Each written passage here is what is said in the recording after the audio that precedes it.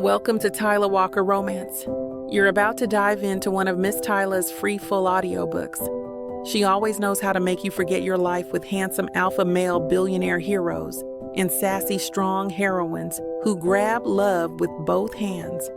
In order for this content to be free, we have to take out the dirty details. Otherwise, we risk disrupting this platform's rules and guidelines.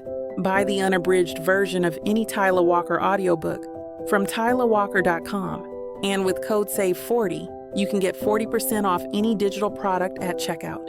Take this moment to subscribe to the channel, and remember that liking and commenting is what makes these free full audiobooks possible. Thank you for choosing to treat yourself with Miss Tyla.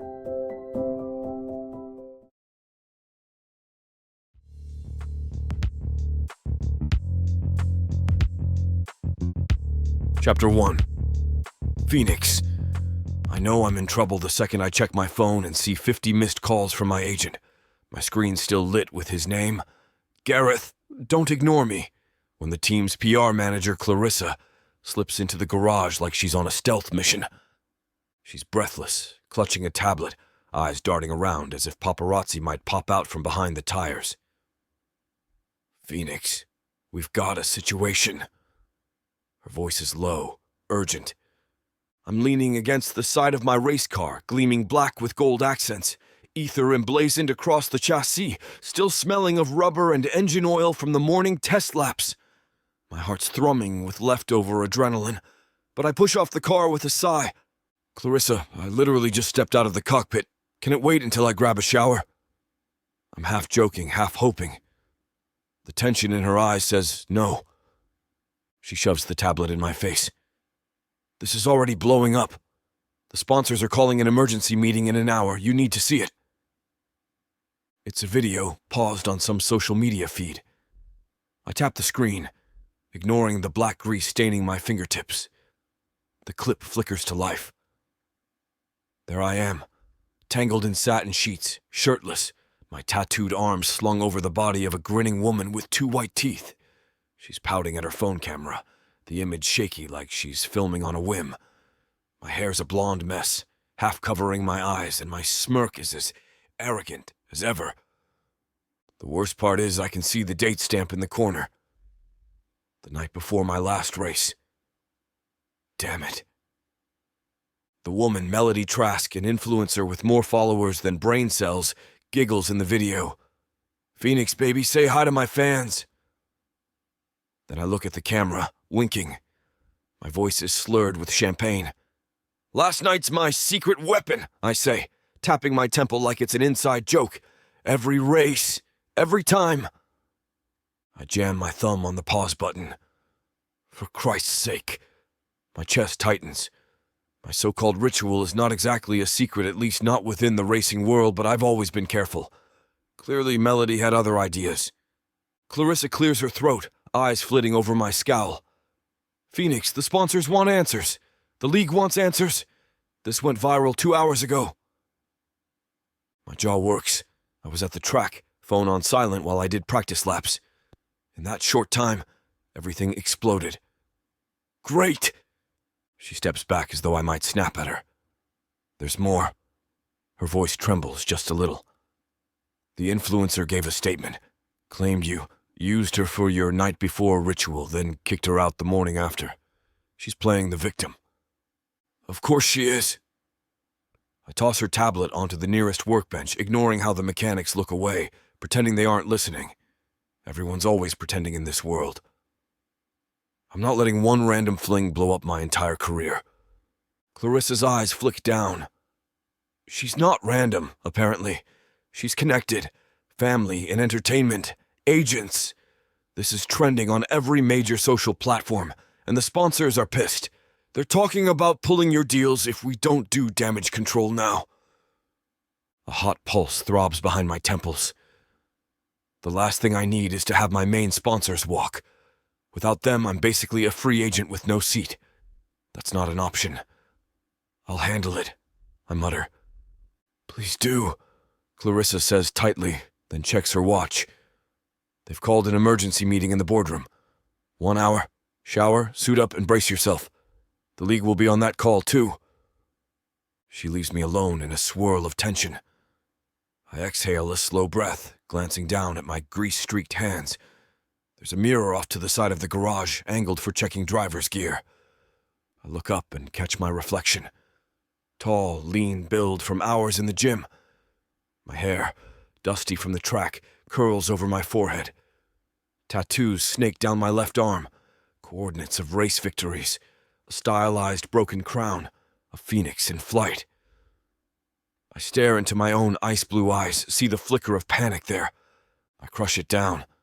No one sees me panic. Ever. 45 minutes later, I'm in the Team Ether boardroom, fresh from the fastest shower of my life. My black polo shirt is crisp, the embroidered team logo near my heart. I run a hand through my still damp hair as I sink into a leather chair, scanning the faces gathered. Clarissa, Gareth, my agent, looking exhausted. Ingrid Indy Lutz, the team owner, perched at the head of the table like an ice queen. On the wall screen, several sponsor reps pop into view via video call, expressions grim. Indy doesn't bother with pleasantries. "Phoenix," she says in her clipped accent, "we have a serious PR crisis." She folds her arms over a fitted blazer. "That video is racking up views, and the league has concerns about your moral conduct clause. Are you aware the board wants an immediate statement?" I force a smile. "I'm aware, yes. I can handle the media if that's what it takes." A different sponsor rep chimes in from the screen, a man with a severe haircut. "It's not that simple. We've poured millions into your brand. The scandal implies your focus is on partying, not performance. Add that you publicly cited this ritual as a crutch for racing success? It's not just bad press, it undermines the sport's integrity." I'm seething inside, but I keep my face neutral. It's not the first time I've been told I'm too wild. My entire career's been overshadowed by the rumor that I'm a playboy who sleeps around before races. I've never exactly denied it, but I never wanted it plastered online like this either. "Look, I'm the top driver on the grid," I say, leaning forward. "I've won the last 2 championships. My performance speaks for itself. This video is a distraction, but let's remember who gets you those podium finishes." Indy's mouth twitches like she's fighting a smile or a scowl. Hard to tell with her. "No one doubts your talent, Phoenix." She adjusts a pen on the table with razor precision. "However, I've been informed by the league that they want you in a mandatory therapy program for performance and behavioral concerns. If you don't comply, you'll be suspended from the next race." A stunned hush falls. Even Clarissa, who'd mentioned an emergency measure, didn't say it'd be this severe. "Therapy? For me?" "That's ridiculous," I bite out. "I'm a driver, not some." Gareth cuts in, his voice tired. "Phoenix, the league's not asking. They've already assigned a new in-house psychologist. She's specialized in sports performance. You meet with her once a week or you're out." I shoot him a glare. "I won't be forced into therapy by a bunch of suits. This entire league thrives on scandal. Look at half the grid drugs, affairs, street racing. Why am I singled out?" A sponsor rep pipes up again. "Because you flaunted your behavior as part of your winning formula. It's public now. We have to show we're taking a stance." My pulse pounds. My foot taps the floor, fast, restless. So I meet some shrink, and that magically fixes everything? Indy's eyes narrow. "Your personal life is your own, but the league can't ignore the video. They want to protect the brand, especially after that influencer's claims. She's insinuating you pressured her, used her. That hits a nerve." "I never pressure anyone," I snarl. The memory of that night is hazy, but I know enough. Melody was eager, starry-eyed at the prospect of hooking up with the infamous Phoenix Reeve. Now she's flipping the script to get attention. I'm not a saint, but I don't coerce women.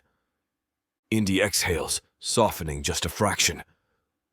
Then prove it, to the press, to the sponsors, to the board. Cooperate with the therapy directive. Release a statement acknowledging you're taking steps to recalibrate. Focus on your performance, not on chasing headlines. My teeth grind, but I catch Gareth's warning look. If I fight this, I'll be off the grid. Racing is all I have. All right, I manage, though it tastes bitter. If that's what it takes to keep me in the cockpit, I'll do it. Clarissa quickly slides a document across the table. Sign here. This is the immediate PR statement, plus the agreement to attend therapy sessions with Dr. Zahra Cole. Her gaze flickers.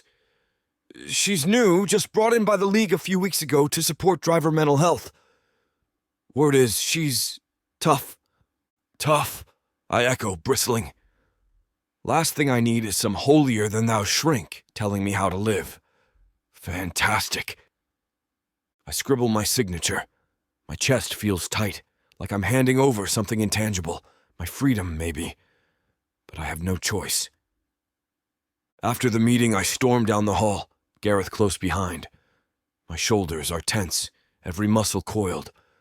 The press is already crowding the lobby, cameras flashing behind the tinted glass doors. Gareth matches my stride. He's short, balding but unstoppable. We'll do a controlled press statement, he mutters. You'll show regret. Promise to do better. We spin it as personal growth, a new chapter. I clamp a hand on his shoulder, stopping him. Enough, Gareth. I'll say what I need to say, just not now. He lifts an eyebrow but doesn't push.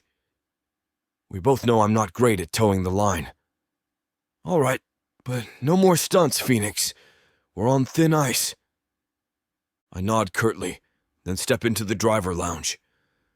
It's empty, thankfully, just the hum of the mini-fridge and the faint rumble of engines from outside.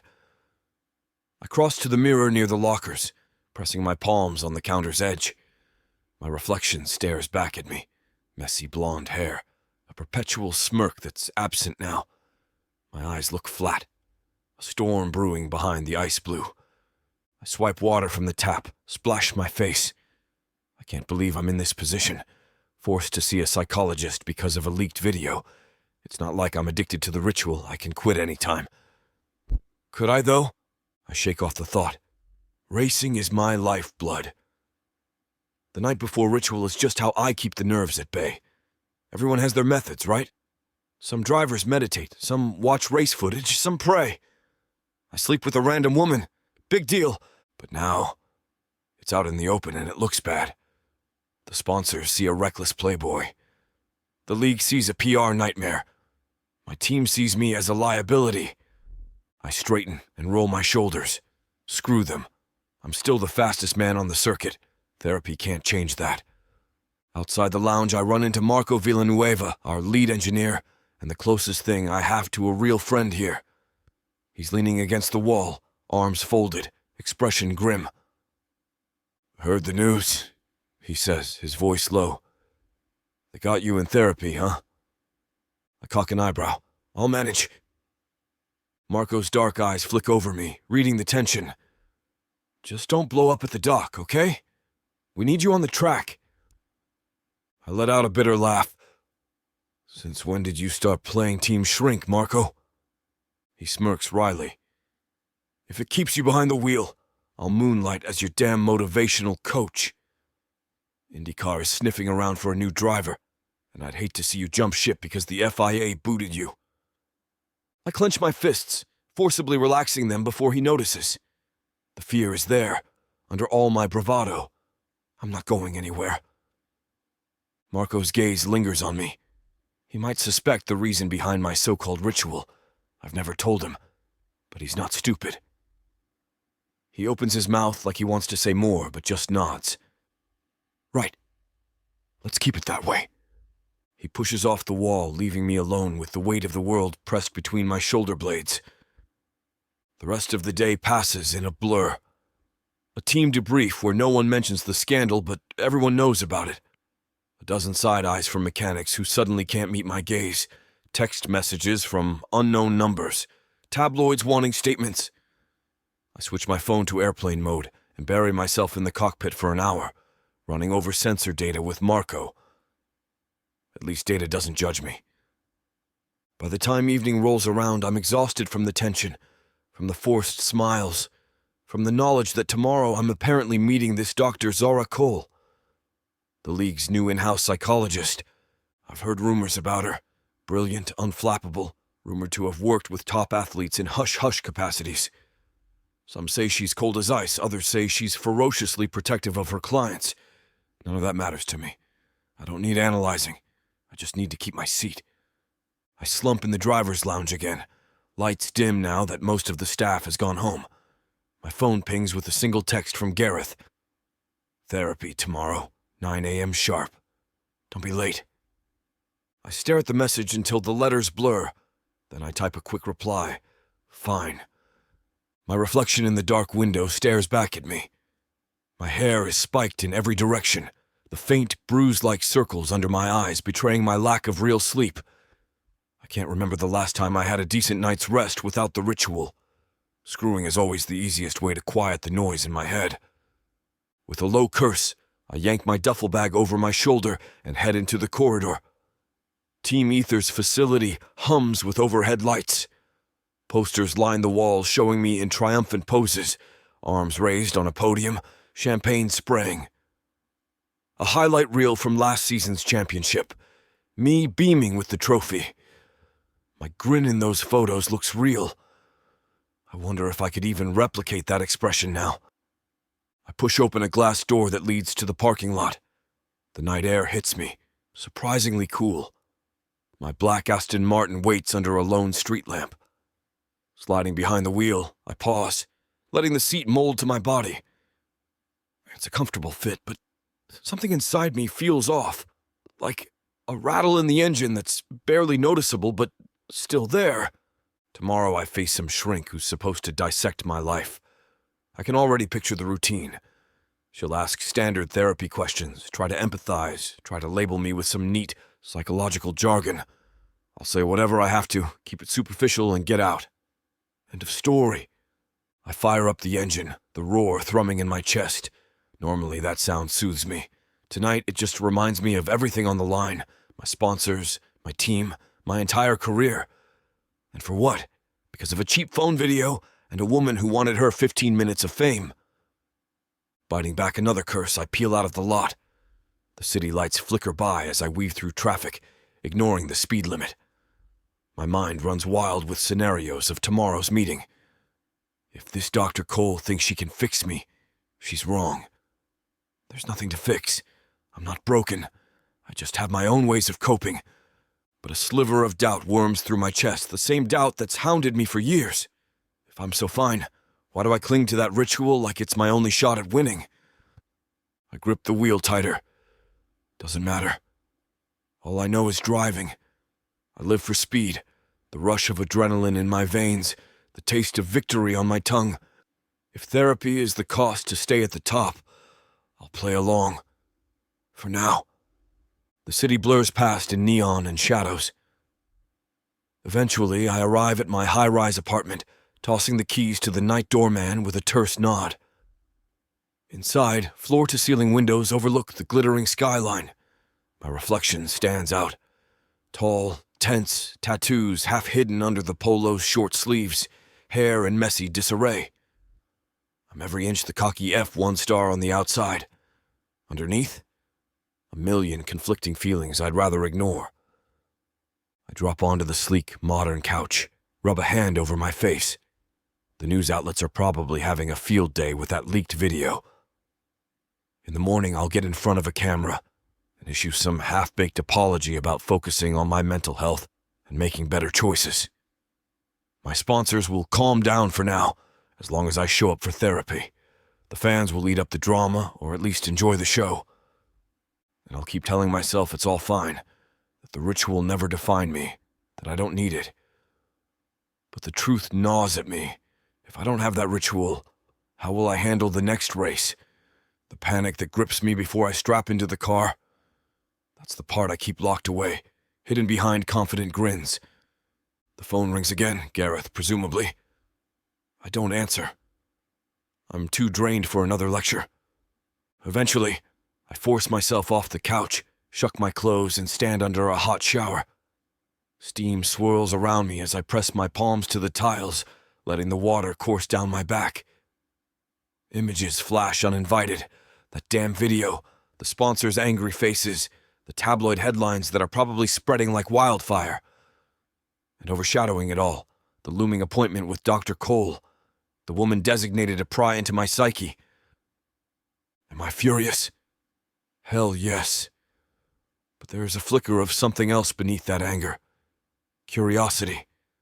The League is serious about her, or they wouldn't have assigned me to her so quickly. Maybe she's as tough as they say. Maybe she'll see the real me hidden under the cocky front. Then again, maybe no one truly wants to see that. Sometimes I'm not sure I want to see it myself. By the time I collapse into bed, the city lights blinking outside my window. I'm too restless to sleep. I lie there, one arm slung over my eyes, replaying everything. Tomorrow, my fight for control begins. A fight for my career, my freedom, my identity as Phoenix Reeve, unstoppable F1 champion. I'll face whatever Dr. Zahra Cole throws at me and I'll win. Because in my world, losing isn't an option. The roar of engines, the cheers of the crowd, that moment of perfect stillness right before the lights go out, that's what I live for. And if therapy is a hoop I have to jump through, I'll do it. No shrink is going to break me. That's what I tell myself, over and over until finally sleep comes. But even in my dreams, the echo of revving engines can't quite drown out the worry burrowing into my chest. Chapter 2. Zara. I wake before dawn to the muffled hum of traffic beyond my hotel window. The city is already stirring, headlights streaking the glass. I rub a hand over my face, exhaling into the quiet. Another day. Another driver in need of mental tune-ups, though this time the stakes feel different. The memo I got last night from the Formula One League was urgent. Apparently, the famed Phoenix Reeve, a name I've heard whispered around the paddock since I arrived, has a scandal on his hands. And I, Dr. Zahra Cole, have been assigned to fix it. I'm not here to fix people, I remind myself. I'm here to facilitate their own healing if they're willing. Slipping out of bed, I get dressed in my usual uniform, a tailored black blazer over a white silk blouse, fitted slacks, and a pair of low practical heels. I secure my 4C curls into a neat high puff, then clip on subtle gold earrings, an heirloom from my mother. They glint against my deep brown skin, a silent reminder of the strength I come from. I catch a glimpse of myself in the mirror, adjusting the frames of my black rimmed glasses. My reflection is composed, calm, not a hair out of place. Good. This is how I need to present myself, especially with a patient, no, a client, like Phoenix Reeve, who apparently thrives on chaos. There's a faint burn scar on the back of my right hand, barely visible now, but I slide my sleeve down just out of habit, and when I flex my wrist, the small tattoo of a minimalist paper crane shifts, like it wants to take flight. Sometimes I wish it could. Okay, I murmur. Time to go. I arrive at the track's administrative building shortly before 9. Morning sun lights the asphalt in a haze of gold. Team trailers and sponsor trucks line the perimeter, and already the steady roar of engines from an early practice session rumbles through the air. My chest tightens with anticipation. I've always found racing to be an odd mix of danger and artistry, like dancers spinning on the edge of a blade. The league has provided me an office in this modern, glass-walled structure, adjacent to the main paddock. Inside, the corridors gleam with polished floors, and the faint scent of fresh coffee mingles with engine oil wafting from the open doors. A few staff members nod politely as I pass. My gold nameplate on the door reads, Dr. Zahra Cole, Performance Psychologist. I step in, taking a moment to center myself. The space is small but functional. A desk with a laptop, 2 chairs arranged in a comfortable L shape, a tall lamp with a warm glow. A single framed license on the wall, alongside a motivational poster, something the league staff insisted I hang. I set my messenger bag on the desk, glance at the time, and take a deep breath. Phoenix Reeves should be here any minute, mandated by the league. I expect he'll try to charm or intimidate his way out of therapy. They often do. Drivers at this level are used to controlling everything around them, including the narrative. Outside, footsteps approach, a low-clipped voice, male, edgy, then a knock on my partially open door. I mentally reset my posture, slide my glasses into place. "Come in," I say. The door swings open, revealing Phoenix Reeve in the flesh, taller than I realized, broad in the shoulders, but lean like every part of him is built for speed. His blonde hair is slightly damp, suggesting a rush shower. He's wearing a snug black polo with the gold Ether Team logo, and I notice the swirl of tattoos peeking from his sleeve all the way down his forearm. His eyes, an almost unnatural shade of ice blue, flick over my office, then land on me. He steps inside, letting the door click shut. For a moment, neither of us speaks. I sense tension rolling off him, like a race car revving on the starting grid. I break the silence. "You must be Phoenix Reeve. I'm Dr. Zahra Cole." He snorts softly, folding his arms over his chest. "Yeah, you know who I am." There's something distinctly British in his accent, though softened by a Germanic undertone. "So are we doing this or what?" I motion to the chair. "Please sit. We have an hour scheduled." He eyes the chair like it's a torture device. "I'll stand." I offer a small shrug and move to my own seat, crossing my legs. "Suit yourself." He prowls closer, gaze sweeping the space. "No couch. Thought shrinks loved couches." Freudian psychoanalysts, perhaps. I fold my hands in my lap, watching his expression. "I'm a sports psychologist. We do things a bit differently." His smirk quirks on one side. "So you're here to fix my performance? Because let me tell you, I'm more than fine on track." Deflection, I note inwardly. Arrogance as a shield. My voice remains calm. "I'm here because the league requested you attend therapy sessions, following a public scandal and concerns about your coping methods." He bristles, jaw tensing.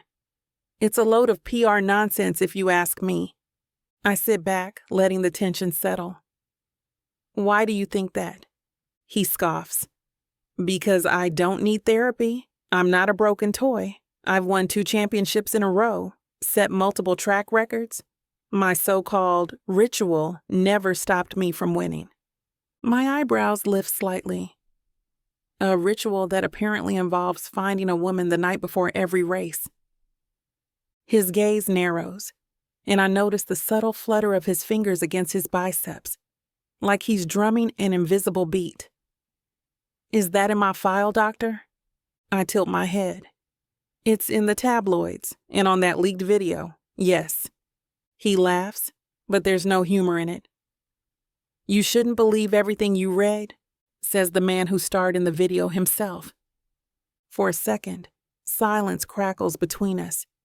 His eyes flash with challenge, like he didn't expect me to push back. Then he lets out a harsh exhale. "Fine. I like screwing. I don't see how that's a crime." "It isn't, unless it starts impacting your ability to function in your career or personal life." I tap my pen lightly on my notepad, click, click. "And from what the league believes, this ritual is affecting your public image and your sponsorships. That's why we're here." He leans against the wall, crossing his ankles. "Public image is about perception, not reality. I can handle it." "Evidently, your sponsors don't think so." I keep my gaze steady, calm. He might be the fastest driver on the planet, but in this room, speed means little. "Tell me, Phoenix, what do you want from these sessions?" He gives a mirthless grin. "I want you to sign off and say I don't need them." I nod slowly, scribbling a note. "Okay, that's your desire. And if I say I can't do that until I'm convinced you're no longer reliant on this ritual for mental stability?" He runs a hand through his damp hair, a habit I imagine he's done 1,000 times. Look, lady, I'm not reliant on anything. I just happen to enjoy certain habits. His tone drips condescension, calling me lady instead of doctor. I keep my face impassive.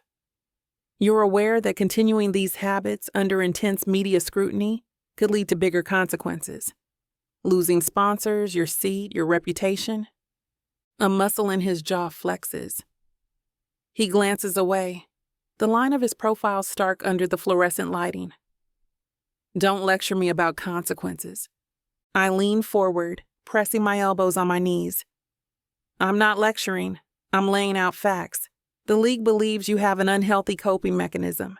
If it's proven otherwise, you'll be cleared.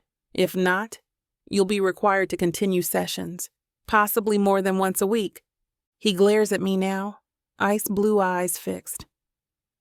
So that's the game? Prove I'm not an addict, or you'll keep me in therapy forever? I offer a faint shrug. Phoenix, that's entirely up to you. Therapy only works if you engage honestly. If you're not willing to talk about what's fueling your behavior, I can't help you. And if I can't help you, the league won't let you race. His chest rises and falls with a sharp breath. Then he turns away, pacing a few steps. I let the silence stretch. Sometimes silence is the best mirror. He stops near my desk, staring at a diploma on the wall. Nigerian American, huh? He says, voice softer but no less guarded. Didn't expect that. I arch a brow. My parents moved to the States before I was born. I studied at Columbia, specialized in sports psychology. Any other personal facts you'd like to glean from my certifications? He swings around, lips twisting. Just verifying you're real, not some figurehead they dug up to placate sponsors. I allow a small, cool smile. I assure you, I'm quite real. He eyes me from head to toe, taking in my tailored blazer, my pressed slacks, the subtle gold accessories. So, Dr. Cole, what do you think of me? I watch him carefully. If you're asking for my professional opinion after 5 minutes, I'd say you're emotionally avoidant.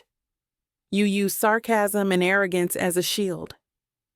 You likely thrive on risk, which is why you race, and you found an outlet in these nighttime encounters that gives you a sense of control. His brow furrows, an involuntary reaction. That's a neat little summary. Like I said, we've only been talking for a few minutes. I tap the pen again, a soft click, click. I'm sure there's more to you than that. He crosses his arms again, posture rigid. I don't need you analyzing me. If the league wants me in therapy, fine. I'll show up. But don't expect me to open up my life story just because you have fancy letters after your name. I meet his gaze, unwavering. I don't expect anything you're not ready to give, but you should know, I'm here to dig deeper than tabloids and superficial interviews. If we're going to do this, you need to bring honesty to the table. His laughter is a short, barked sound. Honesty, huh? Like how my entire career is built on winning? Like how every sponsor wants me to be some squeaky clean hero when all they really care about is the money I bring in? You want me to talk about that hypocrisy? I incline my head, calm. If that's part of what you're feeling, yes, we can explore it. He exhales hard, glancing at the clock on the wall. It's only been 10 minutes into our scheduled hour, but he already looks restless. You think I can't see what you're doing, Doc? Trying to get a rise out of me so I'll slip and reveal some deep, hidden trauma? I keep my face neutral, but inside I note the word trauma. Interesting that he brings it up without prompting. I'm only reflecting your statements, Phoenix. If you feel I'm provoking you, maybe there's something there. He shakes his head, stepping closer, looming like he's used to intimidation. You're uptight, you know that? My pen stops mid-click. Excuse me? Uptight, he repeats, voice low and edged.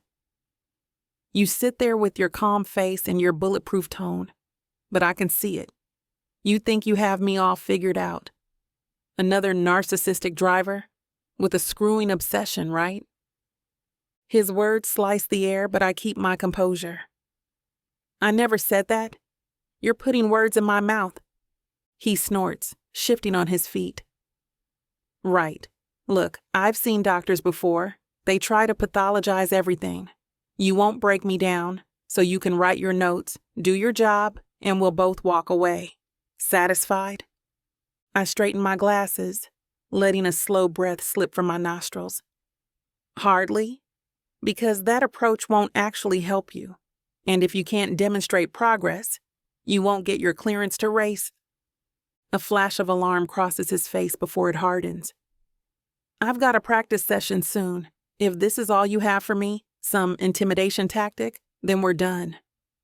He strides toward the door, a coiled spring of anger. Before he can grab the handle, I speak calmly. Phoenix. He pauses, knuckles grazing the doorknob. You can walk out, but that won't change the fact that you need to be here next week, and the week after, until I decide otherwise. He glances over his shoulder, eyes blazing. So you're the warden now? If that's how you want to see it, but maybe consider another perspective. I'm here to help if you let me. A beat of silence. Then he rattles the handle and yanks the door open. See you next week, doctor, he says, spitting the title like a curse. He's gone in a rush of tension, the sound of his footsteps echoing down the hallway. I let out a measured breath, turning my attention to the notepad in my lap.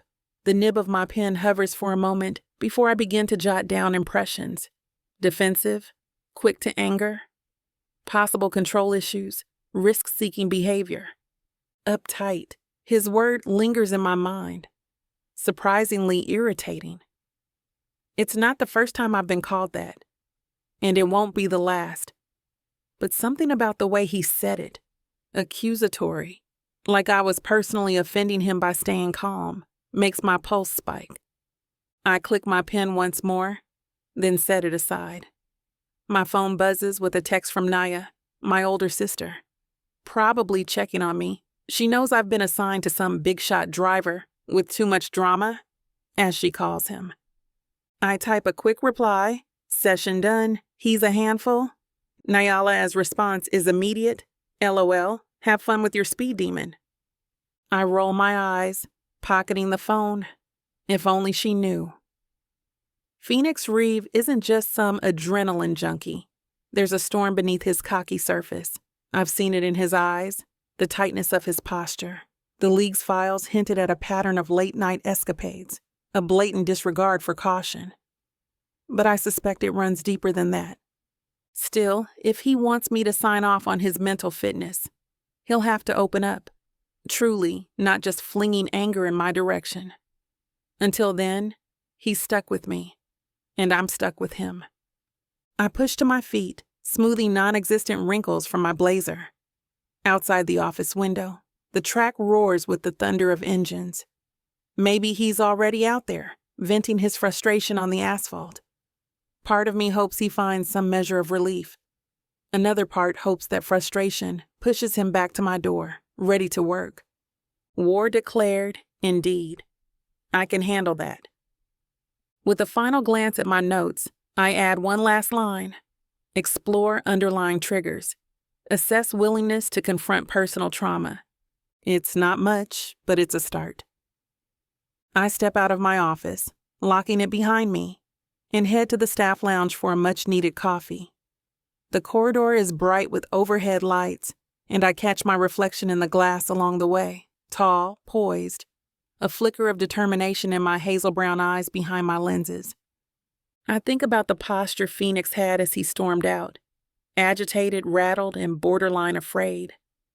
That's the part he probably never shows the public, the sponsors, or the women he picks up at night. Emotionally avoidant, I wrote in my notes.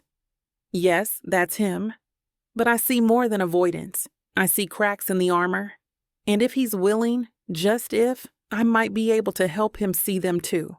His last comment echoes in my mind. You're uptight. Maybe I am. But after years of holding space for other people's traumas, I've learned it's safer this way. Let them put me in whatever box they want, as long as I can do my job. I push open the lounge door, greeted by the hiss of the espresso machine and the hum of conversation. In the corner, a TV is tuned to a sports channel. Headlines about Phoenix's leaked scandal run across the ticker. My stomach tightens briefly.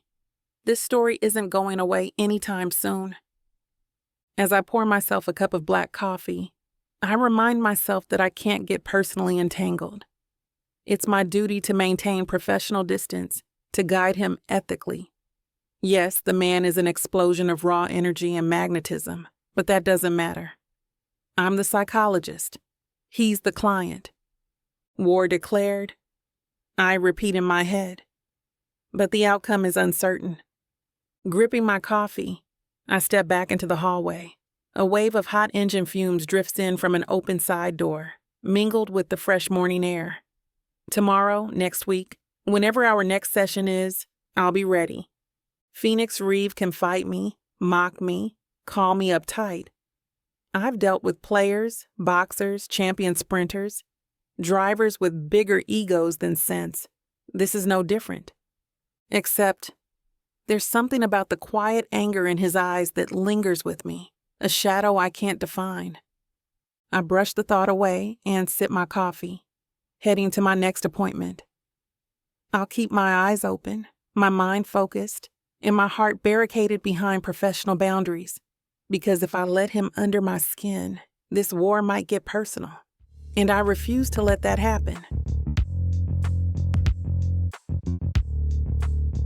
Chapter 3.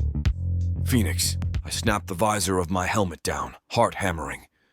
The morning sun beats against the asphalt, and I feel every pulse in my bloodstream as if it's wired directly to the engine of my car.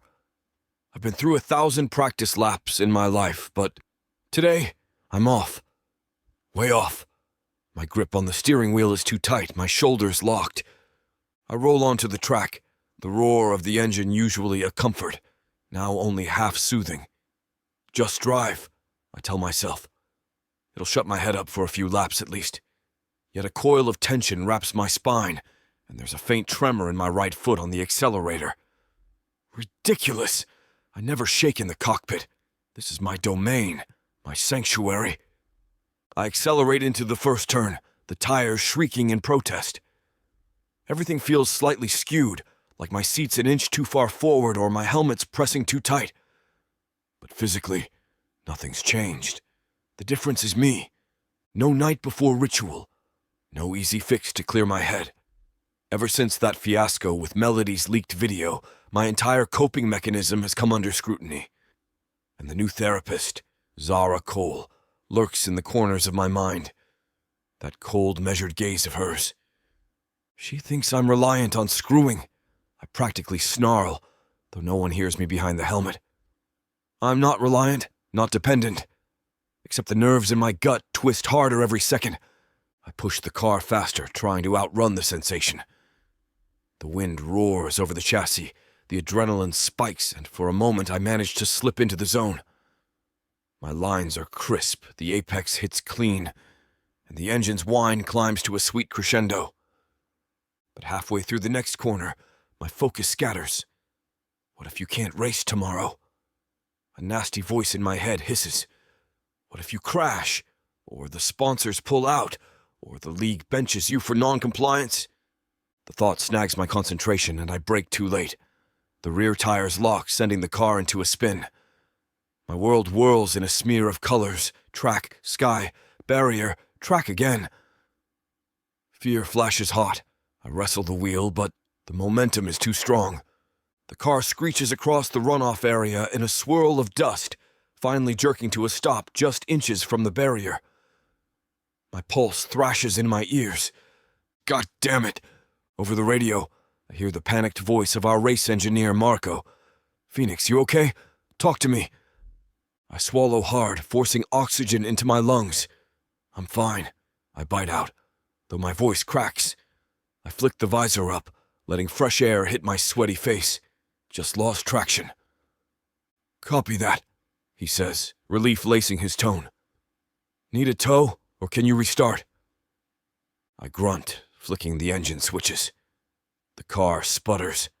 My entire body trembles with leftover adrenaline and something else, a creeping dread I can't name. I can restart, I manage. The engine roars back to life and I gingerly maneuver onto the track again, returning to the pits. My hands won't stop shaking. Inside the garage, I yank off my helmet and climb out, ignoring the wide-eyed stares of the mechanics. Marco rushes over, scanning me head to toe. He's got grease on his cheek, his dark hair pulled back in a tiny stub of a ponytail. What happened? I force a smirk, hoping it looks more convincing than it feels. Had a brain fart. No big deal. He doesn't buy it. His gaze lingers on my trembling fingers. Brain fart or meltdown? My jaw sets. I'm not having a meltdown. He opens his mouth to say more, but Clarissa, the team's PR manager, pokes her head around the corner. Phoenix, you've got a media interview in 15 minutes, she says, voice taut. We need you too. Not now, I snap. It comes out harsher than intended. She retreats, looking affronted. I pinch the bridge of my nose. Damn it, I can't lose it like this. Marco lays a hand on my shoulder, lowering his voice. You sure you're okay? I shake off his hand. I said I'm fine, didn't I? I just need a minute. He steps back, eyes narrowing. All right. I push past him, crossing the garage to a small side corridor that leads to a private lounge. The walls are plastered with sponsor banners, and a couple of worn-out chairs sit next to a water cooler. I lean against the wall, gulping air, trying to calm the pounding in my chest. What the hell is wrong with me? I've spun out in practice before. It's part of the job, finding limits, pushing them. But it's never rattled me like this, never left me shaking head to toe. The difference is I usually go into a race or practice feeling steady, or at least freed from the anxiety building in my gut, thanks to my night before release. No, that's not it. It can't be just about screwing. But maybe Dr. Cole was right. Maybe I do rely on it too much. The thought claws at my insides. I can't bear the idea that the therapy is hitting a nerve or that she's onto something. I need to get out of this mandatory counseling. The idea strikes me suddenly, a shot of clarity. If I can charm Zahra Cole, convince her I'm perfectly fine. Maybe she'll sign off that I don't need ongoing sessions. Then I can reclaim my routine, away from league scrutiny. The tension in my chest loosens just a fraction. All right, that's the plan. A sound in the corridor behind me makes me look over my shoulder. And there she stands in a sharply tailored blazer and fitted slacks. Dr. Zahra Cole, the living embodiment of self-control. Her 4 C-curls are swept into a neat puff, glasses perched on her nose, hazel brown eyes steady behind the lenses. There's a subtle frown on her full lips, like she's already diagnosing my meltdown from across the hall. How did you get in here? I demand, voice rough. She steps closer, a measured click of her low heels on the floor. I have clearance from the league. This isn't your private lair, Phoenix. Right, I mutter, glancing around. Then what do you want? Her gaze flicks to my trembling hand, which I quickly tuck behind my back. I saw the spin, she says softly. Are you hurt? I bristle. No. She gives a single nod. Good. Because you looked shaken. Her tone isn't mocking, but my pride twists anyway. I cross my arms over my chest, fixing a cocky grin. I'm not shaken, just annoyed. The car's balance is off. Her eyes narrow as though she's weighing whether to push me on that lie. I heard from the team that you demanded to skip your next therapy session. Something about being fine on your own. I tilt my head, letting my grin widen. That's right. Figured you have better things to do than babysit me. She arches a brow. And you think I'm going to just sign off and say you're perfectly mentally fit, with no concerns? I thought we might come to an arrangement, I say, injecting my voice with as much smooth confidence as I can muster. I let my gaze roam her face. You give me the thumbs up. I won't waste your time. We can both tell the League we're done. Her lips part in a quiet scoff. You must think your charm works on everyone. I shrug, stepping forward until I catch the faintest scent of her perfume, a subtle, clean note, like fresh linen and a hint of something floral. It usually does, Doc? She doesn't back away. Her steady calm needles me more than any hostility. Well, in that case, this is a first for you, because I'm not inclined to break protocol just because you smile nicely. I keep my smirk. I'm not even smiling that nicely. Her gaze flickers, perhaps the ghost of amusement, but it's gone in an instant. She adjusts her glasses. Phoenix, if you truly think you're fine, you can prove it by attending the sessions and showing genuine progress. Otherwise, I'm not clearing you. I blow out a breath, frustration rising again. You're enjoying this, aren't you? She frowns. Enjoying what? Holding my career in your hands, playing queen of my fate. Her jaw sets, and for the first time I see real heat behind her eyes. I have no desire to play queen of anything, she says evenly, but I take my job seriously. If I see signs that you're a danger to yourself, like spinning out when you're clearly anxious, then I'm not going to sign off. I'm here to help you fix the underlying issue, whether you think you need it or not. I swallow, my smirk faltering. I'm not anxious. She takes another step closer, searching my face. You sure? God, the way she holds my gaze, it's unsettling. I feel like she's seeing too much. My heartbeat thuds. Positive. A flicker of doubt crosses her features, but she doesn't push further. Instead, she pivots. All right. Let's just say you made a small mistake on track. That doesn't mean you don't need therapy. The League insists on it for a reason. I drag a hand through my hair, glancing at the tinted window that overlooks the garages. Mechanics scurry back and forth, adjusting tire pressure, analyzing data. Out there, I'm Phoenix Reeve, unstoppable. In here with her, I'm an exposed wire sparking dangerously. If you don't lighten up, Doc, I say, forcing a lopsided grin back onto my face, you'll lose all your clients. Drivers don't respond well to controlling shrinks. She crosses her arms, mirroring my stance. I'm not controlling, I'm direct. There's a difference. That so? I let my eyes flick to her lips, just a slight movement. Sometimes flirting is my easiest weapon, but she's not taking the bait. Yes, that's so, she says, unruffled. And you know what else I am? Persistent. So you can try all the charm in the world, but I won't excuse you from these sessions until I see actual change. Heat flares in my chest, part anger, part something else I refuse to name.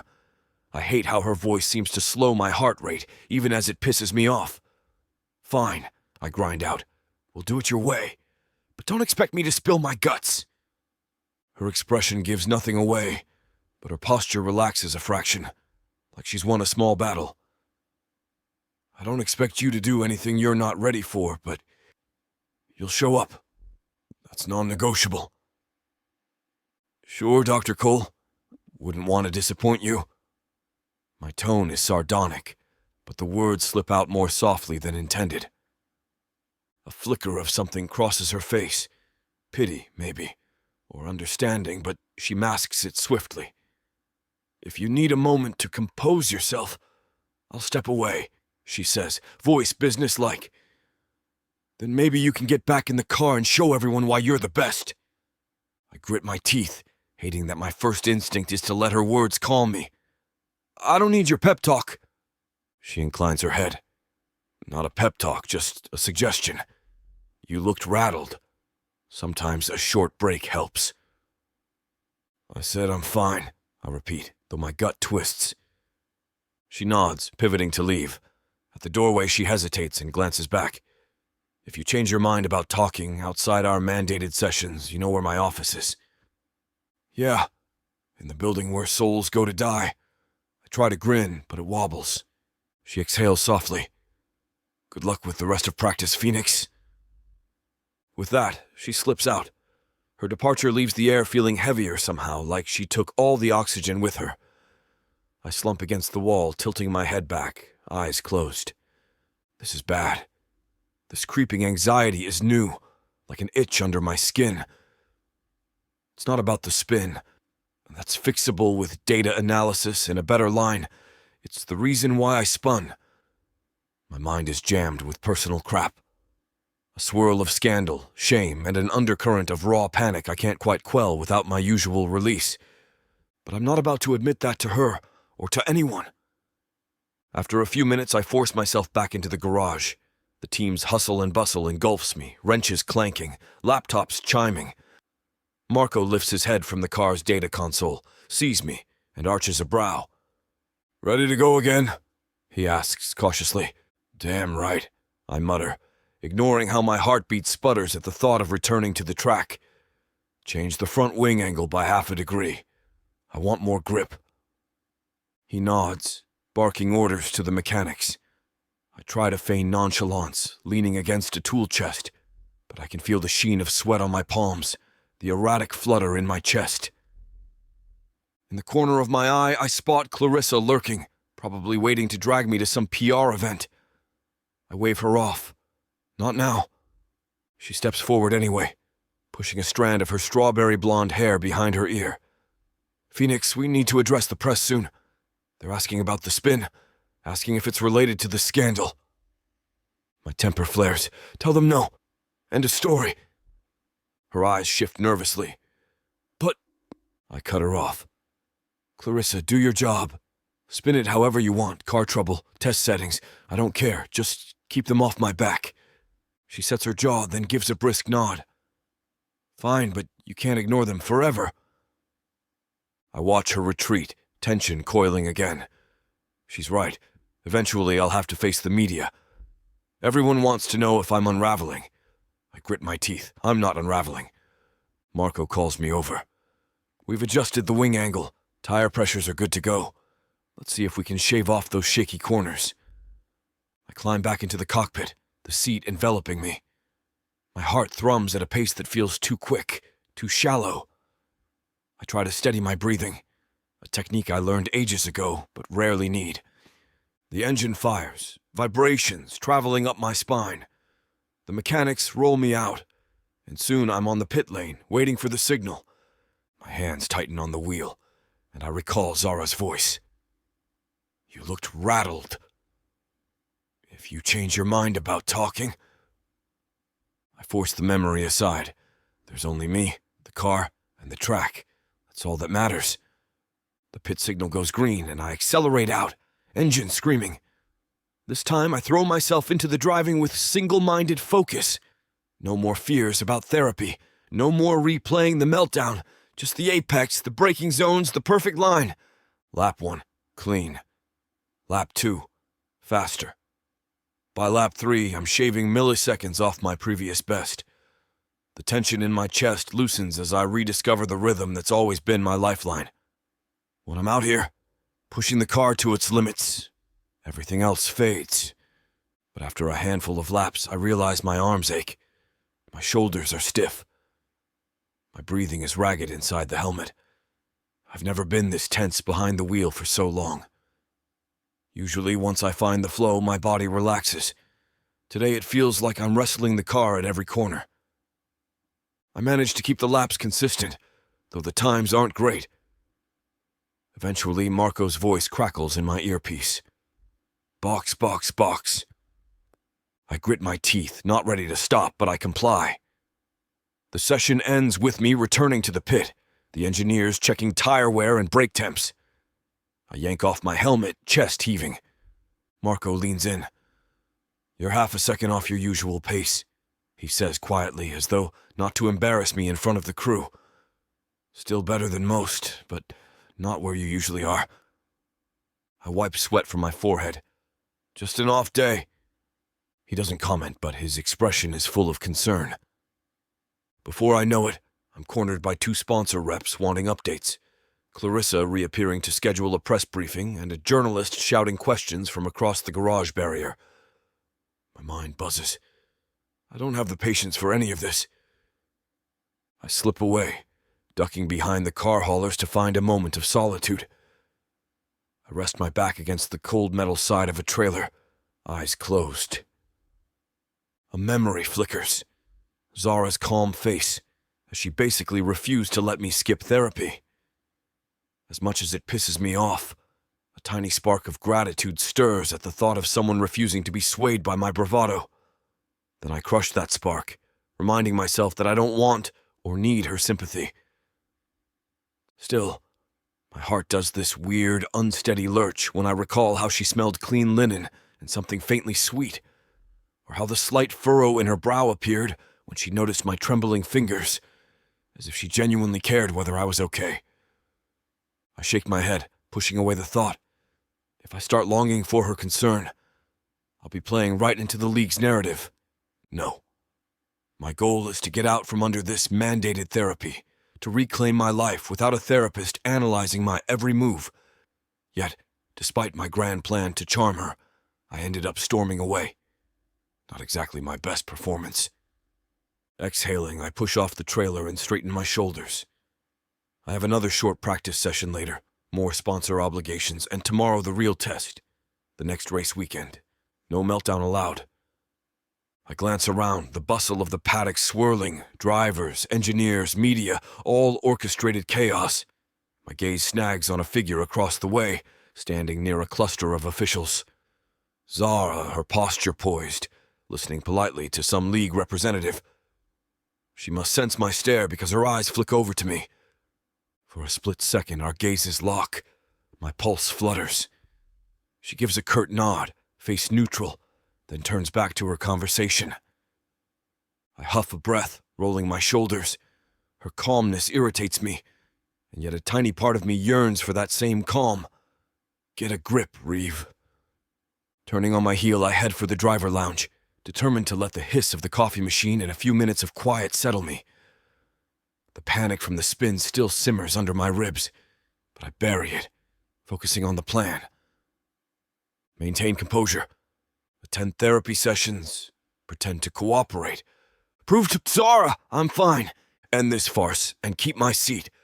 Simple enough, right? I snort under my breath, ignoring the uneasy twist in my stomach that says none of this is going to be simple. Still, I've never run from a challenge. The track might test me. The media might doubt me, and this therapist might see right through me. But I refuse to lose everything I've built over one stupid scandal and a couple of therapy sessions. Clenching my fists, I push open the lounge door and step inside, fully aware that the tightness in my chest hasn't let up. I ignore it. Fake it till you make it, they say. When I finally sink into a chair, letting the hum of the lounge envelop me, I close my eyes and picture tomorrow's race. I see myself crossing the finish line, sponsors cheering, cameras flashing. But behind that victory haze, Dr. Cole's face hovers like a persistent shadow. I grit my teeth and force the image away. This is just a rough patch. I'll handle it. I always do.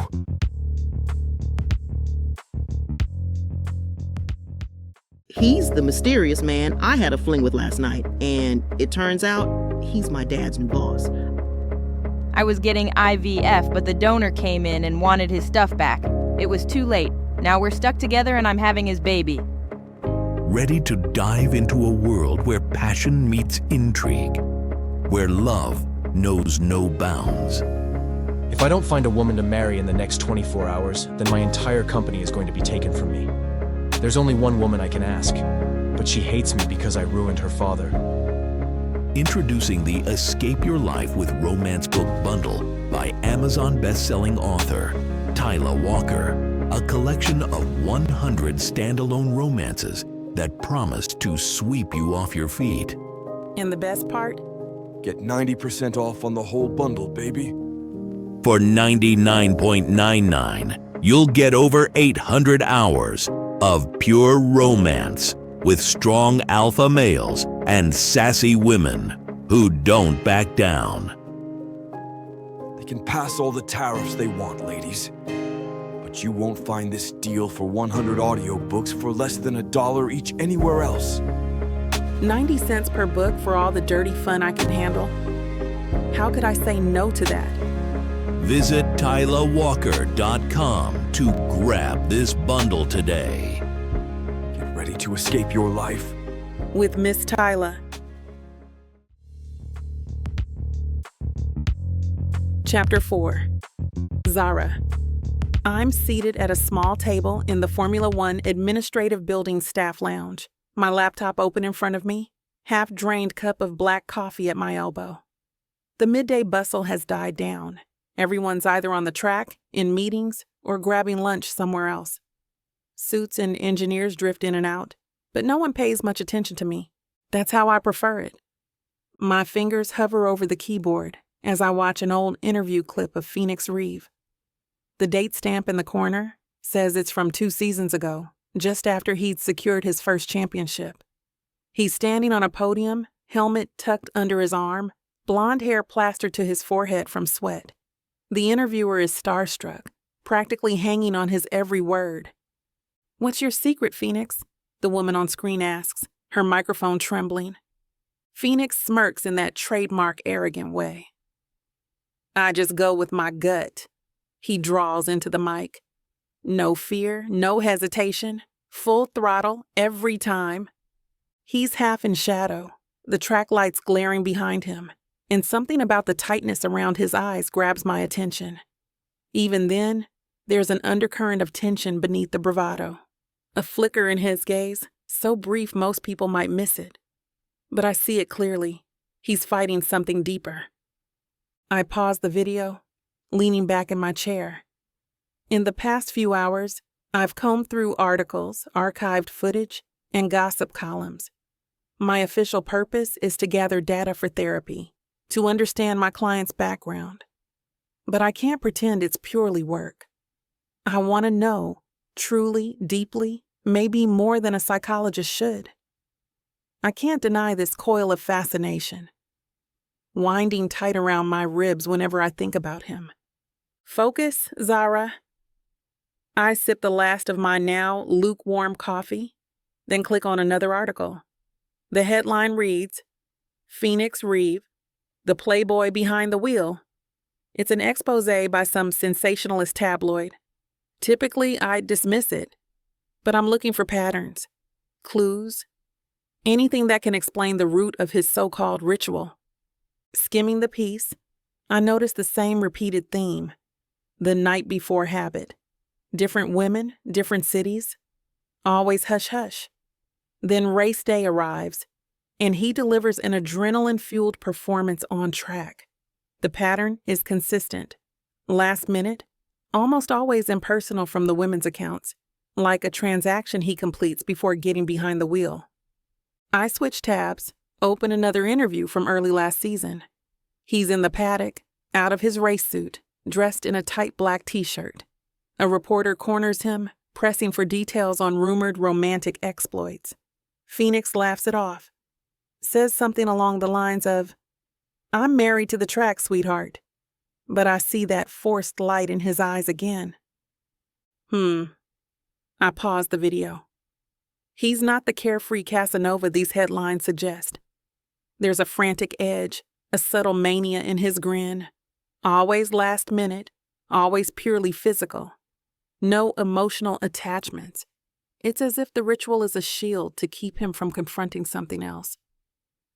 Digging into your client? I nearly jump. Clarissa, the team's PR manager, slides into a chair across from me.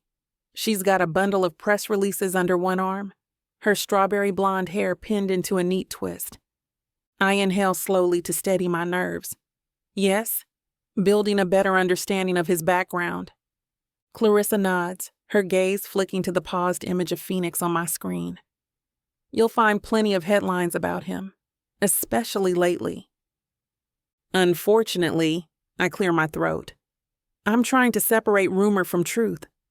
Good luck with that. She offers a tight smile, then lowers her voice. He's not a bad guy, you know. He's just complicated, intense. I lean closer, curiosity sparking. You've known him for a while? She sets her papers aside. A few years, part of the job. Phoenix can be impossible, but he's also unbelievably talented. Sponsors love him when he's winning, hate him when he stirs controversy. The usual story. A pang of sympathy flickers in my chest. Do you think there's more going on? Something deeper? Her smile wavers, as though she's torn between loyalty to the team and wanting to confide. Let's just say I wouldn't want your job. He's stubborn as hell. But if anyone can handle him, she shrugs, glancing at my laptop. Might be you. Before I can ask more, her phone buzzes.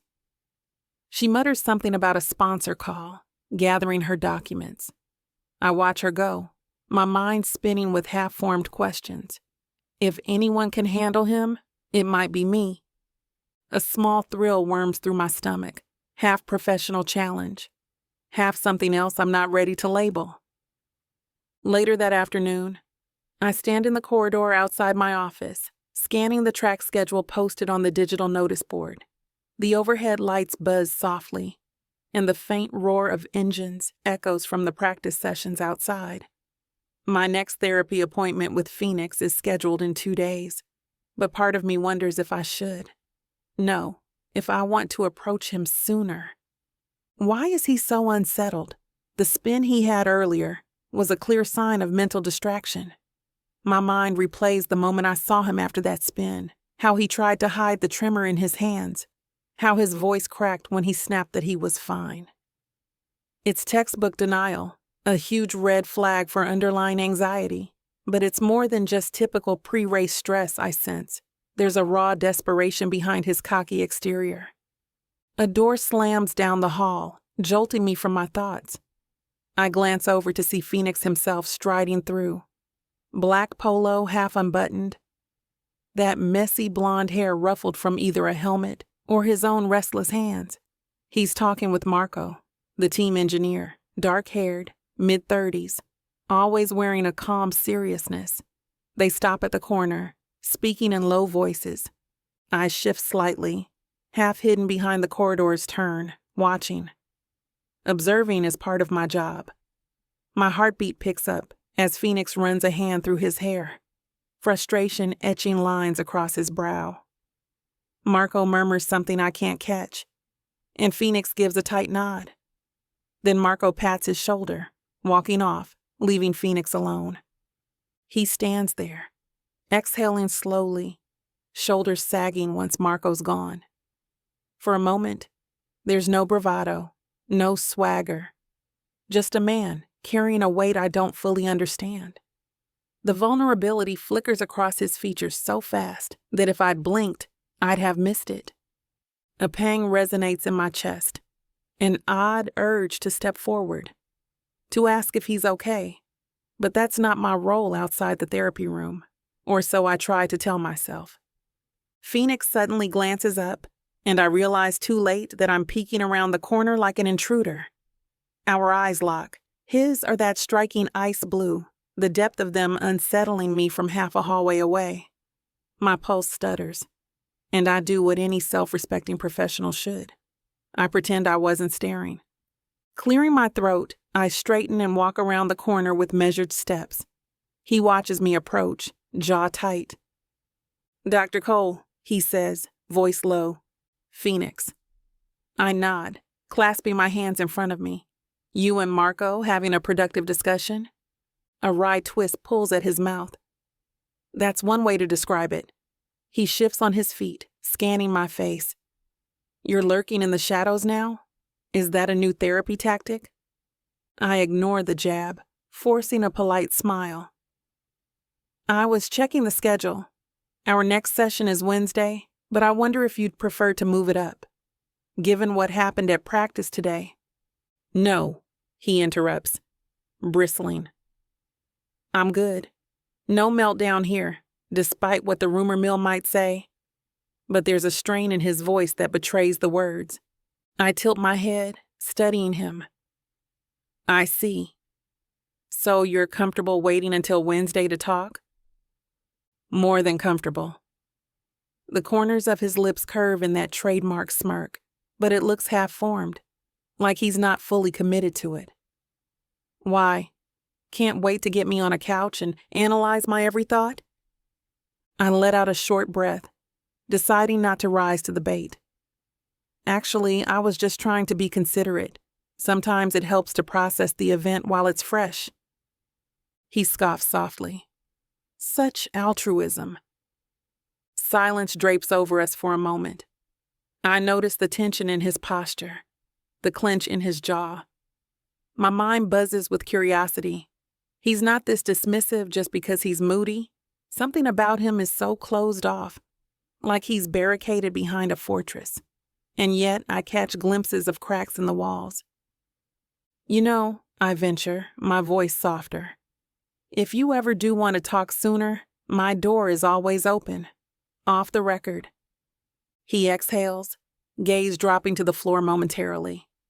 The set of his shoulders hints at an internal conflict, but when he looks up again, his eyes are frosty. Thanks, but no thanks. His tone is final, like a shutting door. My chest tightens. I hold his gaze a beat longer, then step aside, letting him pass. All right, Phoenix, I'll see you on Wednesday. He nods once, a curt motion, and continues down the corridor. I watch him go, my pulse thudding in my ears. Damn it. I'm not supposed to care this much about a client's personal well-being outside standard procedure, but it's not purely professional curiosity fueling me. I can't deny the surge of adrenaline I felt just now, confronting him in that hallway, like we were engaged in a battle of wits and wills. I blow out a breath, forcing myself to walk the opposite way. My mind whirls with the memory of how his eyes flickered, hurt, anger, something else, when I asked about moving up our session. He's definitely hiding something, and it's more than a shallow need for control. It's a secret that runs deeper than ego. Back in my office, I settle behind my desk, determined to approach this methodically. I open a new document for my personal notes. My official reports will be more clinical, but these are the raw observations fueling my instincts. Patient, Phoenix Reeve, I type. Possible performance anxiety masked by sexual compulsion. Potential deeper trauma. The word trauma hovers on my screen. From my limited background checks, he's had a rocky upbringing, lost his parents at a young age, was raised by a grandfather who was also deeply involved in racing. Beyond that, the details are fuzzy. No mention of close friendships, no mention of stable relationships, just a swirl of sponsors, parties, and continuous media speculation. As I keep typing, my phone buzzes on the desk. A single text from my sister, Naya, coming to the track tomorrow. Dinner after. I tap a quick reply. Sure, around 7? Her next message, you better not bail to babysit some broken man, followed by an eye roll emoji. I grimace. Naya always warns me about letting my empathy rope me into messy situations. And she's not entirely wrong, but it's not that simple. I stare at my laptop, reading the word trauma again. Something in my gut insists it's not just a fling or a coping mechanism for everyday stress. He's haunted. I realize I'm flexing my right hand, the faint burn scar pulling the skin. I subconsciously do this whenever I'm agitated or can't decipher a puzzle. Zara, remember your boundaries. Right, but it's getting harder to keep them crisp, because every time I look at him, those wary eyes, the tension in his jaw, my professional curiosity tangles with a personal longing to understand him. Stay focused. I open another tab, pulling up deeper research on pre-race anxiety in high-level drivers. I skim a psychology journal, searching for parallels. It's standard reading for me, yet I find myself drifting, thoughts swirling back to the man behind the statistics. He's more than a case study, though. The mental nudge unsettles me. The clock on my screen blinks to 4 in the afternoon.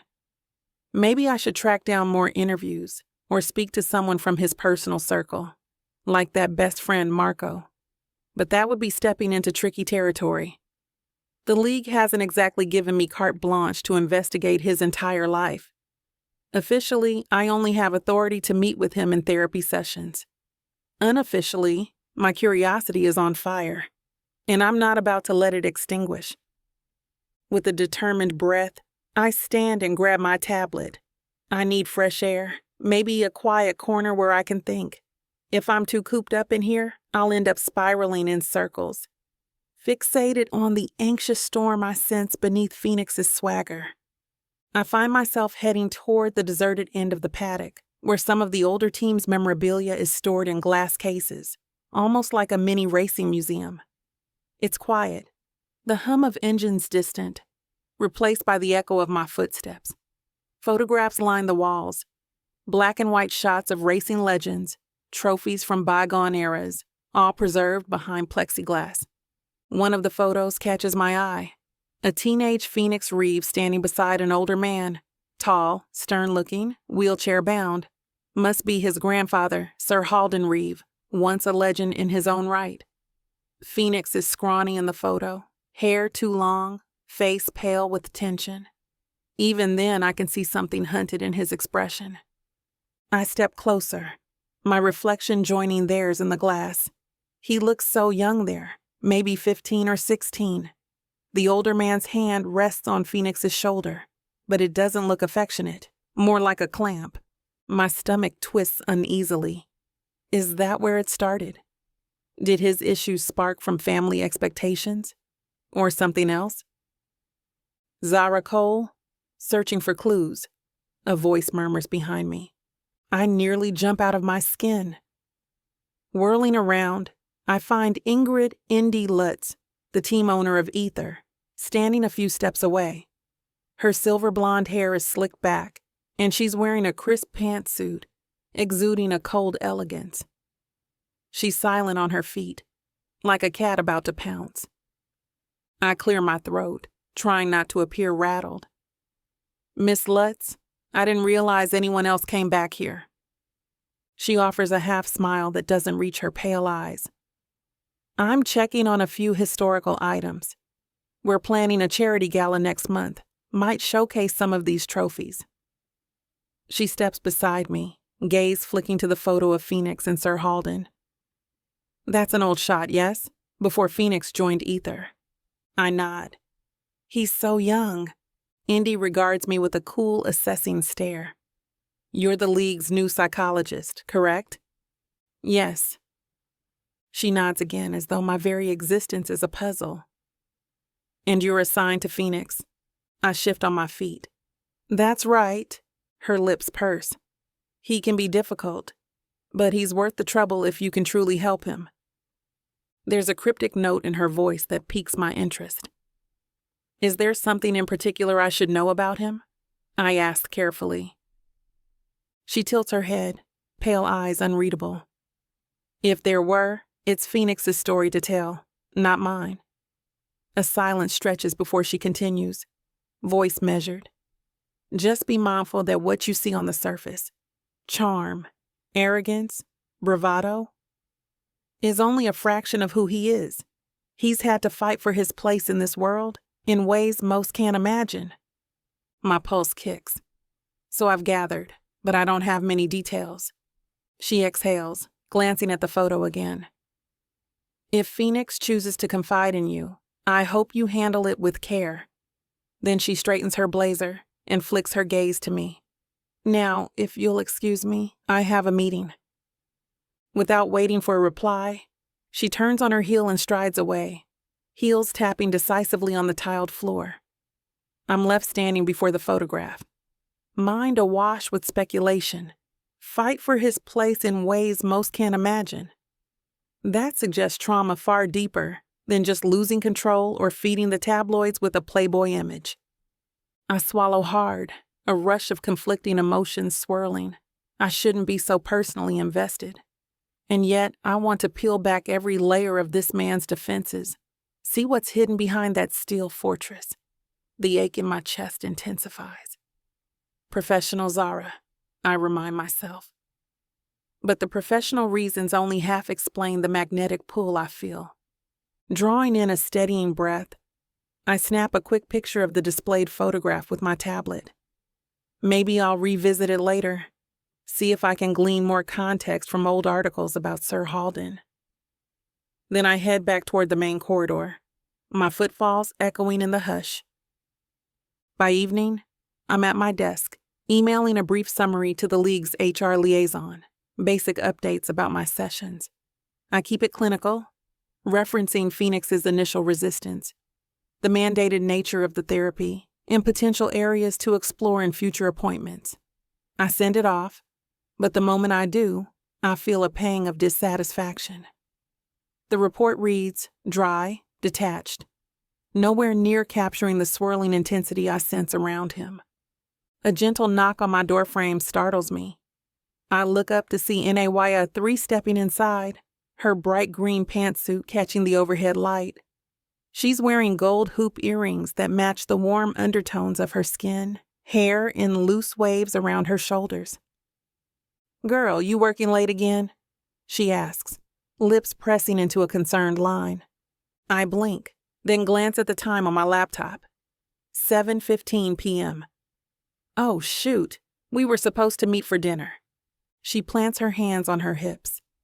I knew it. You're too busy dissecting some man's psyche to remember your poor older sister. She says it teasingly, but I sense real worry behind her playful tone. I stand, shrugging into my blazer. Sorry, time got away from me. Naya arches a brow. Don't tell me you're letting that race car hotshot get under your skin. I stiffen slightly. He's a client, Naya. Mm-hmm. She steps closer, scanning my face. You look preoccupied, which from experience means you're more invested in him than you should be. I open my mouth to deny it, but the words stick. Instead, I huff a quiet laugh. He's complicated, that's all. Naya's expression softens. Your job is to help him, right? So help him, but don't lose yourself in the process. My throat tightens. I nod. I know. Let's go get dinner. She loops an arm through mine, dragging me out of the office. As we walk, I catch one more glimpse of the closed door to the paddock beyond, where Phoenix is likely still working late with the team, or perhaps holed up alone. A wave of curiosity sweeps over me again, mingling with an unnameable longing. He's not what he pretends to be. Every instinct I have screams, there's a deeper wound behind that brash exterior. I tell myself it's purely professional concern, but my racing pulse whispers otherwise. And so I walk beside my sister, determined to let the evening distract me from the puzzle that is Phoenix Reeve.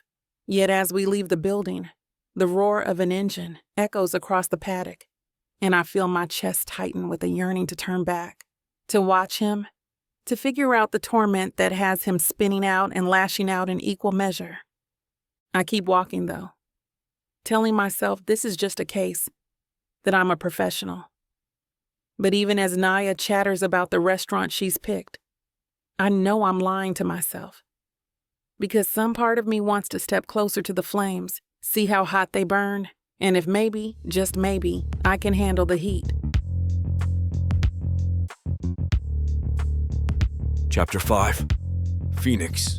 The roar of the private jet's engine drowns out most conversation, but I still catch snatches of laughter from Marco and the other engineers seated behind me. They're in surprisingly high spirits for a crew that just wrapped up 2 grueling practice days in one country and is hopping straight to the next.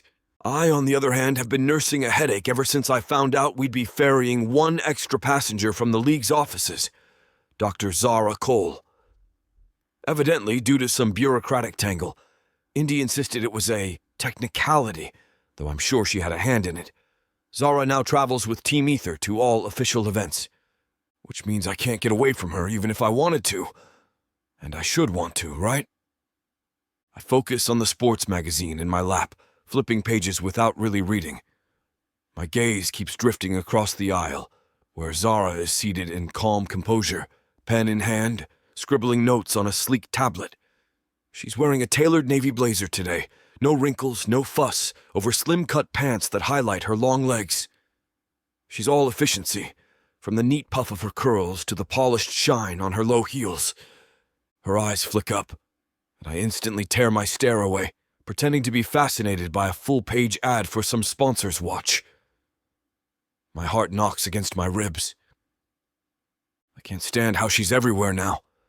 The paddock, the team briefings, the hotel check-ins. Even when she's not looking at me, I feel the weight of her presence. And the worst part, I hate that I don't hate it.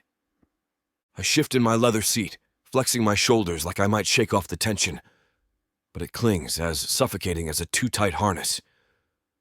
"Hey, man." Marco leans across the aisle, tapping my knee. "You good? You look like you swallowed a hornet." I grunt, flipping another page. "Headache." He gives me a knowing look, then glances at Zara. She's oblivious or politely pretending not to notice. "Try ignoring the cause," he teases, voice pitched low. I scowl. "You think you're funny?" His grin is crooked. "I know I am." Then he sobers. "For real, though, just play nice with the doc. If she's traveling with us, might as well keep it civil." "Civil?" I echo, massaging the bridge of my nose. It's not that I want to be rude to her exactly, it's that she sees too much. I still get that prickling sensation whenever her calm gaze lands on me, like she's reading secrets I don't want anyone to know. As if sensing my turmoil, Zahra slides her tablet into her bag and stands, smoothing her blazer. Her gold earrings catch the overhead light, flashing a warm glint against her deep brown skin. She steps into the aisle, heading toward the small galley at the back of the plane. My eyes follow her despite myself. There's a subtle confidence in her stride, every movement precise. She's not loud or showy, just quietly certain of herself. That should annoy me, but it does something else entirely, something I'm not prepared to name. Marco clears his throat meaningfully, and I snap my attention back to the magazine, pointedly ignoring his smirk. We land in Spain a couple of hours later, a whirlwind descent into sunny Valencia, where the next Grand Prix weekend awaits. I'd normally relish the warm breeze and the bright sky, but the knowledge that Zara will be trailing the team throughout press events, practice laps, and driver meetings puts me on edge. In the arrivals hall, Clarissa rounds up the mechanics and staff, corralling them toward a row of waiting vans. I hang back, scanning the crowd with a practiced eye. Finally, Zara appears from baggage claim, trailing a sleek suitcase. I exhale sharply. Here we go. "Dr. Cole." Clarissa waves her over. "You'll ride with Phoenix, Marco, and me. We have a separate van for the rest of the crew." My shoulders tighten. Perfect. A cramped vehicle with Zara for who knows how long in Spain's traffic. Just what I need. Zara's composure never wavers as she falls into step beside us. Marco shoulders my duffel bag, exchanging a look with me that says, "Try not to bite her head off." We head outside to a humid blast of summer air. A black team van is idling at the curb, driver in a crisp uniform holding the door. I climb in first, sliding all the way to the far side. Clarissa takes the passenger seat up front, leaving Marco and Zahra the middle seats. Engine revs, air conditioning blasts, and we pull away from the curb. Immediately, the sound of honking envelops us, Valencia's traffic in full chaotic force. I sink into my seat, trying not to notice how close Zara is, the subtle scent of her perfume teasing my senses. "So," Clarissa begins from the front, turning to glance at us. "We have a tight schedule. The sponsor dinner is tonight, practice sessions tomorrow, and a driver meeting with the league the next day. Zara, you'll be attending the sponsor dinner with Phoenix, correct?" Zara blinks, clearly not expecting to be singled out. Yes, I believe so. I received an invitation from Miss Lutz." I stiffen. "Great," I mutter. Don't see why a therapist needs to come watch me smile at sponsors, but fine. There's a slight twitch in Zara's lips. "I'm simply following orders.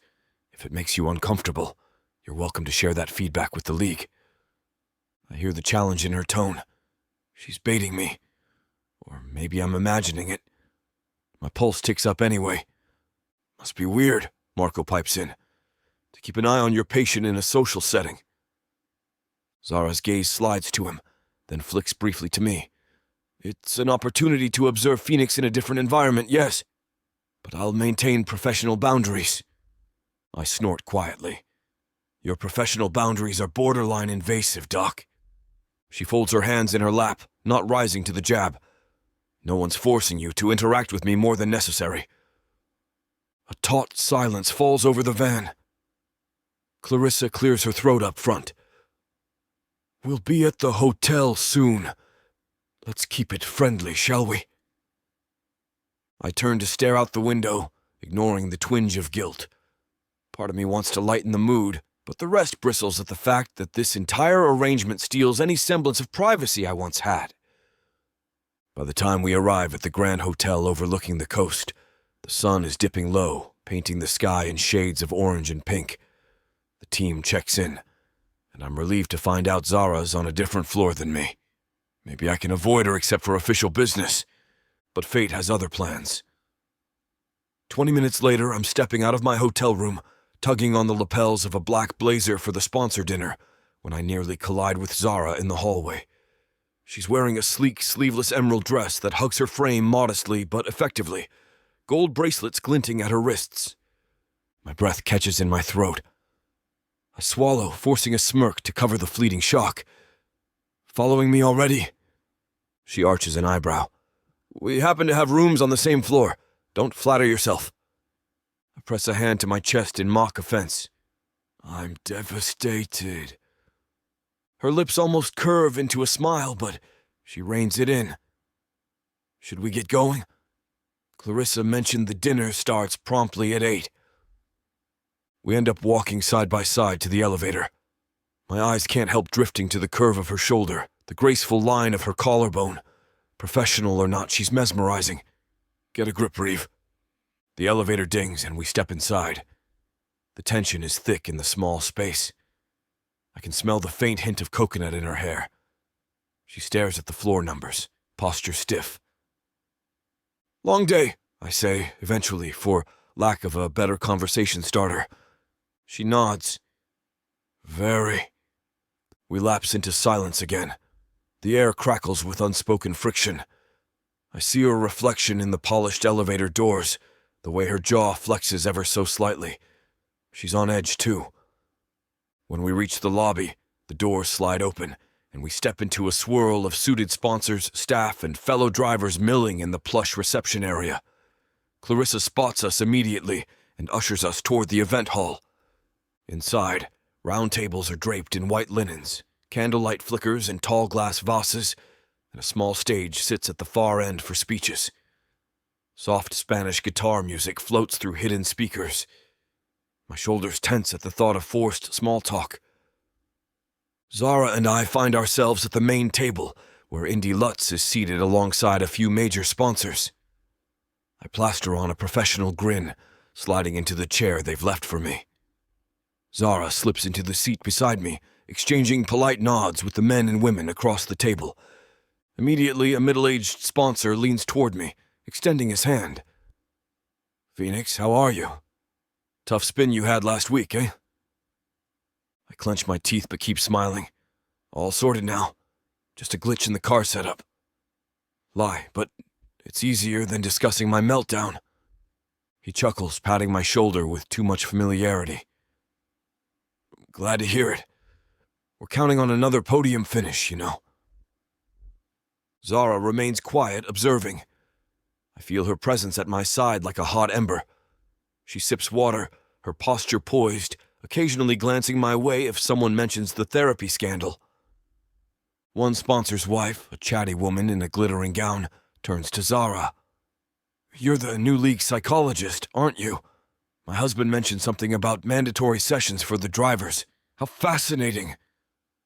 Zara offers a polite smile. It's a performance and mental health initiative. I'm part of the pilot program. The woman winks conspiratorially. So you can confirm if these drivers are crazy or not? A faint flush tints Zara's cheeks. I wouldn't put it that way. But mental resilience is crucial at this level of competition. I bite back a smirk, oddly pleased at how she's defending the seriousness of her work.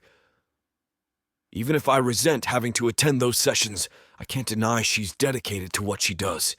Dinner progresses with endless courses, speeches, and toasts. The sponsors keep referencing my scandal with shallow jokes. "We know you're a wild one, Phoenix, but keep it in check, huh? And I grit my teeth, playing the part of the charming star. Zara's eyes flick my way each time, but she says nothing. By the time dessert is served, I'm suffocating under false smiles. Across the table, Indy Lutz gives me a subtle nod as if to say, "Just hang in there." She probably orchestrated Zara's presence tonight, too, wanting to show the sponsors that I'm reformed. An hour later, we finally escape the hall. Outside in the lobby, the hotel's marble floors gleam under soft lighting, and a muted hush replaces the dinner's clamor. Zara and I stand near a potted palm, both exhaling as though we've just run a gauntlet. She's the first to speak. "You handled their comments better than I expected." I shoot her a sidelong glance. "Don't sound so surprised." Her lips pressed together. "I'm not surprised exactly, more relieved. It's good to see you keeping your temper in check." "Is that a compliment, Dr. Cole?" She hesitates, then shrugs elegantly. "Take it however you like." We lapse into silence, but this time it feels different, softer around the edges. The tension is still there, humming under the surface. But I sense a mutual understanding. She knows what it's like to endure that forced politeness. She shifts her weight, glancing toward the elevator bank. "I should turn in. Early practice tomorrow." "Good night, Phoenix." I nod, my gaze lingering on the smooth line of her neck before I snap it back up to her eyes. "Night, Doc." She moves away, footsteps echoing on the marble. My throat feels tight as I watch her press the elevator button. I don't want her this close. I find myself standing there, rooted to the spot, wishing for just one more moment of conversation that doesn't end in a barb. The next day dawns bright, and we head to the circuit. The place is alive with the buzz of fans, the rumble of engines, the smell of burnt rubber. My helmet in hand, I weave through the paddock, Zara not far behind with her league pass clipped to her blazer, scanning the environment. She catches my eye across the crowd. For a heartbeat, the chatter and motion around us seem to blur. Then Clarissa calls my name, snapping me back to reality. "Phoenix, press interview in 5, she says, tapping her watch. I groan inwardly. "Where?" "Media pen, by the main straight." I run a hand through my hair. "Fine." I pivot toward Zara. She's watching me with that calm curiosity. "You coming too?" Her lips quirk. "I'll observe, yes, it might help to see how you handle media pressure." I roll my eyes but say nothing, leading the way to the cluster of microphones and cameras. Journalists swarm, each vying for a quote. I settle into the routine, half smiling and firing off practiced answers about performance and sponsors. Zara stands a few paces behind, silent but watchful. Afterwards, as the journalists disperse, I release a pent-up breath. One of them had tried to corner me about the scandal again, insinuating I'm therapy's poster boy. My muscles went rigid, but I kept my cool, recalling Zara's presence like a tether. She steps forward, her voice low. "You handled that well." I shrug. "I've been doing this for years." A flicker of something, approval maybe, crosses her face. "Yes, but you used to lash out more. I've seen clips from older interviews." My hackles rise. "You've been studying me that closely?"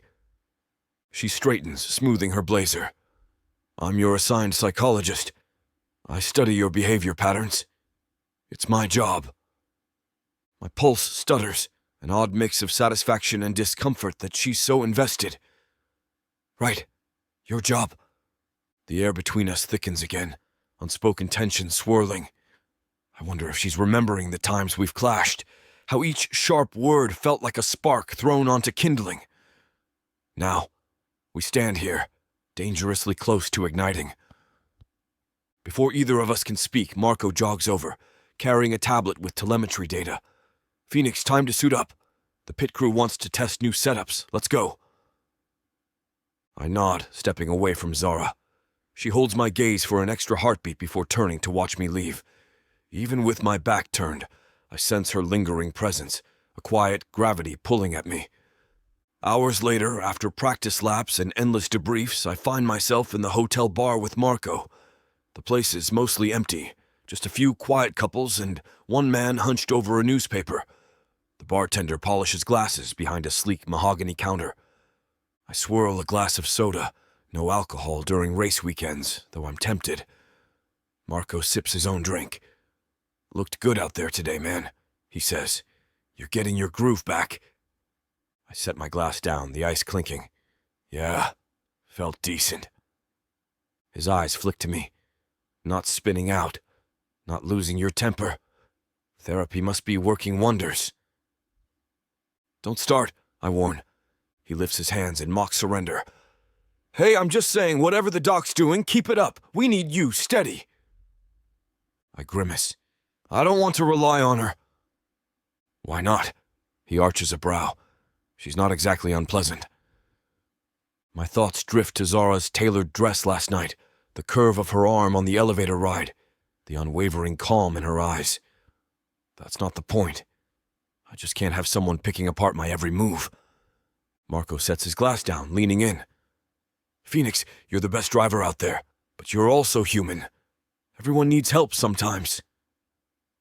I bristle, about to retort when my phone buzzes an incoming text from Clarissa.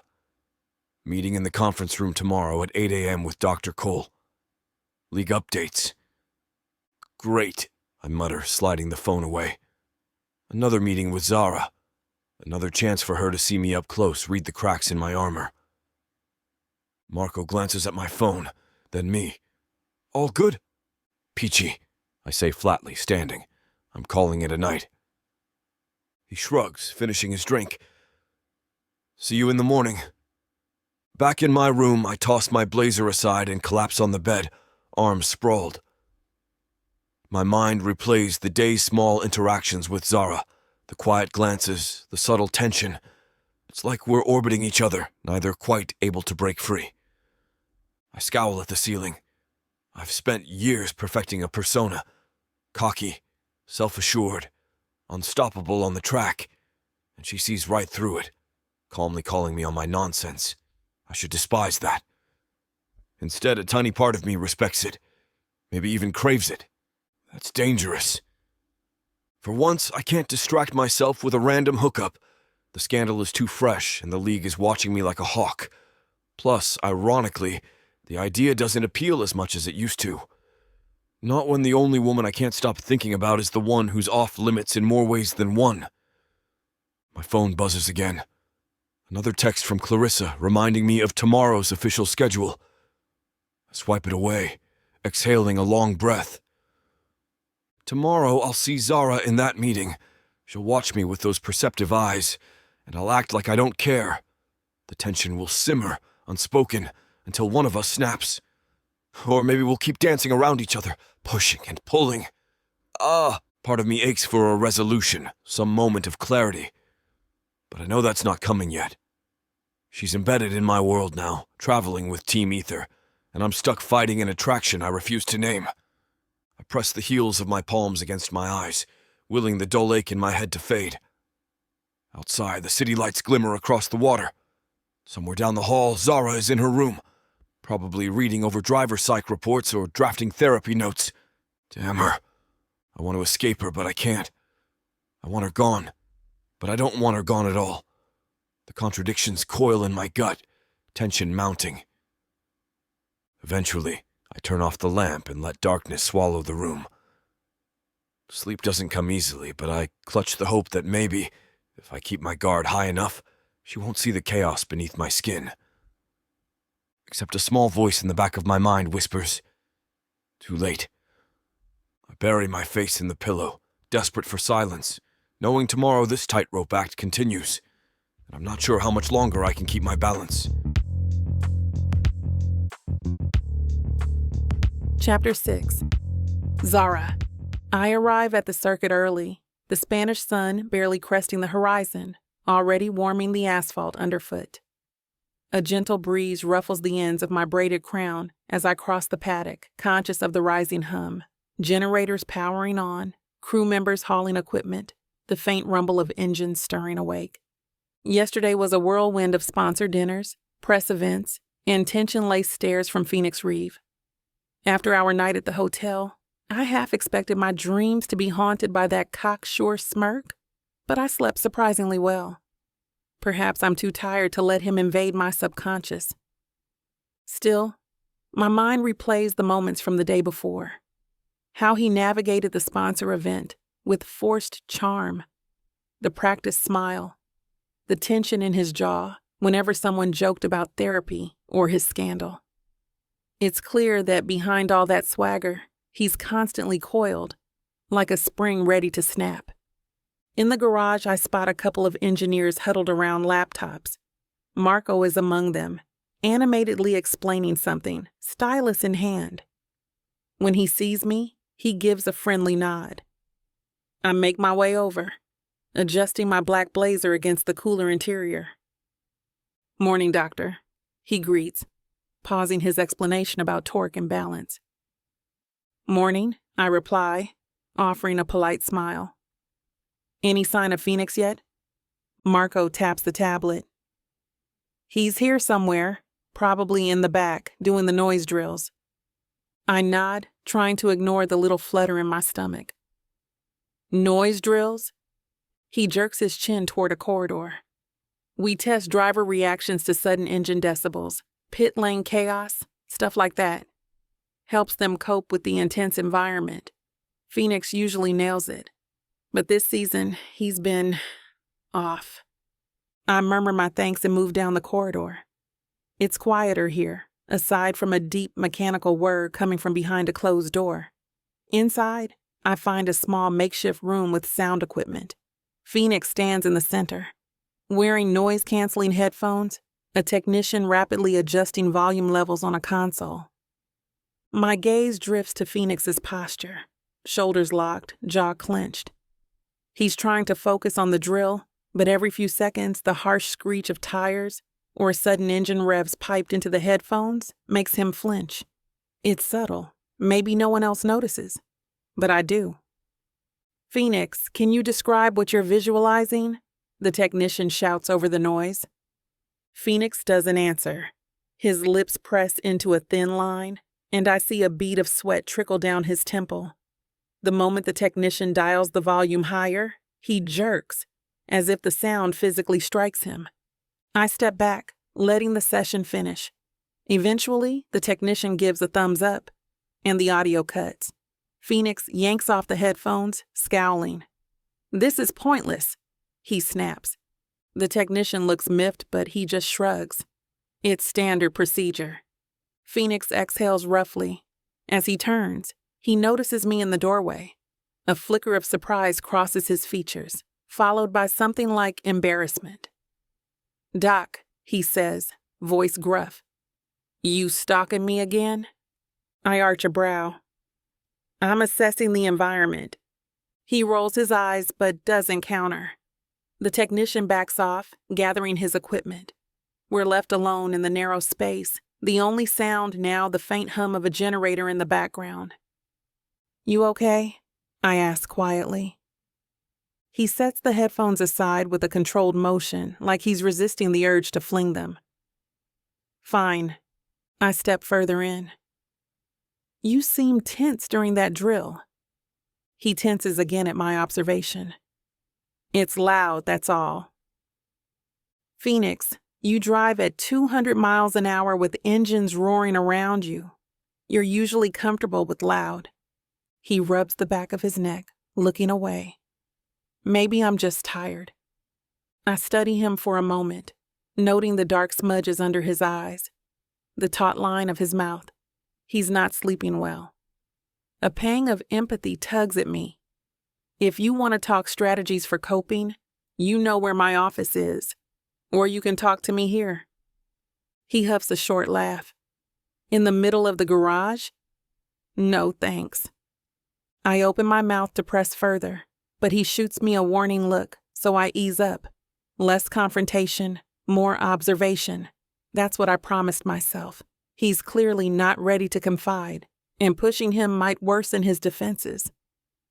All right, I say softly, stepping aside to let him pass. He stalks out, shoulders rigid, leaving me with a knot in my chest. Later that afternoon, I notice the same tension. While mechanics change tires, Phoenix stands near the pit wall, eyes glued to the rotating wheels. His expression grows distant, almost haunted, like he's falling into a trance. A tire spins on one of the racks, squealing in short bursts, and he zones out, lips slightly parted. I watch from several feet away, heart twisting. He's stuck in a loop, some triggered memory or anxiety. I store the observation carefully, deciding to adjust my strategy for our next session. The more I see him in these unguarded moments, the more I realize he's not the shallow playboy the tabloids paint. He's a man grappling with something buried deep. That evening, the team arranges a casual dinner at a local restaurant to celebrate making it through the first day of practice unscathed. When I arrive with Clarissa, the place is already buzzing. An old Spanish tavern converted into a modern eatery with rustic wooden beams overhead and vibrant tile mosaics on the walls. Soft music drifts from hidden speakers, mixing with the hum of conversation and the clinking of plates.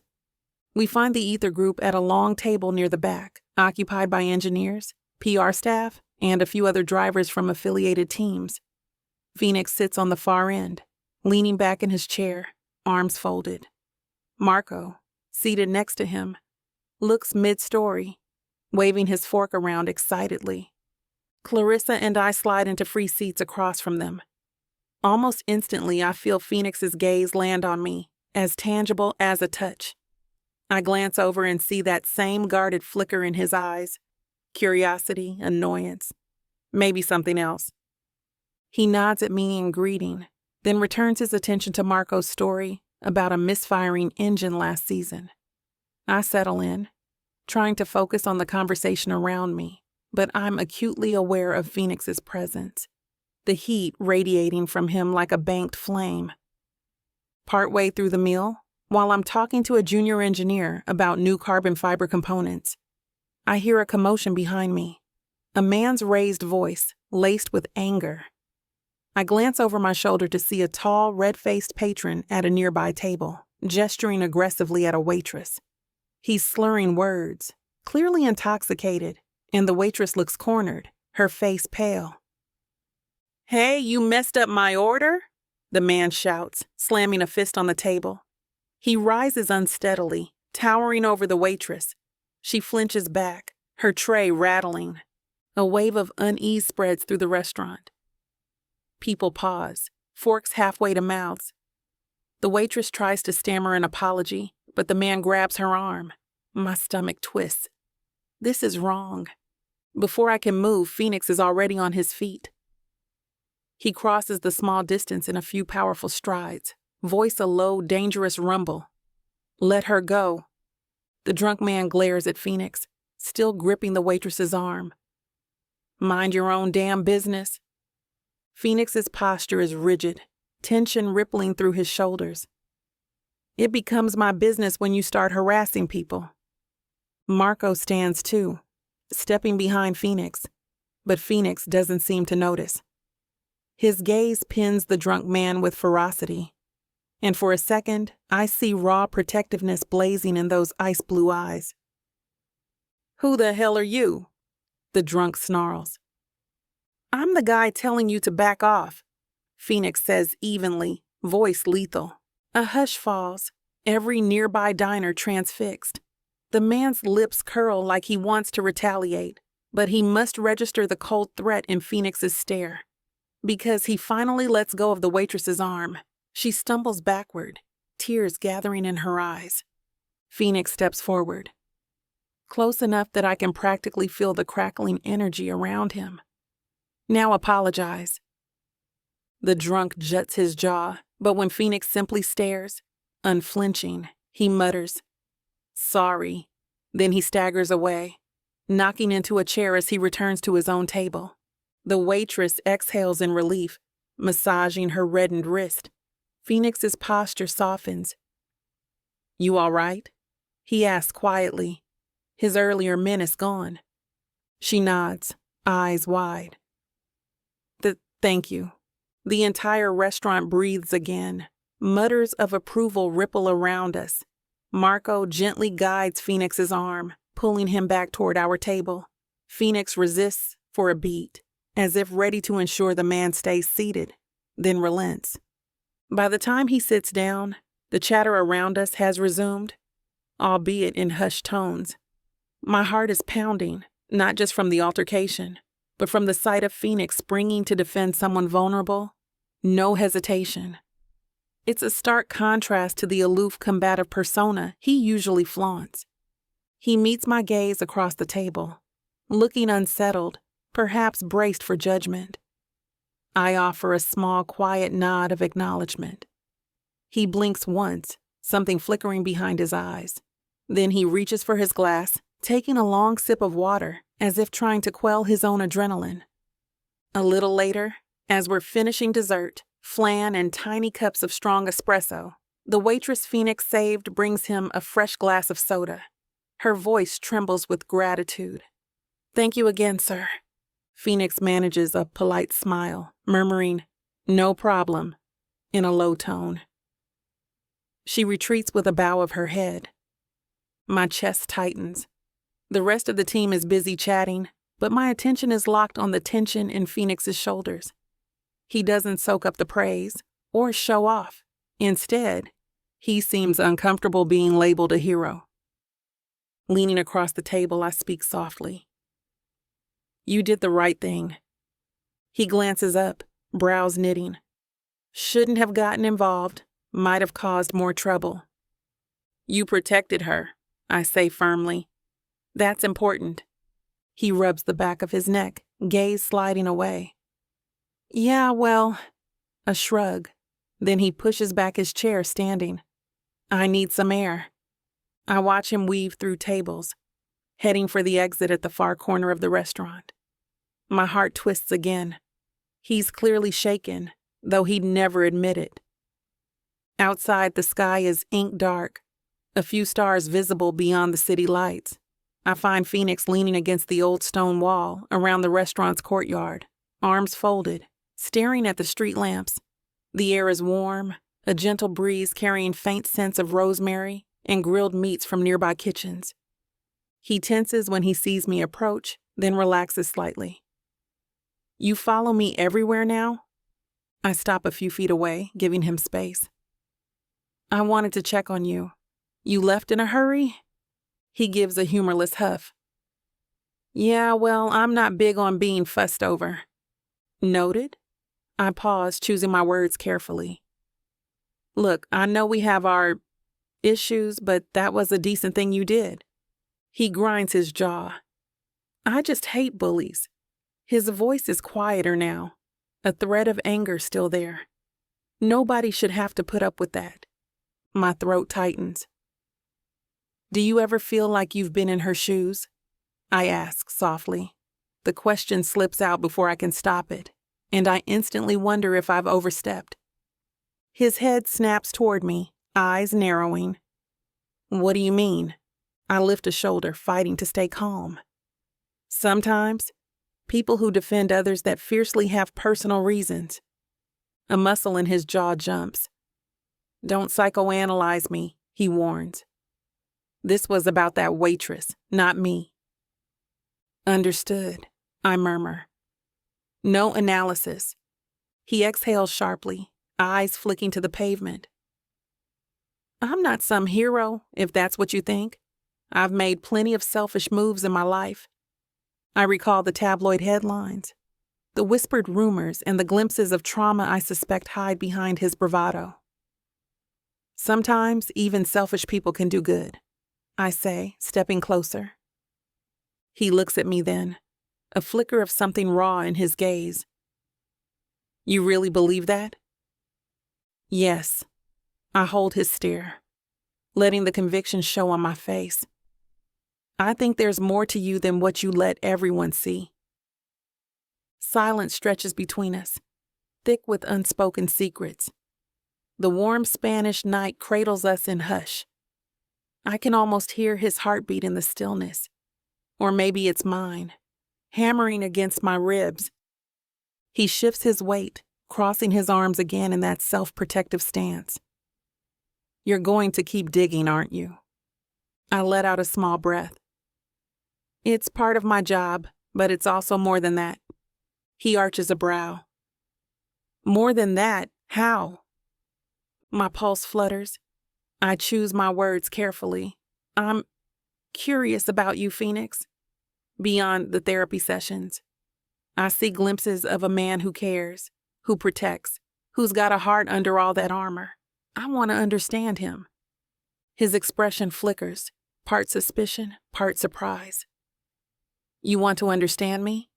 Yes, I admit, voice barely above a whisper. Professionally speaking, I need to help you, but personally, I can't deny I'm intrigued. You're not who I expected. His gaze drops to my mouth for a fraction of a second, then back to my eyes. My stomach flips at the intensity there. For a moment, I wonder if he might close the distance between us, bridging the tension with something reckless. But instead, he swallows, glancing away. Be careful what you wish for, he mutters, pushing off the wall. You might not like everything you find. He strides back inside before I can respond, leaving me alone in the mild night air. I stand there, heart pounding, the sound of distant traffic filling my ears. There's a tightness in my chest, equal parts frustration and empathy. He's right. I might uncover things too dark or painful for me to handle, but some unstoppable force within me refuses to turn away. Because the more I see him flinch at loud noises, or zone out at spinning tires, or jump to defend a stranger, the more I realize he's not just a scandal-ridden race car driver. He's a man who's been hurt. I tip my head back, staring at the sliver of stars above. This is more than a case, Zara. I can't pretend it's not personal anymore. Everything about him draws me in, no matter how much I fight it. Eventually, I force my feet to move, heading back inside to settle the check and regroup with the team. Tomorrow, I'll see him in the garage again, watch that coiled tension in his every movement. But I'll be ready with a new strategy. Less confrontation, more observation, more empathy. Maybe if I give him the space and safety he needs, he'll reveal the truth behind those haunted eyes. A swirl of anticipation mingles with caution in my gut. Because if I'm not careful, I'll get too close. And once I see everything he's hiding, there may be no turning back.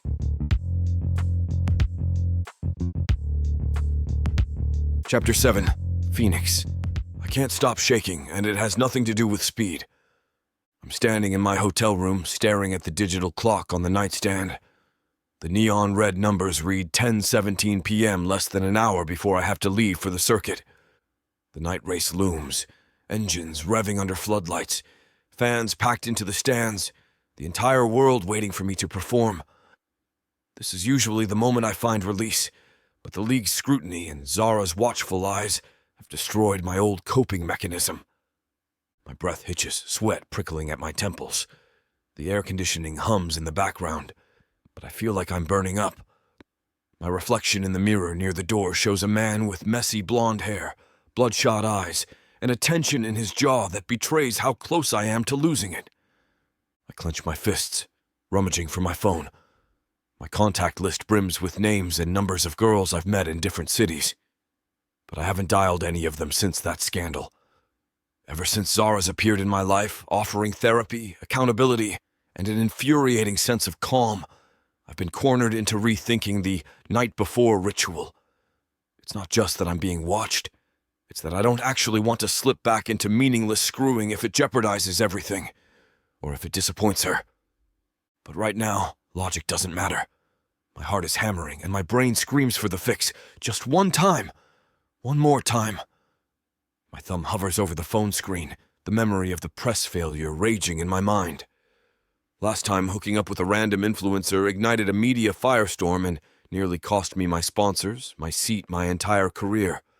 I dropped the phone. Damn it. I can't do this. I can't risk it. My reflection taunts me, eyes filled with a desperation I hardly recognize. There's an ache building in my chest, the old familiar panic that's usually soothed by forgetting myself in a stranger's body for a few hours. But I no longer have that outlet. The swirl of restlessness intensifies, and I realize I'm tapping my foot at double time, like a hummingbird's heartbeat. My thoughts spin. Zara said if I needed to talk outside of a session, I could come to her. But that's just talk, and I want more than that. I grit my teeth. You don't want to cross a line with her. But the surge of adrenaline is so strong, it's like a rising tide swallowing reason. Before I even realize I've made a decision, I'm yanking on a black hoodie, stuffing my room key into my pocket. I slip into sneakers, leaving the stiff team uniform behind. The hallway outside is dimly lit, quiet except for the faint hum of air vents. My footsteps echo as I head down one floor. Zara's floor, I recall from earlier check-in fiascos. Each step intensifies the pounding in my chest. By the time I reach her door, room 516, my hand shakes so badly I can barely form a fist to knock. For a split second I hesitate, telling myself this is a mistake, but then my knuckles rap against the wood in 3 sharp taps. Seconds pass like hours. My mind conjures an image of her on the other side, maybe brushing her 4 C curls into a protective style for the night, or finishing up a last-minute therapy note. She's going to think I'm insane, but I can't turn back now. Blood roars in my ears. My body craves an outlet, any outlet for the panic coiling in my gut. Then the door opens. Zara stands there in dark pajama pants and a fitted black tank top, her glasses perched low on her nose. The low hallway light casts a warm glow on her deep brown skin. She blinks, clearly surprised, then lifts her gaze to mine. "Phoenix?" Her voice is calm, but I catch the flicker of concern in her eyes. "It's late. Are you?" I can't stay in my room," I manage, voice rough. My breath rattles. "I need." She takes in my disheveled hair, my twitchy posture, the way I'm gripping the door frame like it's my lifeline. "Come in," she says softly, stepping aside. I slip past her, shoulders hunched. My gaze sweeps the room small, tidy, a queen-size bed with crisp white sheets, a single lamp casting a soft glow, her laptop half closed on the desk. The faint scent of lavender lingers in the air. She shuts the door behind me, then turns. "What happened?" I swallow, unable to meet her eyes. "Everything. Nothing." "It's the night race," I say, voice raw. "I'm used to." She exhales gently, cutting me off with a soft murmur. "I know." My chest tightens. "I was going to call someone. I thought about it, but I can't do that again." Her brow creases, eyes shadowed with empathy. "I'm glad you didn't." A rush of shame floods me. I shouldn't be here. She's my therapist, assigned by the league to keep me in check. This is crossing 1,000 lines, but the panic gnawing at my insides rips away my usual defenses. "I just need you," I blurt, the words tumbling out. Instantly, my face burns. That's not what I mean. Or maybe it is. I mean, I need some kind of fix, and I thought if we could. Her eyes widen and she shakes her head. "Phoenix, no." Her tone is firm but not unkind.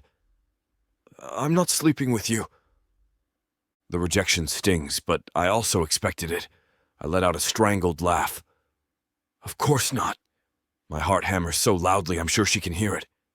"Then maybe just talk me down," I whisper, voice fraying. She hesitates, then steps closer, carefully reaching up to brush a lock of hair from my forehead. It's the lightest touch, but I flinch anyway, my nerves are so raw. "Okay," she says softly, letting her hand fall to her side. "First, sit." I collapse onto the edge of the bed, burying my face in my hands. My breathing is ragged, chest hitching. She kneels in front of me, gentle yet unflinching. "Close your eyes," she instructs.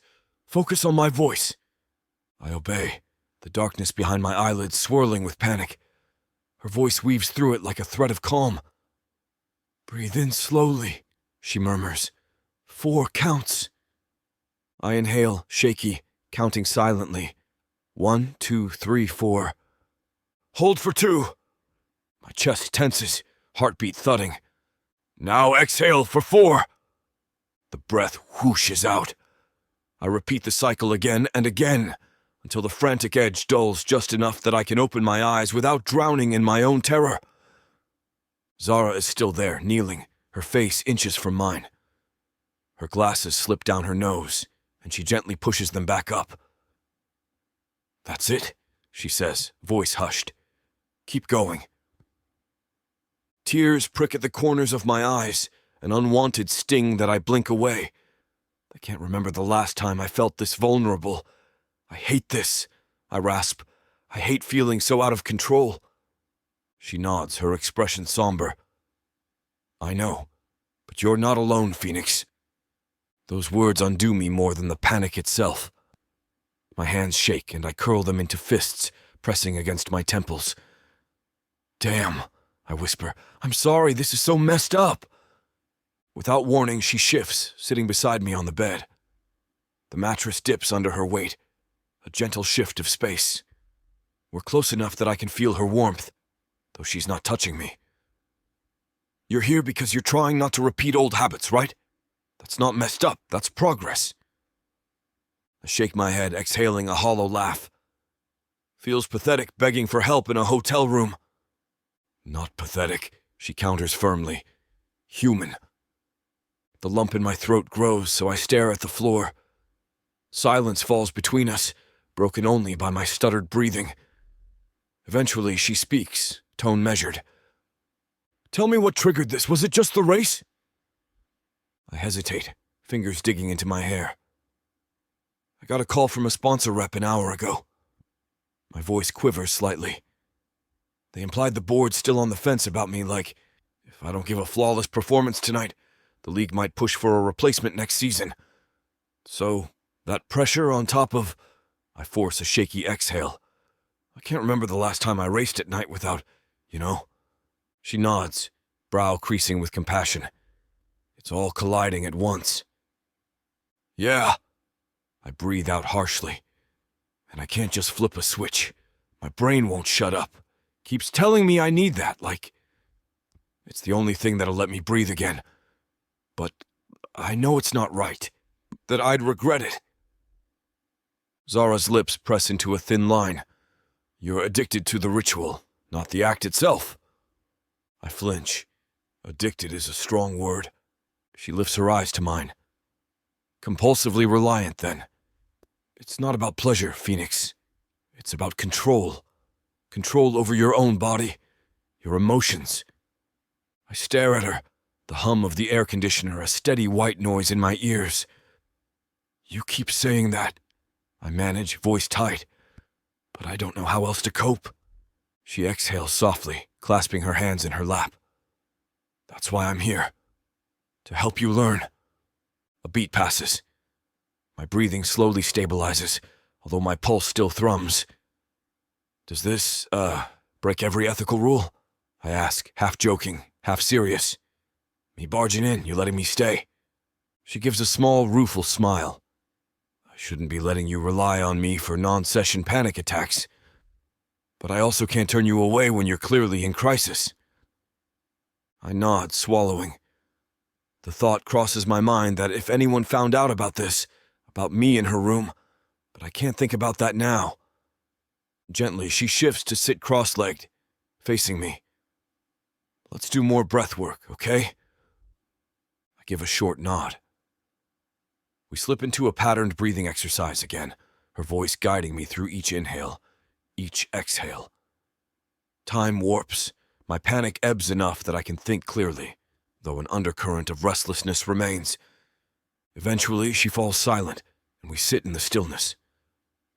The lamp casts a low glow, illuminating the shape of her cheekbones and the subtle tension in her shoulders. She's as calm as a statue, but I sense the turmoil in her eyes. She's not unaffected by this. "Zara," I say quietly. "Thank you." She exhales, a soft smile tugging at her lips. "You don't have to thank me." My gaze drifts over her face, her steady hazel brown eyes, the full curve of her lips. God, I want to kiss her. But I clamp down on that urge, remembering the promise I made to myself, not to cross that line. She's here to help me, not feed the old pattern I'm desperate to break. "How's your chest?" she asks, nodding at the way I've been clutching my ribcage off and on. "Tight," I admit, "but better than when I walked in." She glances at the clock on her phone. "We still have time before you need to head out to the track. Do you want to stay here until then?" My shoulders sag in relief even as I feel a flicker of guilt. If that's okay. I'm not exactly in the best state to be alone. She studies me for a long moment, then pats the bed beside her. "Lie back. Try to rest. I'll be right here."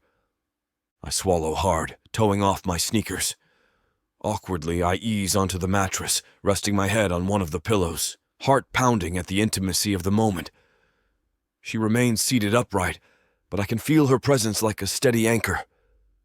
With my eyes closed, I focus on the sound of her breathing, matching mine to her rhythm. The panic still simmers, but it's no longer consuming me. My limbs feel heavy, exhaustion weighing them down. How long has it been since I had real rest? Before I realize it, my mind drifts. I'm not asleep exactly, just suspended in a hazy calm, lulled by her quiet presence. I can't recall the last time I let someone witness me this raw and broken. Eventually, she places a gentle hand on my shoulder, the barest pressure. I blink awake, tensing at the contact, but then her voice soothes. "It's 10 to 11. You need to get ready to go soon." Right. The race. My pulse spikes a notch, though nowhere near the earlier frenzy. I sit up slowly, rubbing my eyes. I feel calmer, I confess, voice scratchy. Still wound up, but not on the verge of meltdown, she finishes gently. Yeah. We share a look, the air thick with unspoken truths. For a fleeting moment, I'm tempted to ask her to come with me in the car, hold my hand until I'm strapped into the cockpit. But that's not how this works. She stands, retrieving a glass of water from the small desk. "Drink this," she says, offering it to me. "Hydrate before you head out." I do as she says, draining the glass, ignoring the way my fingers tremble around it. My mind is clearer now, though far from peaceful. I set the empty glass aside. "Zahra?" She glances up, eyebrows raised. I wet my lips, searching for words. I know this crosses lines, but it helped, being here. With you, She steps closer, a hush around us like we're in our own bubble. "I understand," she murmurs, her voice laced with compassion. "But Phoenix, we need to talk boundaries soon. This can't become the new ritual either. Depending on me, physically or emotionally, to calm you down isn't a permanent solution." I release a shaky breath. I know. She's right. The last thing I want is to replace one crutch with another. She gives me a small, almost sad smile. "We'll figure it out. Together. But for now, focus on your race." My chest tightens for a different reason. A confusing mix of gratitude and longing. I want to wrap her in my arms, bury my face in her neck, and forget the world. But I can't. That's not who we are to each other. Or at least, it's not who we should be. Nodding, I slip off the bed and lace my sneakers. My hands are steadier now. Breath more even. "Thank you again," I say, voice thick with sincerity. She just inclines her head, stepping aside so I can walk to the door. Before I leave, I pause, glancing over my shoulder. She's watching me, arms crossed, worry etched into her expression. "Good luck out there," she says, eyes soft. I nod. I'll try not to crash. She attempts a smile, but it doesn't quite reach her eyes. I know you won't. You're too damn stubborn. A hint of a smirk tugs at my lips. Takes one to know one. And with that, I slip into the hallway. The door clicks shut behind me, leaving me bathed in fluorescent lighting that feels too harsh after the cocoon of her room. I stand there a moment, collecting myself, pressing a hand to my chest as if to hold on to that fragment of calm. You can do this. I repeat the mantra internally, ignoring the echo of panic still lurking in my body. I'm not fixed, not even close, but I'm more in control than I was an hour ago. I head back to my own floor, mind racing in a different way now. Everything about that brief respite in Zara's room was both comforting and terrifying. She helped me without crossing the ultimate line, reminding me there are ways to handle this that don't involve using another person's body. And yet, the tension between us is undeniable. My pulse spiked every time our eyes met. Focus on the race, I remind myself. The rest will have to wait. Inside my own room, I grab my gear bag and slip into my team-issued jacket, adjusting the collar. The mirror reveals a calmer version of me than before. My eyes still show traces of fear, but not the wildness from earlier. As I step out, heading for the elevator, my phone buzzes with a text from Marco. Car's prepped, boss. You good? I allow myself a small, honest smile as I tap out a reply. Yeah, I'm good, because for now I'm holding steady, thanks to her.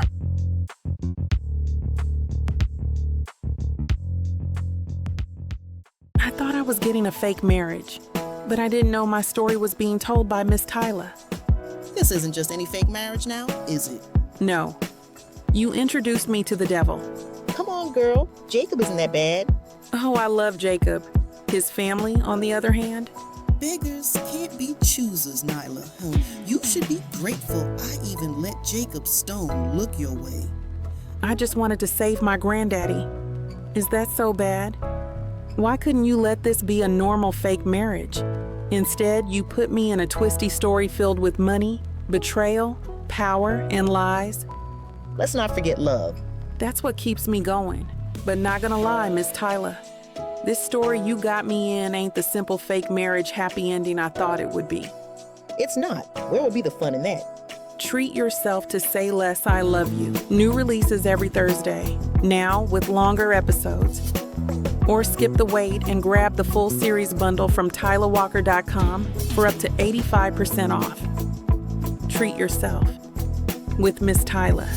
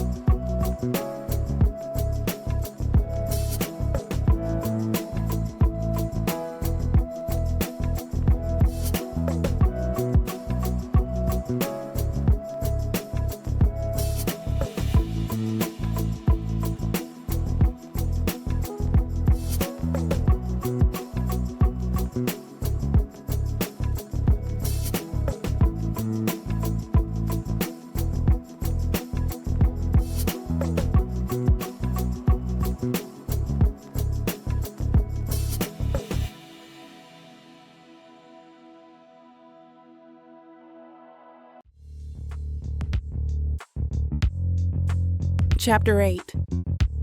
Zara.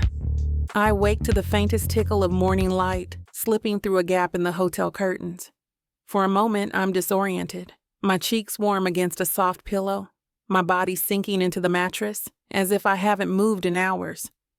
Then realization settles. I slept soundly, deeply, with a sense of calm I haven't felt in ages. Except I'm not alone in the bed. My eyes fly open, heart pounding. But the space beside me is empty. The covers rumpled. Only the faint trace of warmth remains, like someone left only moments ago. And next to the pillow, I see Phoenix's gloves. Black racing gloves with flame pattern stitching. They're folded neatly, almost reverently. A small piece of hotel stationery rests on top of them. I blink rapidly, recollections from last night rushing in. Phoenix, sweaty and anxious, showing up at my door before the night race. How I let him stay until the worst of his panic eased. Then, after the race, he returned, beyond exhausted, clutching those gloves in trembling hands. Eyes weighted with more than just physical fatigue. He asked if he could sleep in my room. No screwing, no illusions, just some place he felt safe. I questioned it, briefly. But the sight of his hollow gaze, the shadows under his eyes, his shoulders bowed from tension, it unhinged every professional barrier I'd erected, and so I let him in. He curled on top of the covers, eyes drifting shut almost instantly. I remember sitting beside him, still fully dressed, holding his gloves when his nightmares threatened. He didn't say much, only that the gloves made him feel secure, reminded him of control behind the wheel. I kept them close, my hand over his forearm whenever he stirred. Eventually, he sank into the deepest sleep I've ever witnessed from him. No thrashing, no gasping, just a quiet, steady breathing. Now he's gone, leaving the gloves and a note. I pick up the stationery with trembling fingers. His handwriting is scratchy and uneven, like he's not used to writing heartfelt messages. Doc, I know I shouldn't have crawled back here after the race, but I slept, really slept, and it's been years since that happened. Didn't want to wake you up. Thank you for letting me crash, literally and figuratively. Phoenix. A warmth blooms in my chest, along with a healthy dose of professional alarm bells. This is not typical therapy, yet everything about it feels necessary. My phone, sitting on the bedside table, shows multiple missed messages. One from Naya, something about checking on me. She's worried I'm overcommitting to a client. Another from Clarissa, scheduling a midday media briefing for the team. I run a hand over my hair, sighing. The league would have a meltdown if they knew a driver slept in my hotel room. But I can't regret it. Not when I saw how desperately he needed rest, how peaceful he looked for once. Setting Phoenix's gloves aside, I slip out of bed, quickly shower, and dress in a charcoal gray pencil skirt and a fitted white blouse. My reflection in the mirror reveals a slight flush in my cheeks, my eyes bright with something akin to hope. It's impossible to ignore how these changes in Phoenix, these glimpses of vulnerability, stir something in me, both compassion and a flicker of attraction I'm trying to keep under control. Once I'm ready, I head down to the hotel's breakfast area. Mechanics, engineers, and a few drivers are scattered around, fueling up for the day. The air smells of bacon, fresh coffee, and sugary pastries. I weave through the tables, spotting Clarissa near the buffet. She waves me over. "Morning," she chirps. "You're usually up even earlier than this. Sleep in today?" I swallow, forcing a neutral smile. "Just needed a bit more rest." A sharp voice behind me exclaims, "Zara, over here." My sister Naya, luminous in a mustard yellow jumpsuit that definitely isn't standard pit lane attire, beckons from a table piled with fruit and waffles.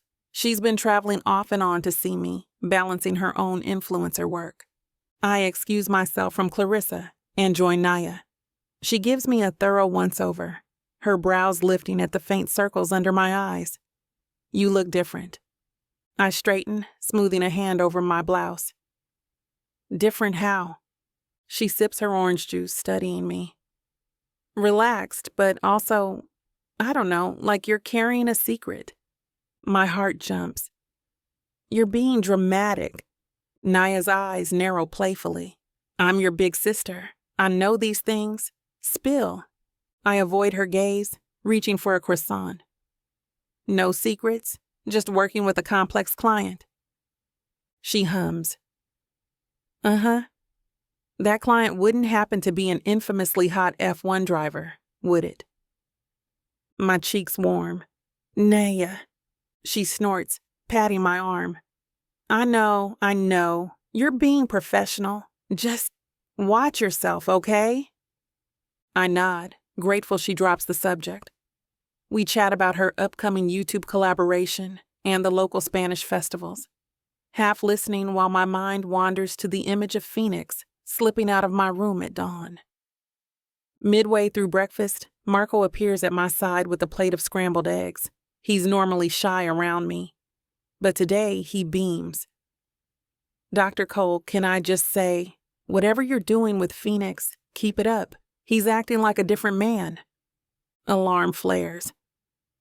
What do you mean? He shrugs good-naturedly.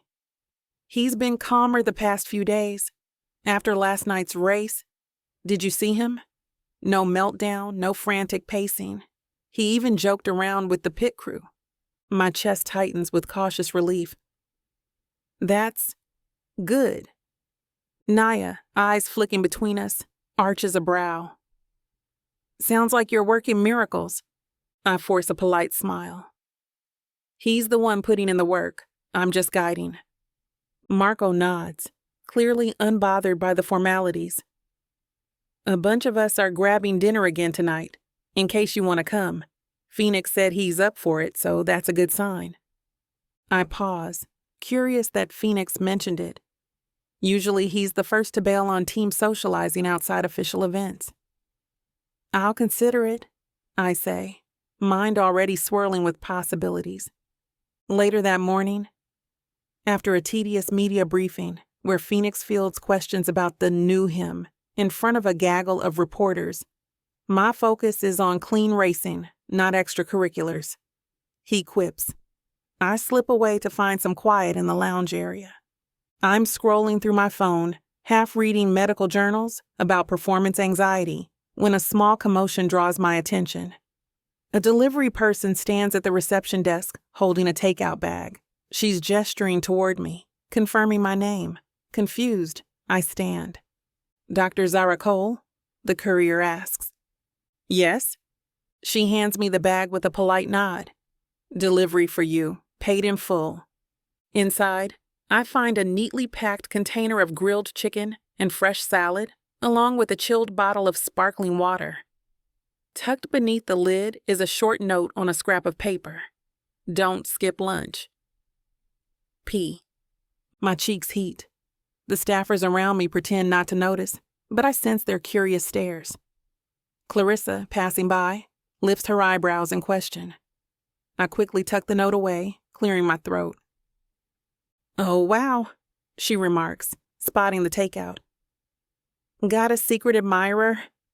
I ignore the teasing edge in her voice. Just a courtesy from a friend, I say coolly, heading for a quiet corner.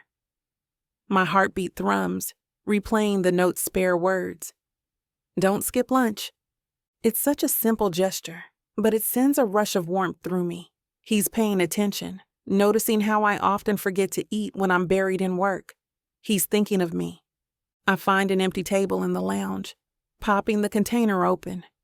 The smell of seasoned chicken and rosemary rises. My stomach growls in response, reminding me I haven't eaten since breakfast.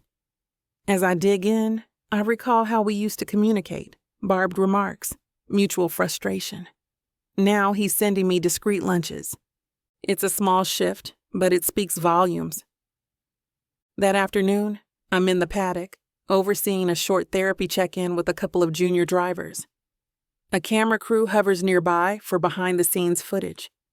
I try to ignore them, focusing on the young men's nerves about upcoming qualifiers. Suddenly, Phoenix saunters by, hands in his pockets. He doesn't intrude on my session, but he parks himself a few yards away, leaning against a wall, half listening. Even from the corner of my eye, I notice how he occasionally glances at me, like he's ensuring everything's okay. When I finish with the juniors, sending them off with some relaxation tips, Phoenix steps forward. A hint of a grin lifts his lips. "You're popular today," he jokes, nodding toward the departing camera crew. I arch a brow. Occupational hazard. Everyone's curious about the mental health initiative now that it's in the spotlight. He shifts on his feet. "Hey, did you get lunch?" I can't fight the small smile that tugs at my lips. "I did, thank you." His gaze flicks away, almost shy. "Cool, just making sure it didn't get lost." A swirl of warmth ignites in my stomach. He's checking up on me again. It arrived perfectly. The salad was great. He nods, seeming satisfied. Good. His posture relaxes slightly, and for a moment, we hover in that charged space, the crowd moving around us, oblivious. Then a crew member calls his name, and he huffs, pulling a schedule from his pocket. I gotta go do a debrief, but maybe later I can, I don't know, stop by, see if you need anything. My heart flips at the hint of uncertainty in his voice. "Sure," I say softly. "I'll be around." He holds my gaze for a heartbeat, then smirks in that familiar cocky way, though now it holds genuine warmth. "Don't disappear on me, Doc." And he's gone, leaving me with a pulse that won't calm. By late afternoon, the paddock is a hive of activity. Sponsor reps hustling, drivers chatting with the engineers, the occasional clatter of tools. I'm observing from the sidelines when a group of mechanics gather around Phoenix's car. He's there too, crouched beside them, tapping the tires thoughtfully. His face is intent, brow furrowed. I drift closer, half to watch him, half to pick up on the atmosphere. Suddenly, I hear one of the older mechanics, Ralph, I think, murmur, "He's definitely changed, not looking for the next party. Hell, I saw him bring coffee to Dr. Cole earlier." I feel a jolt of surprise. I recall a brief moment an hour ago when a styrofoam cup landed on my desk, Phoenix vanishing before I could thank him. So he was spotted. Another mechanic nods, adding in a low voice, "Yeah, he's still a bit prickly, but not the same meltdown drama. Maybe therapy's actually working." Phoenix apparently overhears, because he glances up sharply. The mechanics freeze, looking guilty, but he just shrugs, feigning indifference.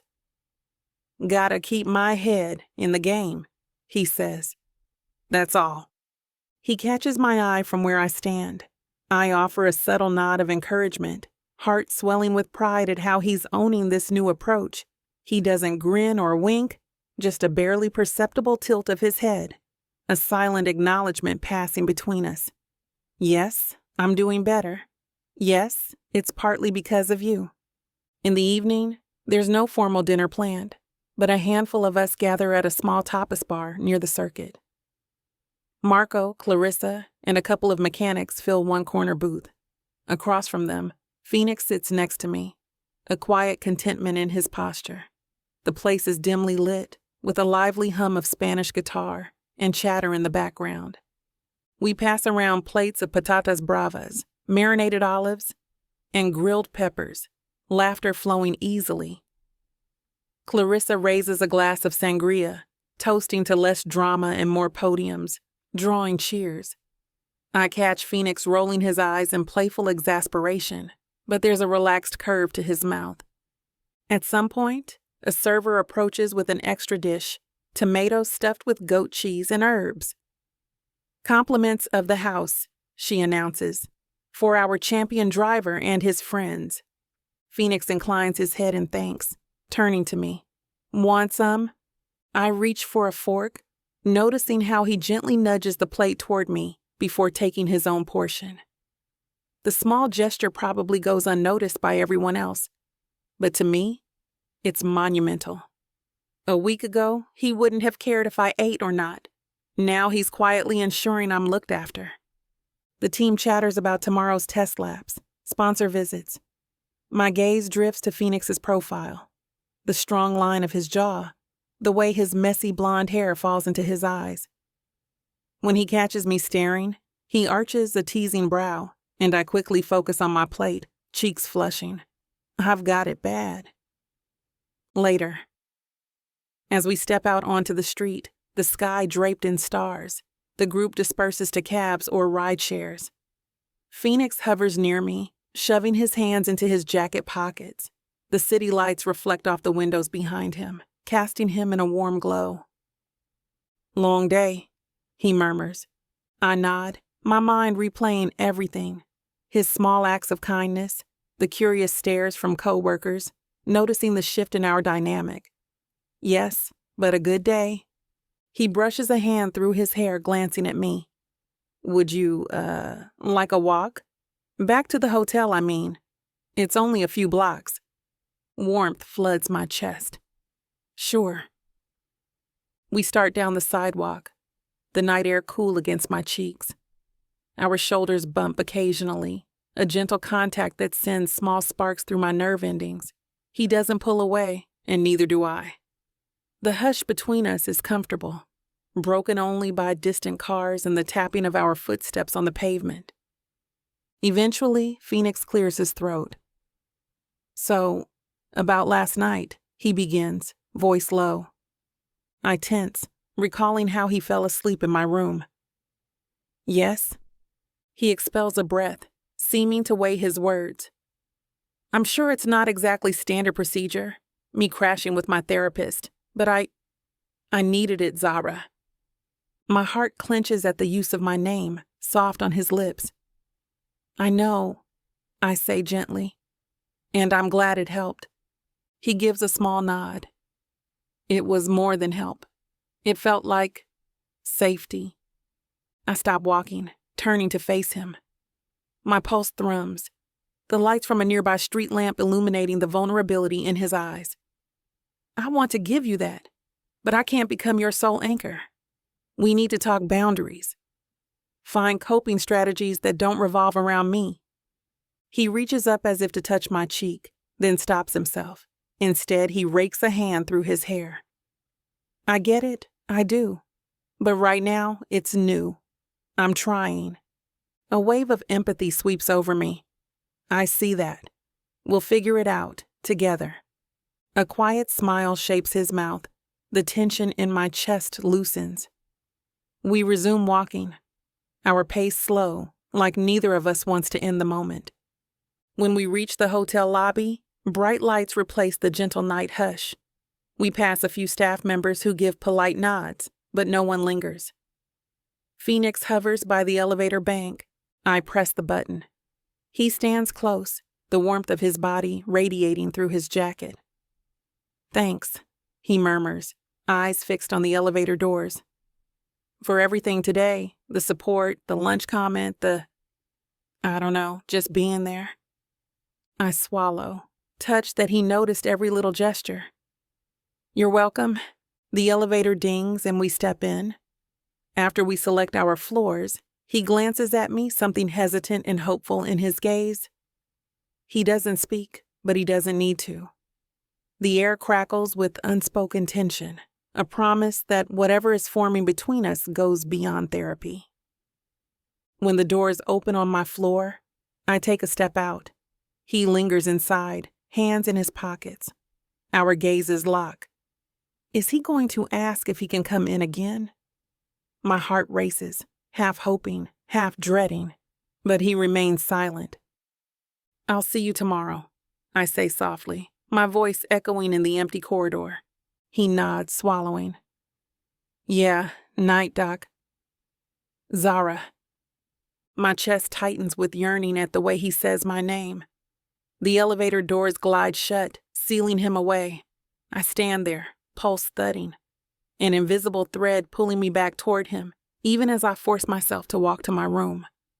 Inside, I lean against the door, exhaling. We're forging a new ritual, I realize. One without meaningless hookups or repressed hostility. Something calmer, grounded in actual trust and mutual care. People are noticing. The mechanics, the staff, even random couriers. Phoenix is changing and so am I. But with each subtle shift, I teeter on the edge of an ethical boundary. I'm his therapist, yet also something more. Confidant, ally, maybe even a friend. And if I'm honest, I'm falling. Falling for the man behind the bravado. The one who protects waitresses from bullies and sneaks me lunch so I won't skip meals. The one who's discovering he can break the cycle of using screwing as a crutch. I cross to the desk, where I've neatly folded his gloves. Without thinking, I press my hand over them, remembering how I held them last night while he slept.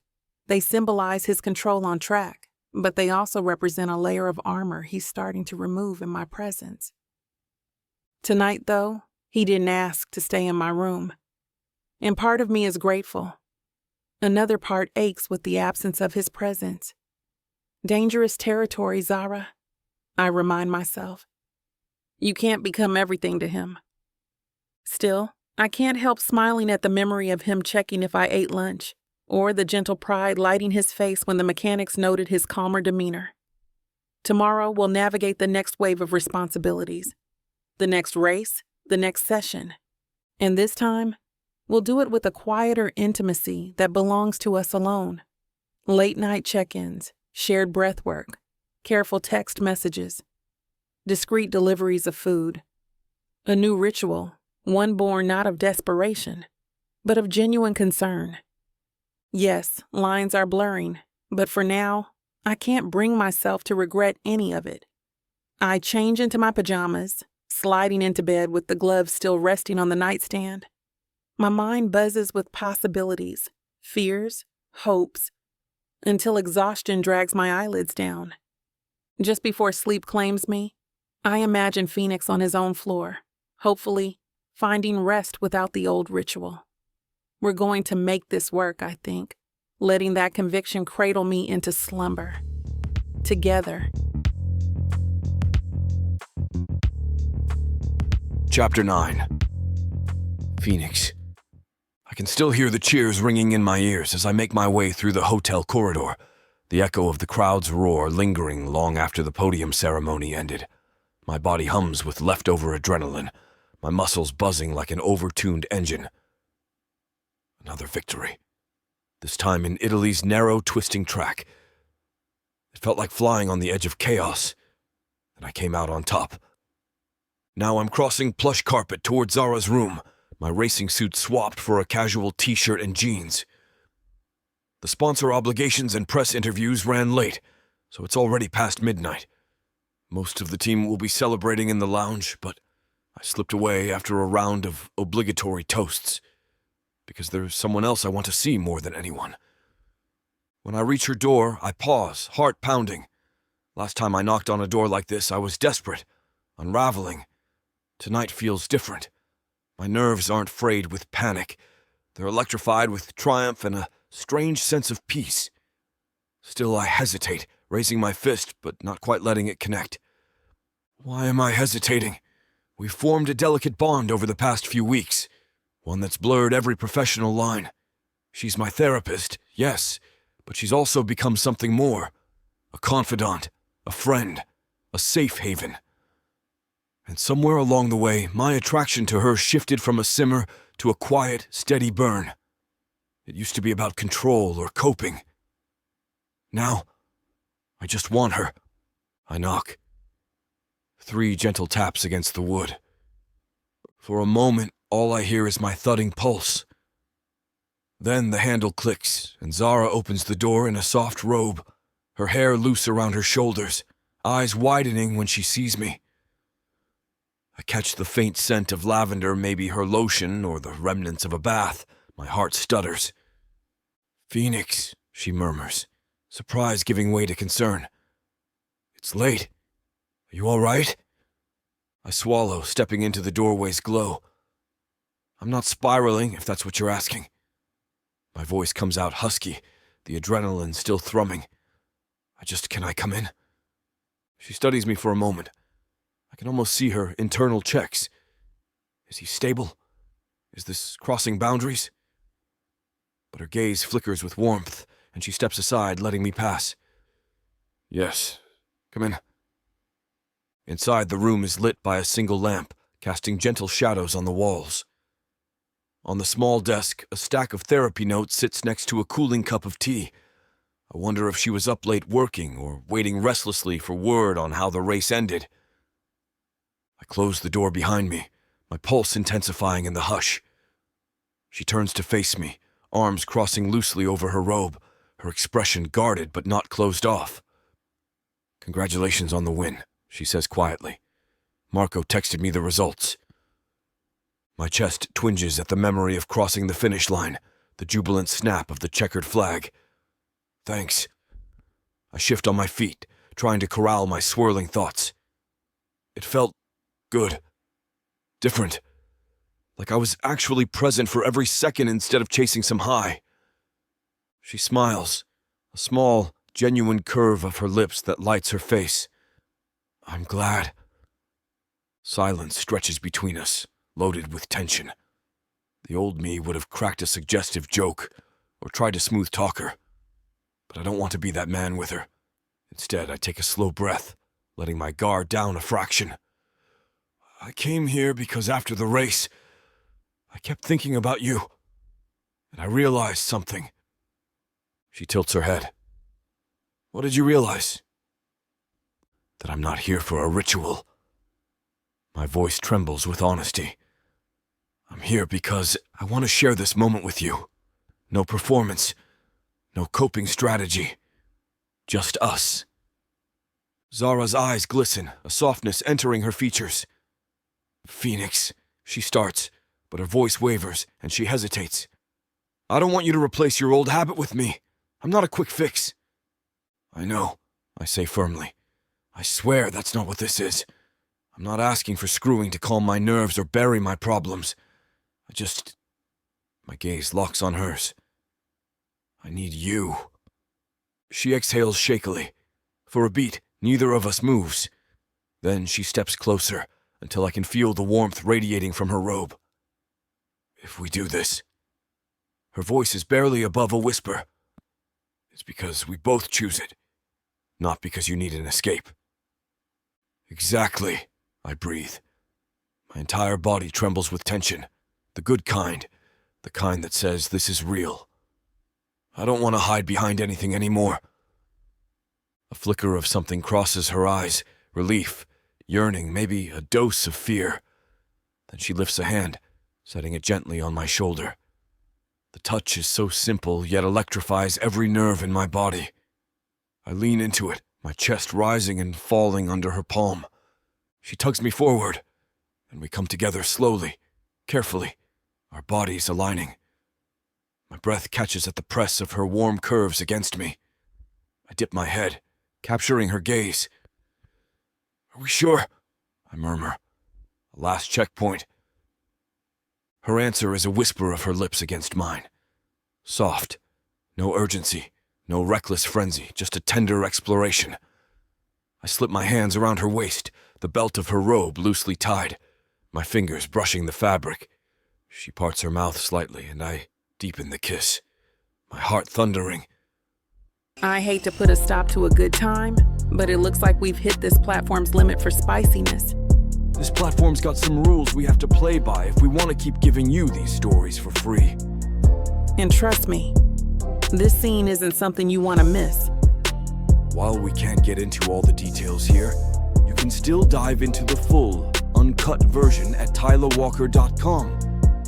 Miss Tyla has an entire collection of unabridged audiobooks and ebooks waiting for you. And the best part? You can treat yourself with 40% off when you use the code SAVE40. That's right. You'll save on any digital product, even bundles that are already discounted. Miss Tyla would never let anyone feel the kind of disappointment you must be feeling right now. So why wait? Treat yourself with Miss Tyla. Eventually, I moved to my side, carefully tucking her against me. Our legs remain tangled, skin damp and sticky, but neither of us makes a move to separate. Zara's eyes flutter open, and she smiles, a lazy, sated curve of her lips. I brush a strand of hair from her forehead, my voice rough with leftover emotion. I struggle for words. Nothing has ever felt like that. Her smile widens just a little. Me neither, she admits, quiet awe in her tone. Thank you for trusting me. My chest clenches. I've never trusted anyone like this, I admit. I'm still kind of terrified. She runs a thumb over my cheekbone. Me too. But maybe it's okay to be terrified. I let out a shaky laugh. Guess so. My heart still pounds, but in a calmer rhythm now, like the ocean after a storm. God, Zara, I trail off, pressing my lips to hers in a featherlight kiss. Thank you for not letting me disappear behind old habits. She returns the kiss with equal softness. We're rewriting them, she whispers, one step at a time. We lapse into a comfortable silence. I feel her fingertips tracing patterns on my chest, each touch sending pleasant shivers down my spine. I find myself thinking about tomorrow, how we'll face the team, the league, the press. But for now, none of that matters. We exist here in this cocoon of sheets and gentle darkness. Stay? She asks, voice hesitant. I tighten my hold around her waist, pulling her closer. Try getting rid of me, I reply. She laughs softly, a sound that warms my chest. I shift us so she can rest her head on my shoulder, and we lie there, breathing in tandem. Somewhere in the back of my mind, I know this changes everything. We can't go back to being just a stubborn driver and his equally stubborn therapist. But maybe that's okay. Because what we share is bigger than titles or roles. I can feel it. Eventually, her breathing evens out, and she nestles closer, eyelids drifting shut. I resist the pull of sleep for a moment, just watching her face in the dim light, marveling at the trust shining between us. My heart aches with gratitude. Good night, Zara, I whisper, pressing my lips to her hair. I hear her mumble a faint reply that might be, Night, Phoenix.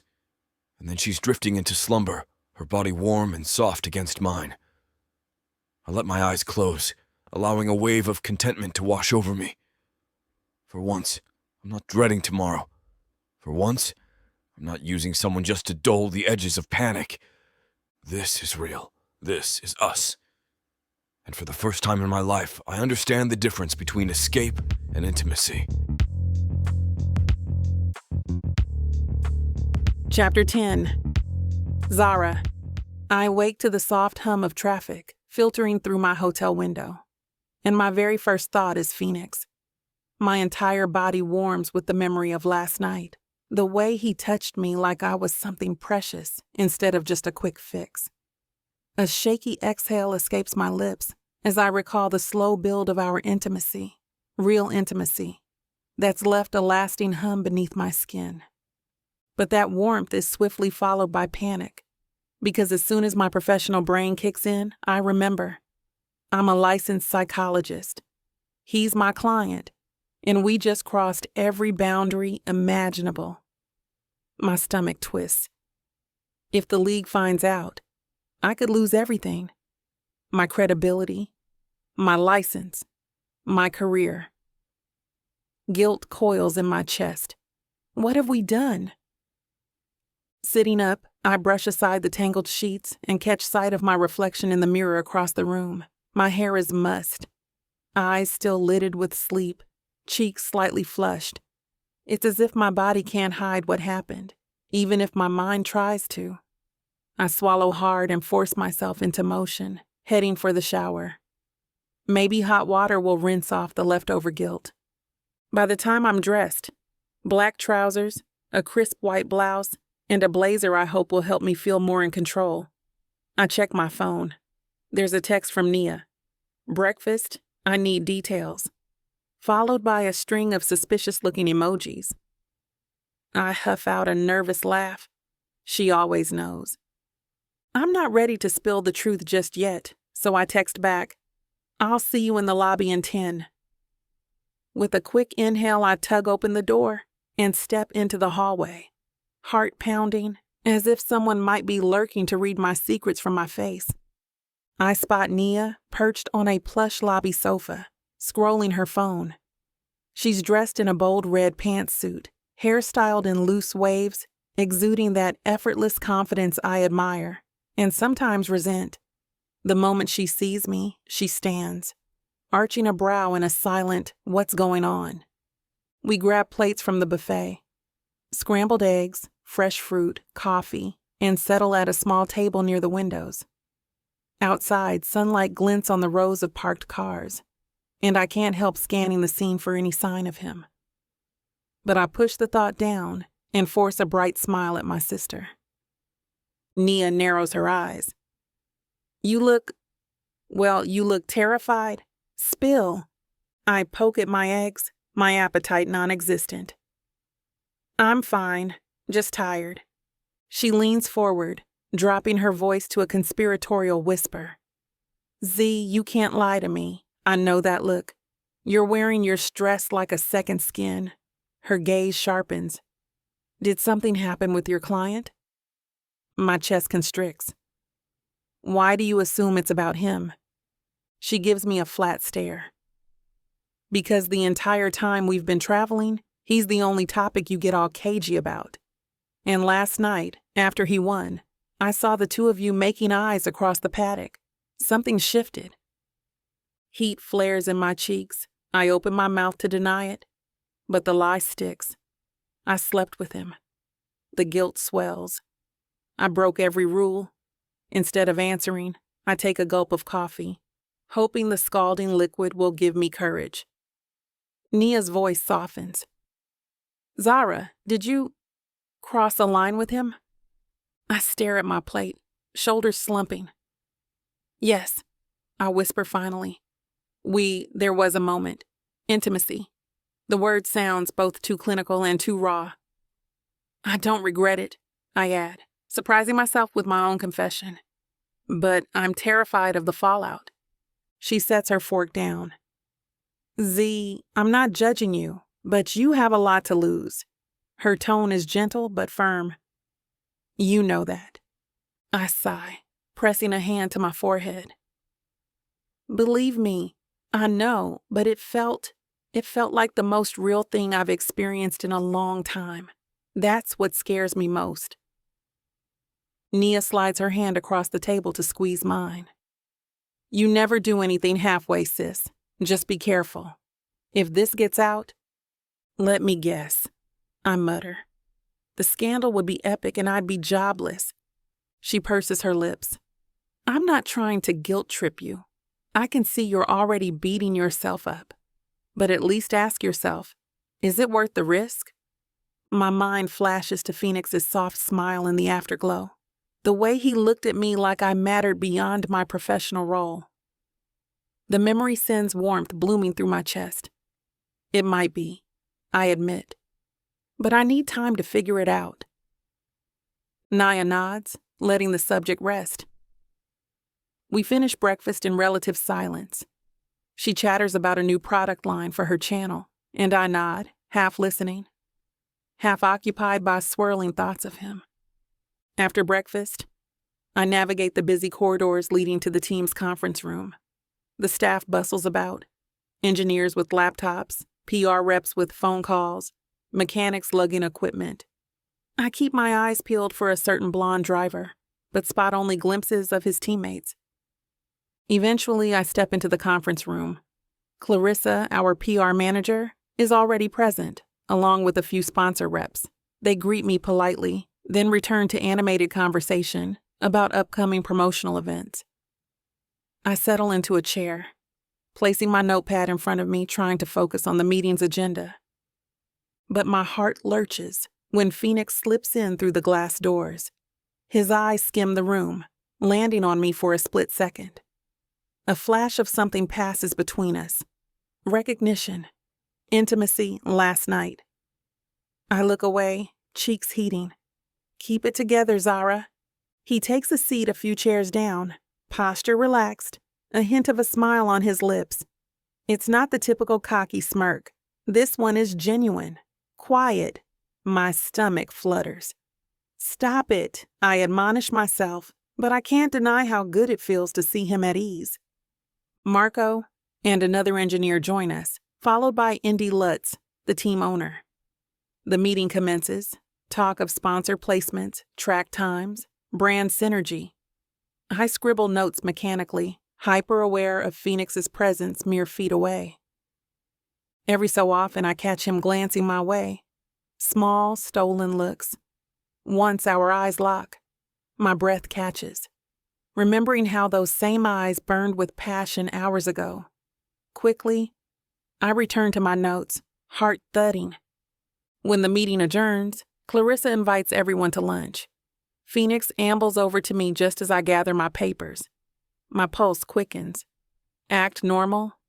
He leans in, voice low so no one else can hear. Hey, Doc. That deep timbre sends a shiver down my spine. Got time later? My throat tightens. Does he mean for therapy or something else? I nod, voice catching. Maybe. We'll see how the day goes. He smiles. That same easy, genuine warmth. Sure. Then he glances around, lowering his voice further. You look nice today. Heat flushes my cheeks. Thank you. I manage, quickly stuffing my notepad into my bag. God, we're terrible at pretending we're not sleeping together. Before anyone notices, he shifts away, sliding into conversation with Marco. I press my lips together, forcing myself to walk out of the room with calm strides. Clarissa calls my name to discuss some upcoming event, and I cling to work talk like a lifeline. The rest of the afternoon feels like an exercise in self-restraint. A handful of staff members throw me curious looks, probably sensing the tension. Phoenix and I barely speak in front of others, but the glances and fleeting smiles we exchange crackle with a new, unspoken energy. At one point, I pass by the garage where he's discussing car setups with the mechanics. He meets my gaze briefly, a mischievous spark in his eyes, and winks. My heart flips. I hastily turn away, paranoid that someone might see the flush blooming on my face. Get a grip, Zara, I scold. You're acting like a teenager with a crush. But that's precisely how it feels. Exhilarating, terrifying, and undeniably real. Late afternoon, just when I'm wrapping up a session with a junior driver, my phone buzzes. A text from Phoenix. Meet me at the back lot in 10. I have an idea. Despite my better judgment, excitement stirs in my belly. I finish the session, excuse myself from any further duties, and weave through the paddock.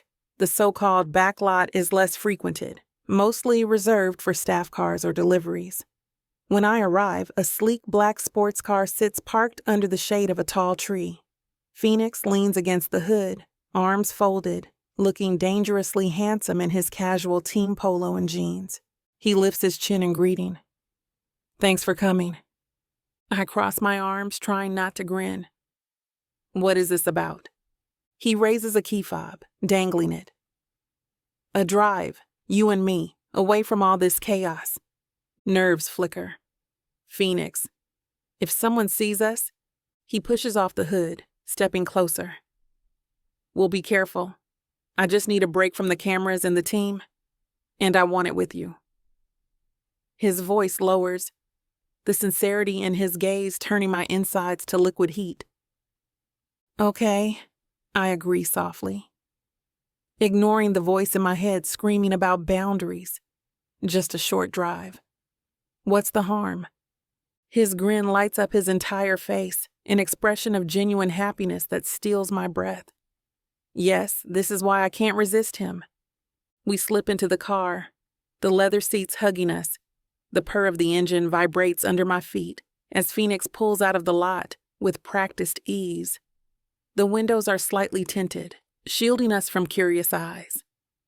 Soon, we're gliding through the outskirts of the city.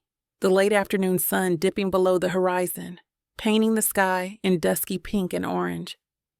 Neither of us talks much at first. The silence a comforting presence. I watch him drive, jaw set in concentration, one hand on the wheel, the other occasionally resting on the gear shift. The city lights blur past, and eventually we exit to a quieter road lined with trees, the faint glow of street lamps flickering as darkness settles in. He finds an empty stretch of parking near a scenic overlook, pulling in smoothly. We sit there for a moment, the engine ticking as it cools. Crickets chirp outside, and the moon hangs low, casting silver light over the hood of the car. Phoenix turns to me, an unspoken question in his eyes. Is this okay? I nod, feeling my chest tighten with anticipation. Then he leans over the center console, cupping my face gently. My heart hammers as I meet his kiss. Soft at first, then deepening with every passing second. The warmth of his mouth against mine banishes any lingering guilt. This feels right, even if it's fraught with risk. My fingers slide into his messy blonde hair, pulling him closer. He exhales a soft groan, which sends a pulse of heat through my veins. We part briefly, foreheads touching, breath mingling in the darkness. This is insane, I whisper, half laughing. We're practically sneaking around like teenagers. He smiles against my cheek. I know, but it's better than letting the entire world intrude. Just for a little while, it can be about us. His voice dips, earnest and raw. Unless you regret it. A prickle of fear arises, but I steel myself against it. I don't regret last night, I say firmly, tracing the line of his jaw with my fingertips. I'm scared, but I'm not sorry. Relief flashes in his eyes. I'm scared too, but He hesitates, as if wrestling with words, then sighs. You make everything feel real in a way it never has before. My chest tightens. I've never known him to speak so openly about feelings, but he's offering them to me now, vulnerable and unguarded. I slide my hand around his neck, leaning in for another kiss. His lips are warm, tasting of peppermint gum, and he releases a quiet hum of contentment. Eventually, he shifts, pulling me over the console. It's awkward, but we manage to position me sideways on his lap, facing him, arms draped around his shoulders. The steering wheel looms behind me, but I barely notice. Our kissing resumes, slow and exploring. His hands glide along my waist, slipping under my blouse, igniting sparks over my skin. The night air seeps through the open window, mingling with the heat of our breath. I can feel his heart thrumming beneath my palm, matching my own frantic rhythm. We're caught in a world of our own creation, far from the constraints of the team or the league's rules. When he finally breaks away, we're both panting. He brushes a stray curl from my forehead, gaze flickering with concern. You sure this is okay? He asks, voice husky. I don't want you to feel pressured. You have a lot at stake. I swallow the lump in my throat. I do, but I'm here because I choose to be. I just need to figure out how to handle everything else. He nods, arms tightening around my waist. We'll handle it together. His confidence grounds me, even if the future remains a terrifying unknown. Our conversation lulls, replaced by gentle touches. I rest my head on his shoulder, inhaling the faint scent of motor oil that still clings to his jacket. Outside, the moon casts a pale glow, illuminating the quiet road. For a moment, the world feels strangely peaceful. My mind drifts to the consequences. He's worth it, right? The image of him smiling, really smiling, since we let down our walls, tugs at my heart. That grin chased away shadows I've seen lingering behind his eyes for so long. If this is what it takes for him to heal, for both of us to find a rare kind of happiness, maybe the risk is worth it. A car rumbles by on the main road below, headlights briefly sweeping across the overlook. We instinctively pull apart, hearts pounding. Phoenix gives me a roguish grin, as if to say, "We almost got caught." I can't help laughing softly, the tension melting into shared amusement. He presses his forehead to mine, voice dropping. "We should head back soon, before anyone notices we're gone." I nod, though a part of me wants to stay cocooned here all night. Reluctantly, I slide off his lap, smoothing my rumpled blouse. He starts the engine, and we ease onto the road. Neither of us speaks on the drive back, content in a comfortable silence that reverberates with unspoken promises. When we return to the back lot, it's late. The hotel's lights glow across the way. Phoenix parks and kills the engine. "I can walk you to your room." I shake my head gently. "That might look suspicious. I'll slip in first. You follow in a bit." He tilts his head, scanning my face. "You okay?" My chest twinges. "No," I admit. "I'm terrified someone's going to find out, but I'm also happy, Phoenix. I can't remember the last time I felt this alive." He exhales, a soft sound of agreement. Same here. We exchange one last lingering kiss. I can't resist pressing my fingers to his cheek, memorizing the feel of stubble under my touch. Then I force myself to open the door and slip into the night. My heart hammers as I cross the parking lot, every nerve on edge in case an inquisitive staff member or reporter emerges. But no one does, and I reach the lobby without incident. Inside the elevator, I lean against the wall, letting out a shaky breath. My entire body is vibrating with the aftershocks of our secret rendezvous: fear, exhilaration, longing. What have I gotten myself into? I don't know, but I can't bring myself to regret it. Back in my room, I flick on the lights and stare at my reflection in the mirror. My hair's a mess, lipstick smudged. The memory of kissing him in the car resurfaces, and a smile lifts my lips despite the tangle of anxiety in my gut. We said we'd handle this together. That might be enough for now. I'm about to change into pajamas when my phone buzzes. A text from Phoenix. "Got back safe. Sleep well, Doc." There's a heart emoji next to his words, simple and sweet. My stomach flips. He never used emojis before. A laugh escapes me, soft and disbelieving. I type a reply, "You too, speed demon. Good night." Setting the phone aside, I sink onto the edge of the bed, the day's events swirling through my mind. Screwing changed everything, yes, but the shift runs deeper than that. We're forging a connection that goes beyond a therapist's duty or a driver's coping mechanism. And we're risking more than I ever imagined. Taking a deep breath, I remind myself I'll figure out the logistics tomorrow. For now, I cling to the precious spark of happiness glowing in my chest, the memory of his smile, the warmth of his touch in the car, the promise in his voice. Those are worth fighting for. Chapter 11. Phoenix. Music thumps through the walls, a low, pulsing bass that vibrates the floor beneath my feet. My entire team, engineers, mechanics, PR folks, gathers in an expansive hotel suite turned makeshift party venue to celebrate our latest victory. The overhead lights are dimmed, replaced by flickering party bulbs in neon colors, and the smell of pizza, beer, and laughter fills the air. It's been ages since I enjoyed a celebration like this. Really enjoyed it, without the creeping urge to escape and find someone for my old ritual. Tonight, I have no itching need for that.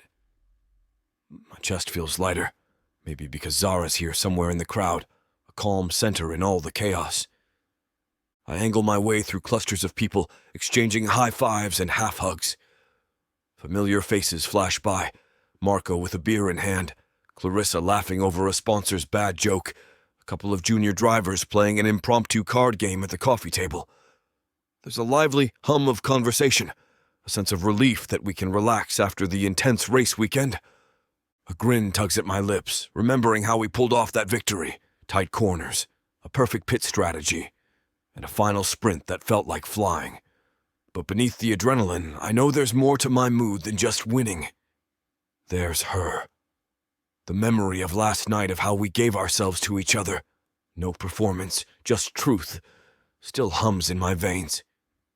I spot Zara near the corner, chatting with Naya and Marco. She's wearing slim-fitting black jeans and a shimmery gold top, her hair in a neat crown of braids. Even in the low light, she stands out, elegant, poised, yet relaxed. My heart does a weird little flip at the sight of her laugh. I catch the tail end of something Naya says, and Zahra's shoulders shake in silent amusement. Marco notices me first. He waggles his eyebrows meaningfully as if to say, "Come on over," but I can't tell if he's teasing or just being friendly. I take a breath, bracing myself, and head that way. "Look who's here," Naya drawls, giving me a once-over. She's just as fashionable as Zara, but carries a fiercer energy. Our big champion. Zara glances over, meeting my eyes. For a moment, everything else fades out. The music, the chatter, the swirl of people. Warmth surges in my chest, a reminder that we share something secret in a room full of acquaintances. "Hey," she greets, voice casual but tinged with something deeper. "Hey," I reply, nodding at them all. I turn to Marco. "You enjoying yourself?" He lifts his beer in salute. "Celebrating your heroics, man. You better not ditch us early for once." I smirk. No plans to. And for once, I mean it. There's no restless itch prodding me to find a random hookup. Instead, I let my gaze flick to Zahra. Her lips curve into a subtle smile, a private acknowledgement passing between us. "How about a toast?" Naya suggests, raising a half-empty glass. "To the unstoppable Phoenix Reeve." She winks as if mocking my old, arrogant persona, but there's affection behind the tease. Everyone in our small circle lifts their drinks, even Zara, who's holding a bottle of sparkling water. We clink them together, and I sip my beer, the cold liquid mingling with the warmth thrumming in my stomach. A little while later, the vibe shifts. Someone cranks the music, leading to spontaneous dancing in the suite's open area, which doubles as a living room. Marco drags a few engineers to form a goofy dance circle. Clarissa's bouncing along with them, arms up, letting loose in a way I've never seen at the track. I lean against the wall, finishing my second beer, not quite ready to join in. But then Zara appears at my side, close enough that her arm brushes mine, sending sparks through my skin. She cocks an eyebrow, tilting her head toward the makeshift dance floor. "You're not a dancer?" My lips twitch. Haven't done it in a while. I'm more comfortable behind the wheel than busting moves. She smirks. "Bet you could learn if you tried." There's a playful challenge in her voice. I straighten, discarding my bottle on a side table. "Is that a dare, Doc?" She lifts her shoulders in a mocking shrug. "Maybe." The tension in my chest loosens further. Everything about her presence tonight, her easy laughter, her boldness, reminds me how different this is from all my typical post-race parties. There's no pretense, no forced show. Just two people with a shared secret drawn to each other in a crowd of oblivious onlookers. I offer my hand. "Then I accept your dare." She slips her fingers into mine, and we step into the throng of dancing bodies. The music pulses, a bass-heavy track that encourages even the shyest to move. Zara turns to face me, her eyes shining, and we begin an uncoordinated sway, finding a rhythm that suits us. A few co-workers spot us, and there's a ripple of teasing whistles. One junior driver calls out, "Ooh, watch out, the Doc's got moves!" Laughter ensues, but it feels good-natured. I grin, ignoring the burn in my cheeks. "We can play it off as just a friendly dance, right?" Zara chuckles under her breath. "We might be starting rumors." I shrug, leaning down so only she can hear. Let them talk. We can deny or say it's an innocent dance. My palm slides to her waist, innocent enough for a party, but the simple contact sends a jolt through me. She nods, cheeks flushed, eyes sparkling. Right, it's just dancing. For a few minutes we move to the beat, letting the crowd's energy carry us. We're not grinding or anything overt, just swaying close, exchanging looks that crackle with more than we can admit publicly. My pulse flutters at every subtle brush of our bodies. If we were alone, I'd pull her close and lose myself in her scent, in the memory of last night's intimacy. Eventually, the music shifts to something faster, and Marco intercepts us with a teasing grin. Look at you two, all coordinated. He playfully elbows me. Doc, make sure our champion doesn't drink too much. He gets handsy. Zara laughs, schooling her expression into an amused dryness. I can handle him. Marco's grin widens. I bet you can.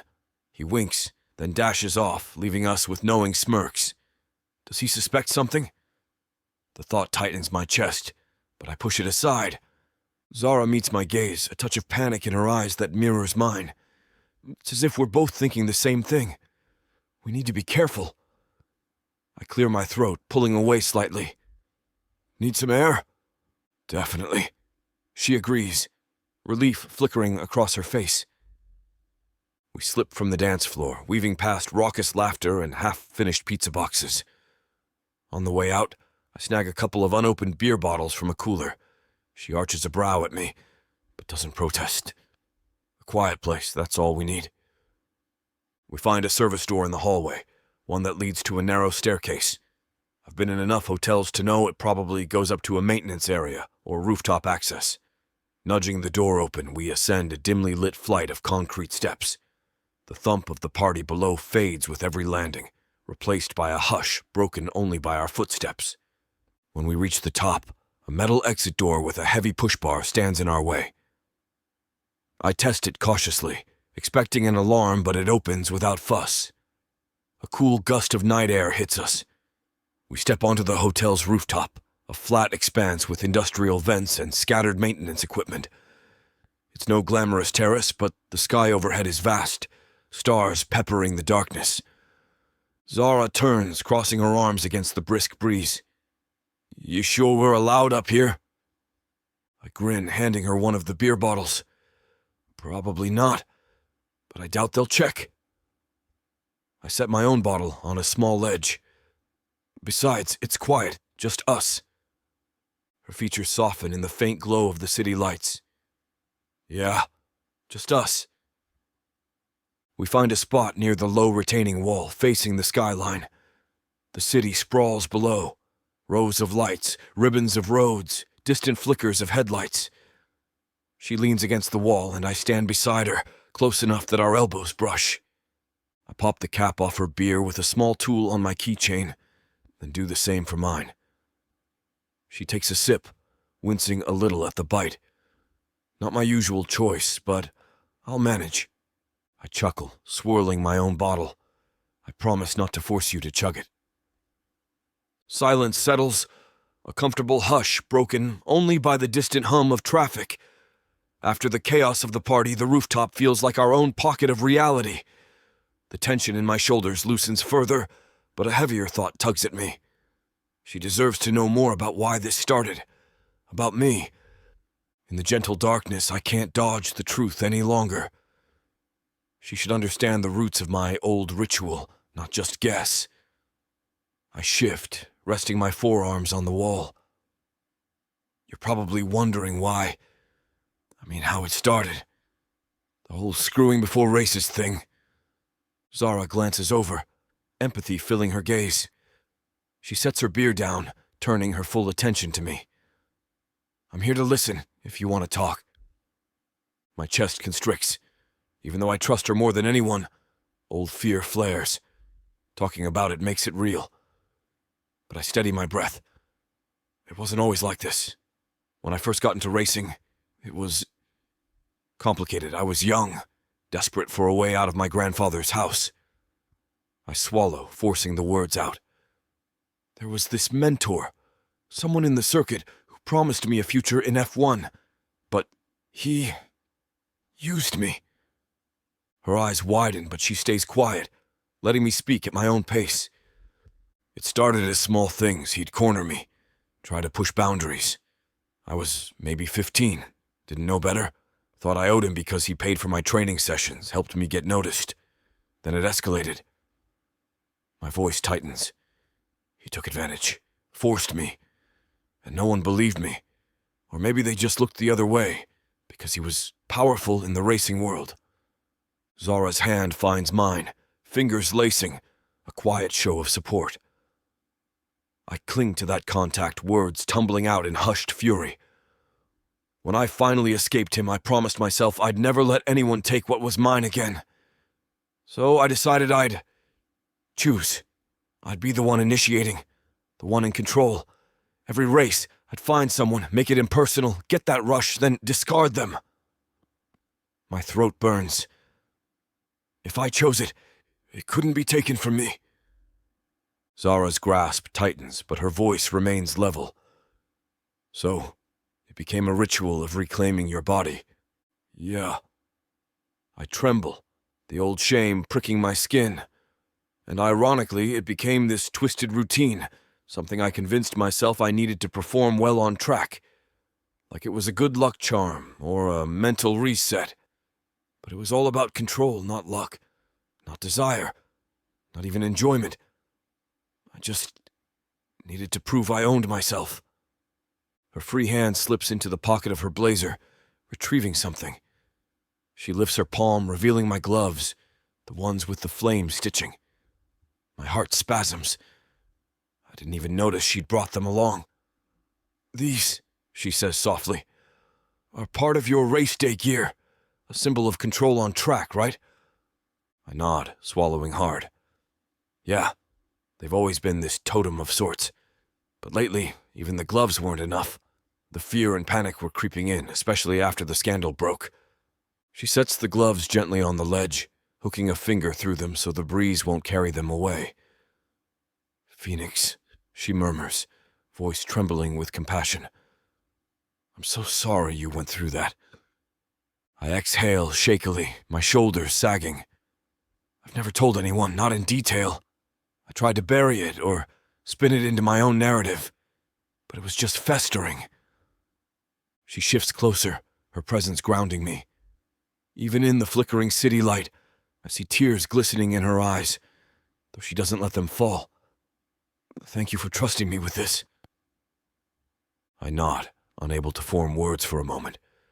My chest feels raw, exposed, yet there's a strange sense of relief, like letting a wound finally breathe. She lifts my gloves, carefully placing them in my hand. You don't have to keep punishing yourself with that old pattern, she says gently. You're allowed to stop. My eyes burn. Stop, I echo. Easier said than done. Her voice steadies. We'll work on it. But you're not alone anymore. You have people who care, Marco, the team, Naya, and me. The weight in her tone tells me she means more than professional care. We'll do it step by step. My breath hitches, tears threatening to spill. I don't cry. I haven't cried in years, but I tremble as the pressure of old trauma meets the fragile hope of a new beginning. Zara wraps her arm around my shoulders, pulling me into a loose embrace. I rest my forehead against hers, inhaling the faint scent of her perfume and city air. A breeze rustles overhead, stirring the edges of her braids. She speaks in a hush. You survived. You're strong. But you don't have to fight every battle alone now. I close my eyes, letting her words seep in. I'm not alone. The reality of it floods me with a mix of gratitude and terror. Gratitude that I have her. Terror that I might lose her if anyone finds out how far we've crossed the line. But in this moment, under the stars on a rooftop, none of that matters as much as the fact that she's here. After a long pause, I straighten, swallowing past the lump in my throat. I keep thinking about how different things are now. How I used to run off the night before a race, needing that fix. But with you, it's not about control. It's about being seen. And that scares the hell out of me. My voice cracks. Zara's hand shifts from my shoulders to my cheek, guiding my gaze to hers.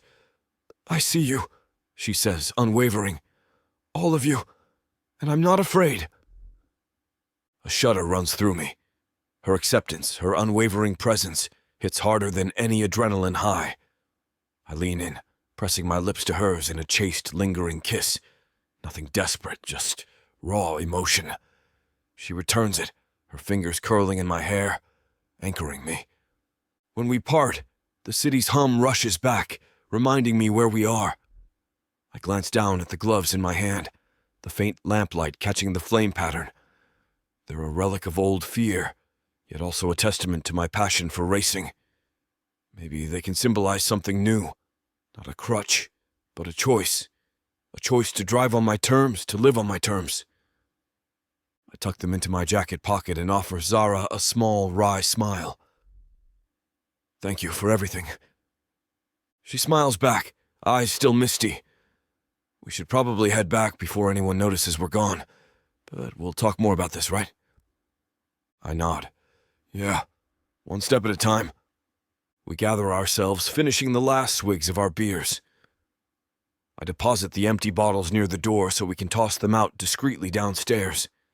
Then we slip through the rooftop exit and down the winding staircase. My heart feels lighter, as though sharing my burden has lifted years off my shoulders. By the time we return to the suite, the party's still in full swing, though some folks have already crashed in random corners. The tension I once felt about my old ritual is replaced by a strange calm, my secrets laid bare to someone who doesn't flinch from them. Zara parts from me with a subtle nod, rejoining a conversation with Clarissa and Naya, while I drift toward Marco, who's in the middle of retelling a ridiculous race anecdote. But even as I laugh along with the team, a quiet understanding hums between Zara and me. Our connection has deepened, forged by trust and truths that can't be taken away. I brush my pocket, feeling the gloves snug against my side. For once, I'm not hiding, I'm healing. Chapter 12. Zara. I'm scrolling through engine telemetry reports I barely understand, just enough to look professional, when there's a quiet knock on my office door. I glance at the clock, realizing I'm already 5 minutes into a session I scheduled for Phoenix. My heart does a familiar little flip, that rush of both excitement and nerves. Ever since the rooftop confession, each meeting feels charged with something new. There's the official reason, therapy, and then there's us, whatever we are or aren't. I straighten in my chair, smoothing invisible wrinkles from my blazer.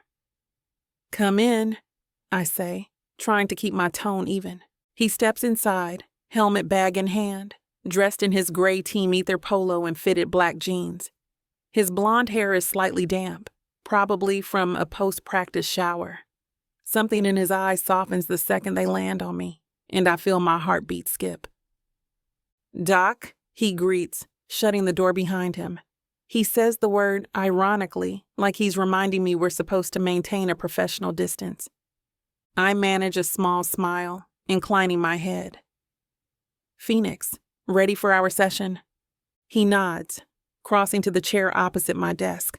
The moment he sits, the tension in the room thickens. We're alone in this small space, a single window letting in bright midday sun, the walls adorned with a few motivational posters the league insisted on. A corner lamp casts a warm glow, enough to make everything feel a bit too intimate. "Before we start," he says, glancing around as though verifying no one's eavesdropping, "can I just say you look—" He stops, clearing his throat. "You look busy." A flare of heat floods my cheeks. I look busy? Or did he want to say something else? I rest my elbows on the desk. "I was going over telemetry, trying to understand your practice performance." He snorts softly. "I could break it down for you if you want, but I assume you'd rather discuss, my mental state." My lips twist into a wry grin. "That is what I'm paid to do, yes. How was practice?" He leans back in the chair, crossing an ankle over his knee in a casual sprawl. Good. Better than good, actually. His eyes gleam. Clean laps, no spins. I was fastest in the final sector. Felt calm the whole time. I can't hide the surge of pride warming my chest. He's racing without the old ritual, focusing on real progress. That's excellent, Phoenix. You attribute that calm to anything in particular? He hesitates, gaze flicking over me. Then he shrugs, feigning nonchalance. Good night's sleep. Helpful therapy sessions. Knowing I'm not alone in my head. A moment of quiet passes as we stare at each other, the unspoken truth filling the gaps. He means me. Clearing my throat, I force myself into professional mode. Let's talk specifics. Before you mentioned intrusive thoughts or panic flaring under pressure. Has that lessened? Yeah, he admits. When I feel it coming, I remember the breathing techniques you taught me, or I remind myself that I don't need to run off and find a hookup, that it was never about screwing. His voice softens, eyes flicking to his glove bag. It was about control, but now... You have different methods, I finish gently. He nods, exhaling a slow breath. The tension in his shoulders eases.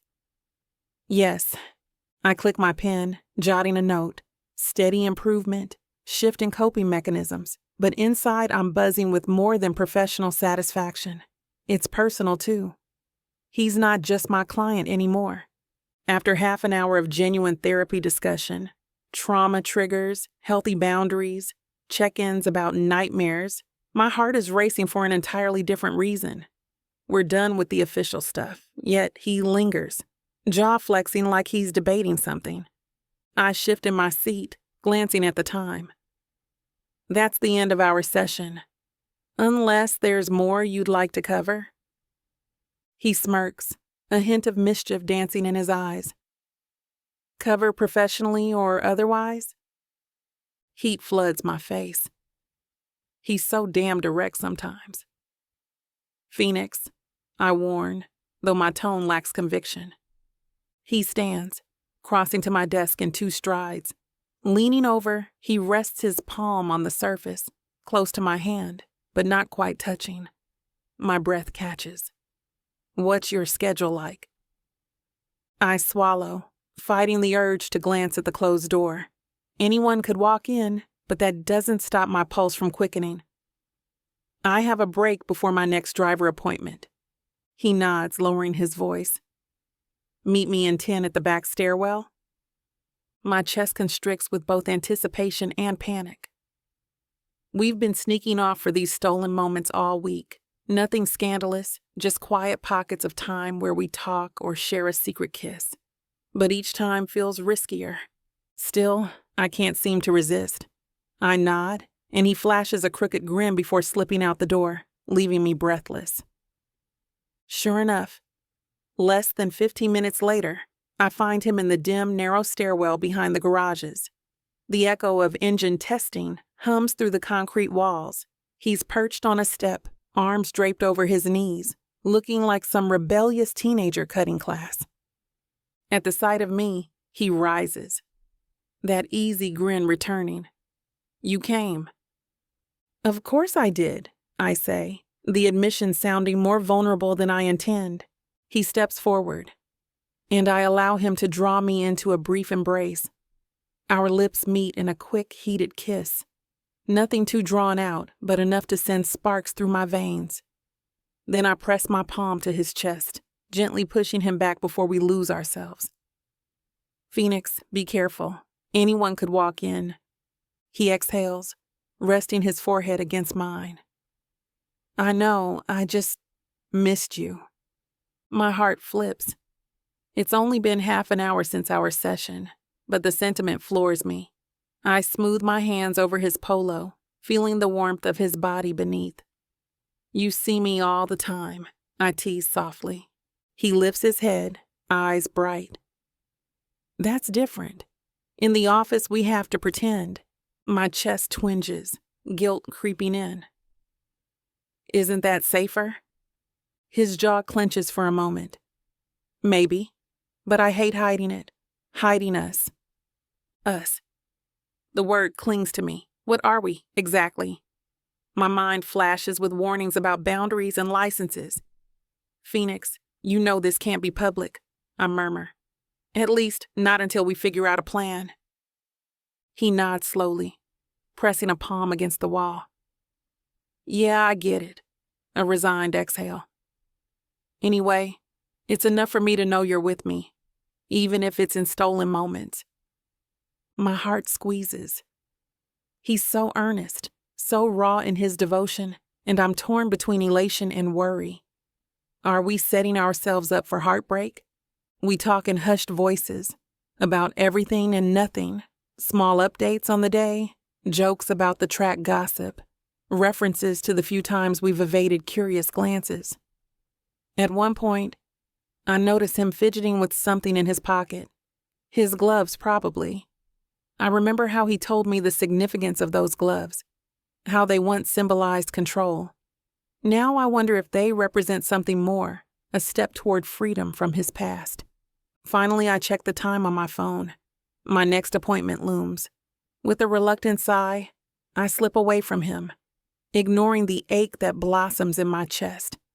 I should go. He nods, eyes dimming with disappointment. Same. Gotta see Marco about the car's new front wing. We exchange a quick, soft kiss, one that lingers just long enough to make me second-guess returning to work, and then part ways. The rest of the day passes in a blur of therapy appointments, sponsor check-ins, and fleeting glimpses of Phoenix bustling around the paddock. Whenever our eyes meet from across the garage, a warmth spreads through me, tempered by caution. Around late afternoon, I find myself drawn to the track stands, where a practice match, more a timed session for data gathering, is finishing up. I climb a few rows up the bleachers, scanning the cars whipping around the circuit. My heart thuds when I spot the black and gold ether livery streaking by with Phoenix at the wheel. Even from this distance, I sense his focus. He takes the corners cleanly, no hint of the reckless edge he used to brandish. Each lap, his times improve, shaving off milliseconds. A surge of pride wells up inside me, mingling with affection. He's racing for the love of it now, not to mask something. As the session ends, he crosses the line with a near-flawless final sector. The scoreboard flashes his name at the top, a solid lead over the next driver. Applause and cheers rise from the stands, though mostly from the scattered mechanics and staff. I clap lightly, a grin splitting my face. He's killing it. I make my way down, slipping into the garage just as he parks the car, removing his helmet. Sweat glistens on his brow, hair sticking to his forehead. He's surrounded by a small swarm of engineers, all congratulating him, slapping his back. He looks up, meeting my gaze from across the bustling space, and offers a subtle nod that makes my stomach flip.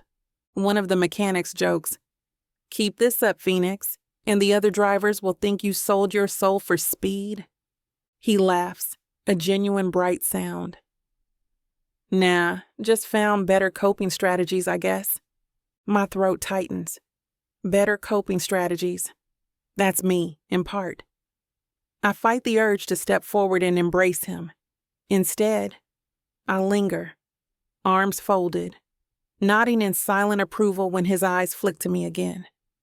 That evening, I'm back in my hotel room, hunched over a sketch pad I bought on a whim. I'm sketching out ideas for a potential clinic I've been dreaming about. A place for young athletes to get mental health support, therapy, even group sessions. A safe space to address trauma before it festers. The design is rudimentary, circles for therapy pods, a small track for physical therapy exercises, a meditation room. I'm no architect, but the act of drawing helps me visualize. If the league sees results from my work with Phoenix, maybe they'll back a bigger initiative. A soft knock on my door startles me. My heart flutters. Naya wouldn't knock this softly, and housekeeping would announce themselves. Phoenix. I tuck the sketch pad under a pillow, crossing the room. Peering through the peephole, I see a familiar blonde head. My pulse kicks up a notch. I open the door a crack. Phoenix, everything okay? He slips inside, glancing down the hall to ensure no one's watching. My nerves jangle. Once the door is shut, he takes in my casual sweats and t-shirt, a faint grin curving his lips. Cute pajamas, he teases, his voice low. I roll my eyes, stepping back. They're not pajamas. They're comfortable. He chuckles, then notices the scattered papers and my laptop on the bed. Busy? I shrug. Just brainstorming some, ideas. Curiosity flashes in his eyes. Without asking, he crosses to the bed. I cringe as he picks up the sketch pad I tried to hide. My initial instinct is to snatch it back, but something in his eager expression stops me. You drawing something? Nothing official, I say quickly, stomach twisting. Just a concept for a future clinic, for trauma-focused therapy, specifically for drivers or any athletes dealing with high-pressure careers. It's a pipe dream. He skims the messy pencil lines. Rooms labeled group session, individual therapy, PT wing. Then he glances at me, surprise and admiration in his eyes. This is brilliant. Why a pipe dream? Heat floods my cheeks. It would cost a fortune, and I'm only one person. I'd need league approval, sponsors, resources. It's complicated. He nods slowly. Sometimes complicated things are worth pursuing. Carefully, he sets the pad back on the bed, then turns to me, expression earnest. I think it's amazing. You'd help so many people who went through what I did, or worse. My throat tightens. It's just an idea. Don't get carried away. He steps closer, gently brushing a stray curl away from my face.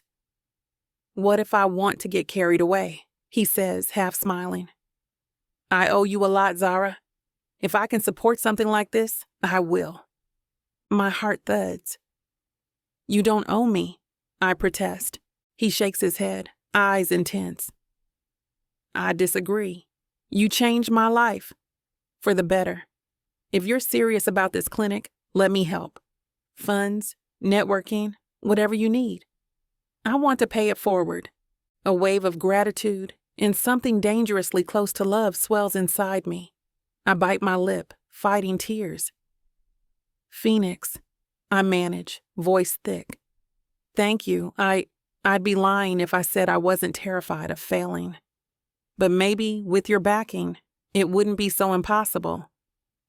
He nods, lips curving into a gentle smile. We'll figure it out. Emotion crackles in the air.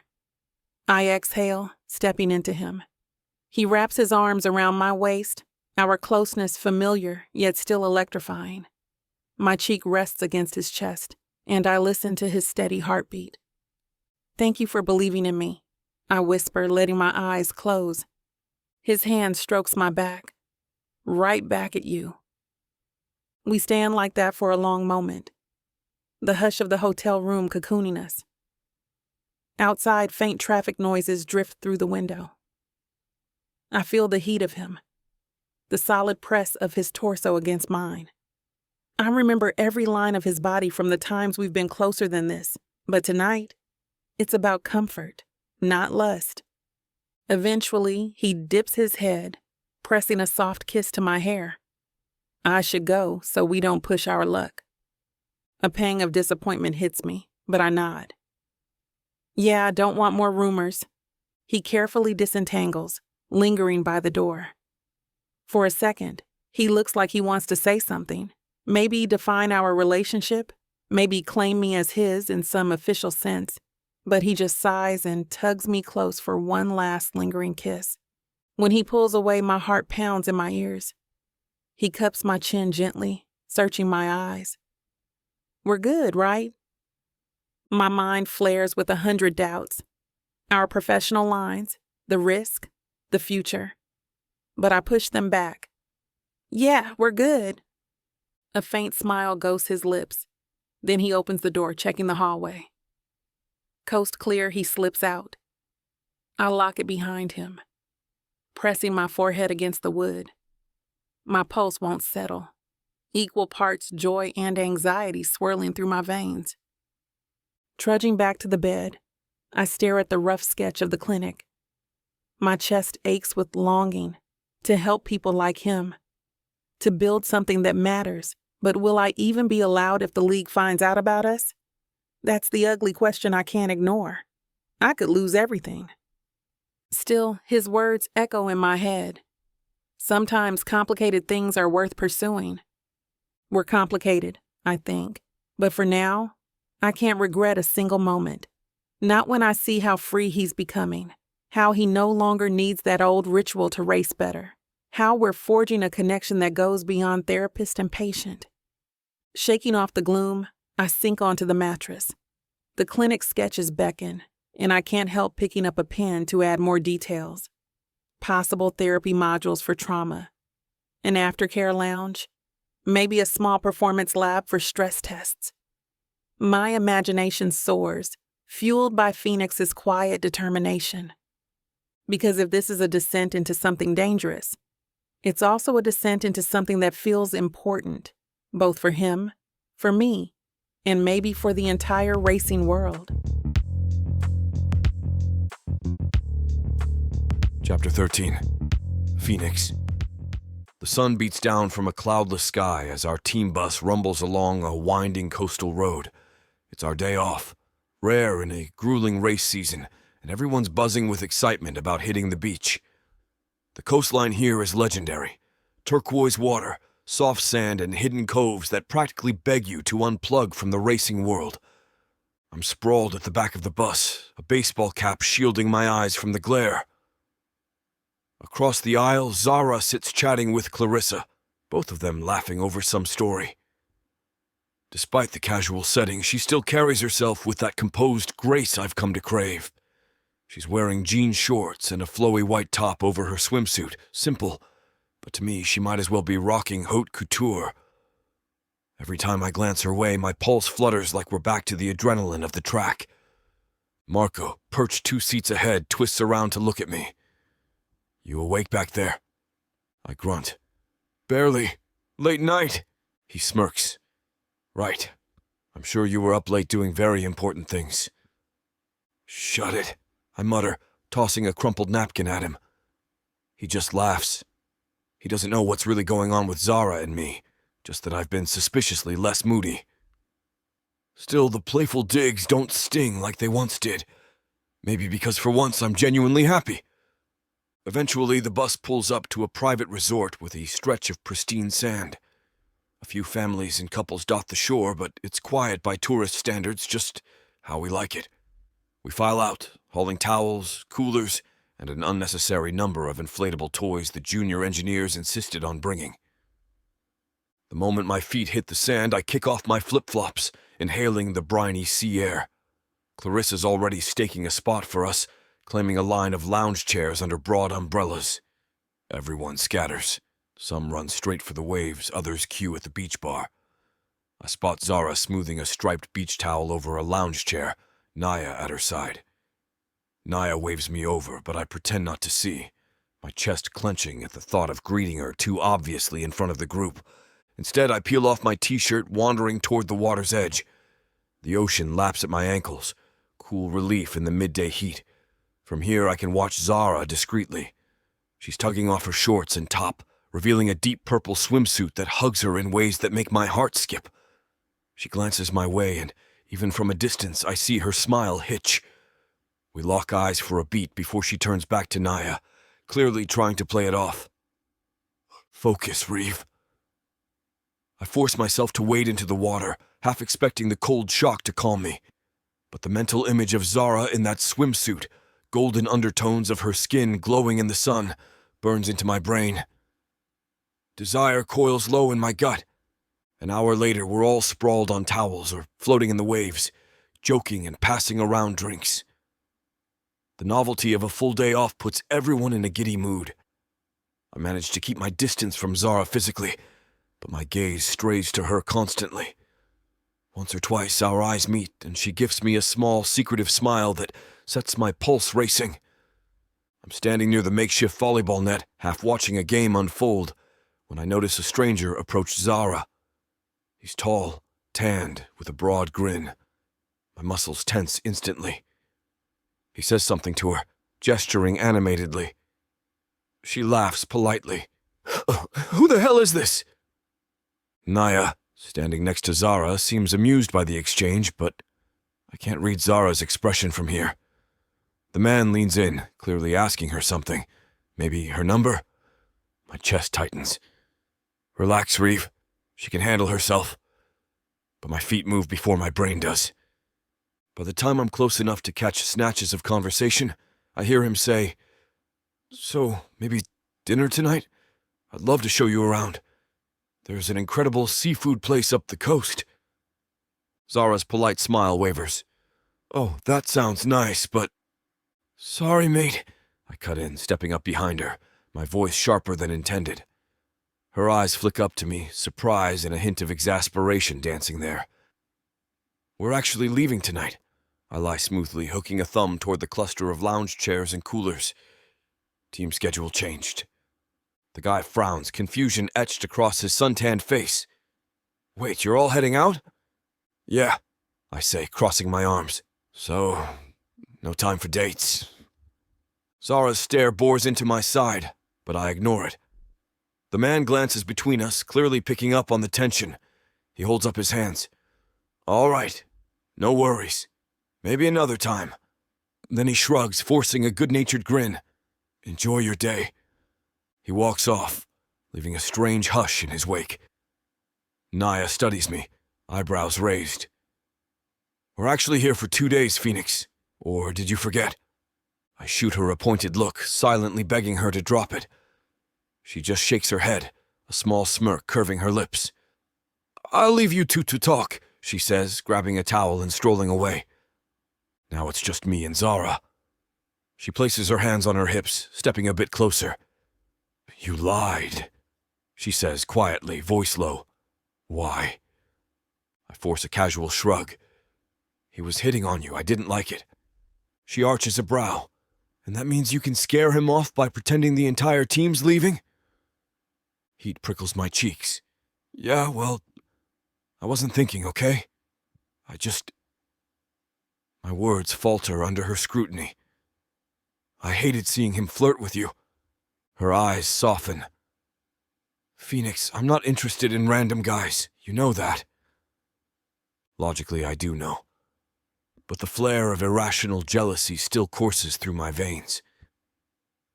"I'm sorry," I mutter, dragging a hand over my hair. "Guess I overreacted." She huffs a sigh, though there's a glimmer of amusement in her gaze. "You think?" Then she lowers her voice. "But why lie about leaving tonight? We'll probably run into him again tomorrow." I grimace.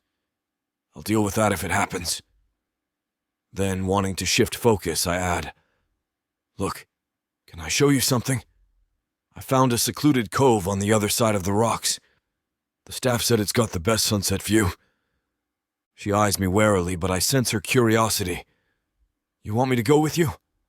"Yeah." I swallow hard, heart thudding. "Please." After a moment's hesitation, she nods. "All right." We slip away from the main beach area, telling the others we're scouting for a better view.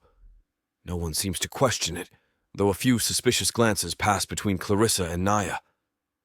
I pretend not to notice. The path leads us around a rocky bend, the coastline rising in jagged formations.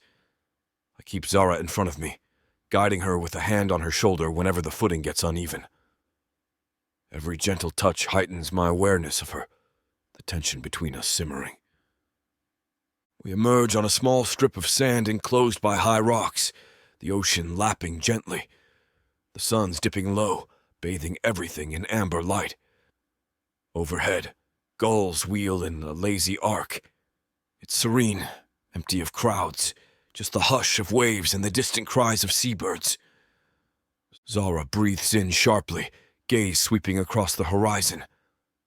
"Wow," she murmurs, stepping onto the warm sand. You weren't kidding. This is breathtaking. I watch her face instead of the view, heart clenching at how the golden light warms her deep brown skin. Yeah, I say softly. It is. She glances back, catching me staring. You're not looking at the sunset. I shrug, moving closer until our shadows blend on the sand. The sunset's nice, but I'm more interested in you right now. Her lips part, and for a moment we just listen to the waves. There's an openness in her eyes that calls to me. Tell her, something in me says. Tell her you were jealous. I clear my throat, trying to find the right words. About earlier. I'm sorry for lying. I saw that guy flirting, and I felt jealous. The word tastes foreign on my tongue. I've never really felt that before. I usually don't care who's hitting on who, but with you. I break off, frustration knotting in my chest. I'm terrible at this. She surprises me by softly laughing. I didn't mind you being protective. It was the lying I questioned. I run a hand through my hair, tension loosening at her acceptance. Next time I won't lie. I'll just say you're not interested. Because you're not. Right? The question slips out, exposing a flicker of insecurity I can't quite hide. She meets my gaze, eyes gentle. I'm not. Not in him. Not in any random guys. Her voice lowers. I'm interested in you.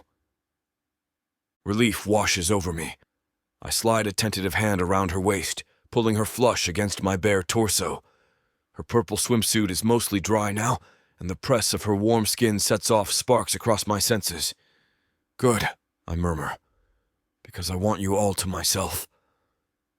Her breath hitches, a flicker of heat in her eyes. Phoenix. I kiss her, soft at first, tasting the remnants of salt on her lips. She exhales into me, arms winding around my neck. The tension that's been smoldering all day flares, fueled by the memory of how it felt to have her body against mine. A low groan slips out, and I deepen the kiss, the rhythm turning urgent. I hate to put a stop to a good time, but it looks like we've hit this platform's limit for spiciness. This platform's got some rules we have to play by if we want to keep giving you these stories for free. And trust me, this scene isn't something you want to miss. While we can't get into all the details here, you can still dive into the full, uncut version at TylaWalker.com. Miss Tyla has an entire collection of unabridged audiobooks and ebooks waiting for you. And the best part? You can treat yourself with 40% off when you use the code SAVE40. That's right. You'll save on any digital product, even bundles that are already discounted. Miss Tyla would never let anyone feel the kind of disappointment you must be feeling right now. So why wait? Treat yourself with Miss Tyla. Eventually we dress, sharing soft smiles and a few more lingering kisses. As the sun vanishes completely, we gather the blanket, our bodies still buzzing with sated warmth. We begin the walk back to the resort, hands brushing every so often. We say little, but the silence is comfortable, heavy with the knowledge of what just happened, what we chose together. If anyone notices our flushed faces and damp hair, they don't comment. The others are busy around a bonfire on the main stretch of sand, toasting marshmallows and singing off-key to a portable speaker. We slip into the circle as though we never left. But my heart still thrums with the echo of her name on my lips, the taste of her skin lingering. I catch Zara's eye across the firelight, and she smiles, slow and sure. And I realize for the first time, this isn't just a fling or a secret remedy for panic. It's her, and I want her in every way that matters. Chapter 14. Zara. The roar of engines is a distant thunder I've grown accustomed to, a kind of white noise as the teams gear up for the next race. The short beach getaway already feels like a dream, a precious slice of time stolen from reality. Now we're back in the thick of it. The paddock alive with frenetic energy, Crew members hustling between garages, sponsors demanding updates, drivers reviewing telemetry data, all of us teetering on the edge of controlled chaos. I tighten my grip on the folder of performance reports I'm carrying, weaving through the bustling crowd. My schedule is jammed today. 3 driver sessions back to back, then a meeting with league officials about expanding mental health resources. I steal a glance at the far side of the paddock, where Phoenix stands surrounded by journalists and cameras. He's in full driver mode, shoulders relaxed, a confident smirk curving his mouth as he answers questions with easy charm. A spark of warmth ignites in my chest. He's so good at this when he wants to be. But the moment I catch his eye, that practiced smirk slips a notch, replaced by a flicker of something deeper. Awareness, longing, the secret we share. My pulse skitters. Focus, Zara. I remind myself that we're back to reality, to the constraints of a world that wouldn't understand. We only had a couple of days off, a fleeting window where we let ourselves believe, for just a moment, that we might be more than a therapist and her client. Now everything's complicated again. A staffer nearly collides with me, lugging a toolkit twice his size. "Sorry, doctor," he mumbles before rushing off. I exhale, forcing my mind back to the present. I need to deliver these reports to Ingrid Lutz, Ether's team owner, then sprint to a driver who's having panic attacks at the mere sight of turn 8. No time to pine over the man I shouldn't even be involved with. By midday, I'm exhausted. The sun beats down on the asphalt, the heat swirling in waves around us. The driver sessions blur together. Tips on breathing exercises, mental visualization, grounding techniques. Normally, I'd find these consultations invigorating, but my head's clogged with thoughts of Phoenix. The stolen looks, the urgent kisses, the unstoppable force that draws us together, even when every professional rule screams we must stay apart. I managed to grab a quick lunch break, just a protein bar and water, before trudging to the league's administrative trailer. Inside, the air conditioning blasts a frigid gust, and I sigh in relief, stepping into the small waiting area lined with stiff plastic chairs. A bored-looking secretary beckons me toward the conference room. My mind flits between the meeting's agenda, future plans for in-house therapy program, and the memory of Phoenix's hands on me in that secluded cove. My cheeks warm. Focus. The meeting itself is straightforward. A few league officials, Ingrid Lutz, a handful of sponsor representatives. We discuss the success rate of the mental health initiative so far, referencing improved driver performances, especially Phoenix's. My heart twists with pride, hearing how his times have soared and his outbursts have tapered off. I keep my expression neutral, though, recalling how ironically I'm partially the reason for that shift. When the meeting adjourns, Ingrid Lutz catches my arm, a knowing look in her icy blue eyes. "Dr. Cole, we're pleased with your results," she says, voice measured. "Keep up the good work." "Thank you," I reply, mustering a smile. I'm hoping the league will consider more extensive funding to expand therapy resources. I have a few proposals on additional trauma counseling. A flicker of something crosses her face. Approval, maybe. "Send them to my office. I'll review." Then she moves on, leaving me feeling cautiously optimistic. If I play this right, maybe my dream clinic won't be so impossible. A few hours later, I find myself hunched over a portable desk in an empty side room. The overhead fluorescent light buzzing. My day planner is a chaotic mess of scribbled notes and appointment times. My phone lies face up, silent for once, no notifications or pings. Phoenix is probably in a strategy briefing or locked in a simulator session. Our schedules barely overlap today. I swallow against the knot of frustration. This is crazy, I think.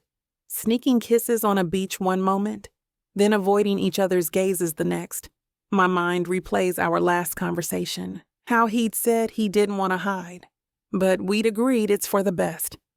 I'm not sure how long we can keep this up without slipping. A soft rap on the door jerks me from my thoughts.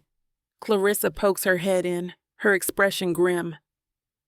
Dr. Cole, the league wants to see you. Now. Dread settles in my gut. Why? Another meeting? Clarissa steps fully inside, shutting the door behind her. I'm not entirely sure, but the request came directly from the head of compliance, so... She leaves the sentence hanging, but her worried tone says enough. I rise, smoothing my blouse, heart pounding. Something's off. All right, let's go. We hurry across the paddock to the same administrative trailer I visited earlier. But instead of the main conference room, Clarissa leads me down a cramped corridor to a smaller office with a serious-faced woman I recognize as part of the league's compliance team.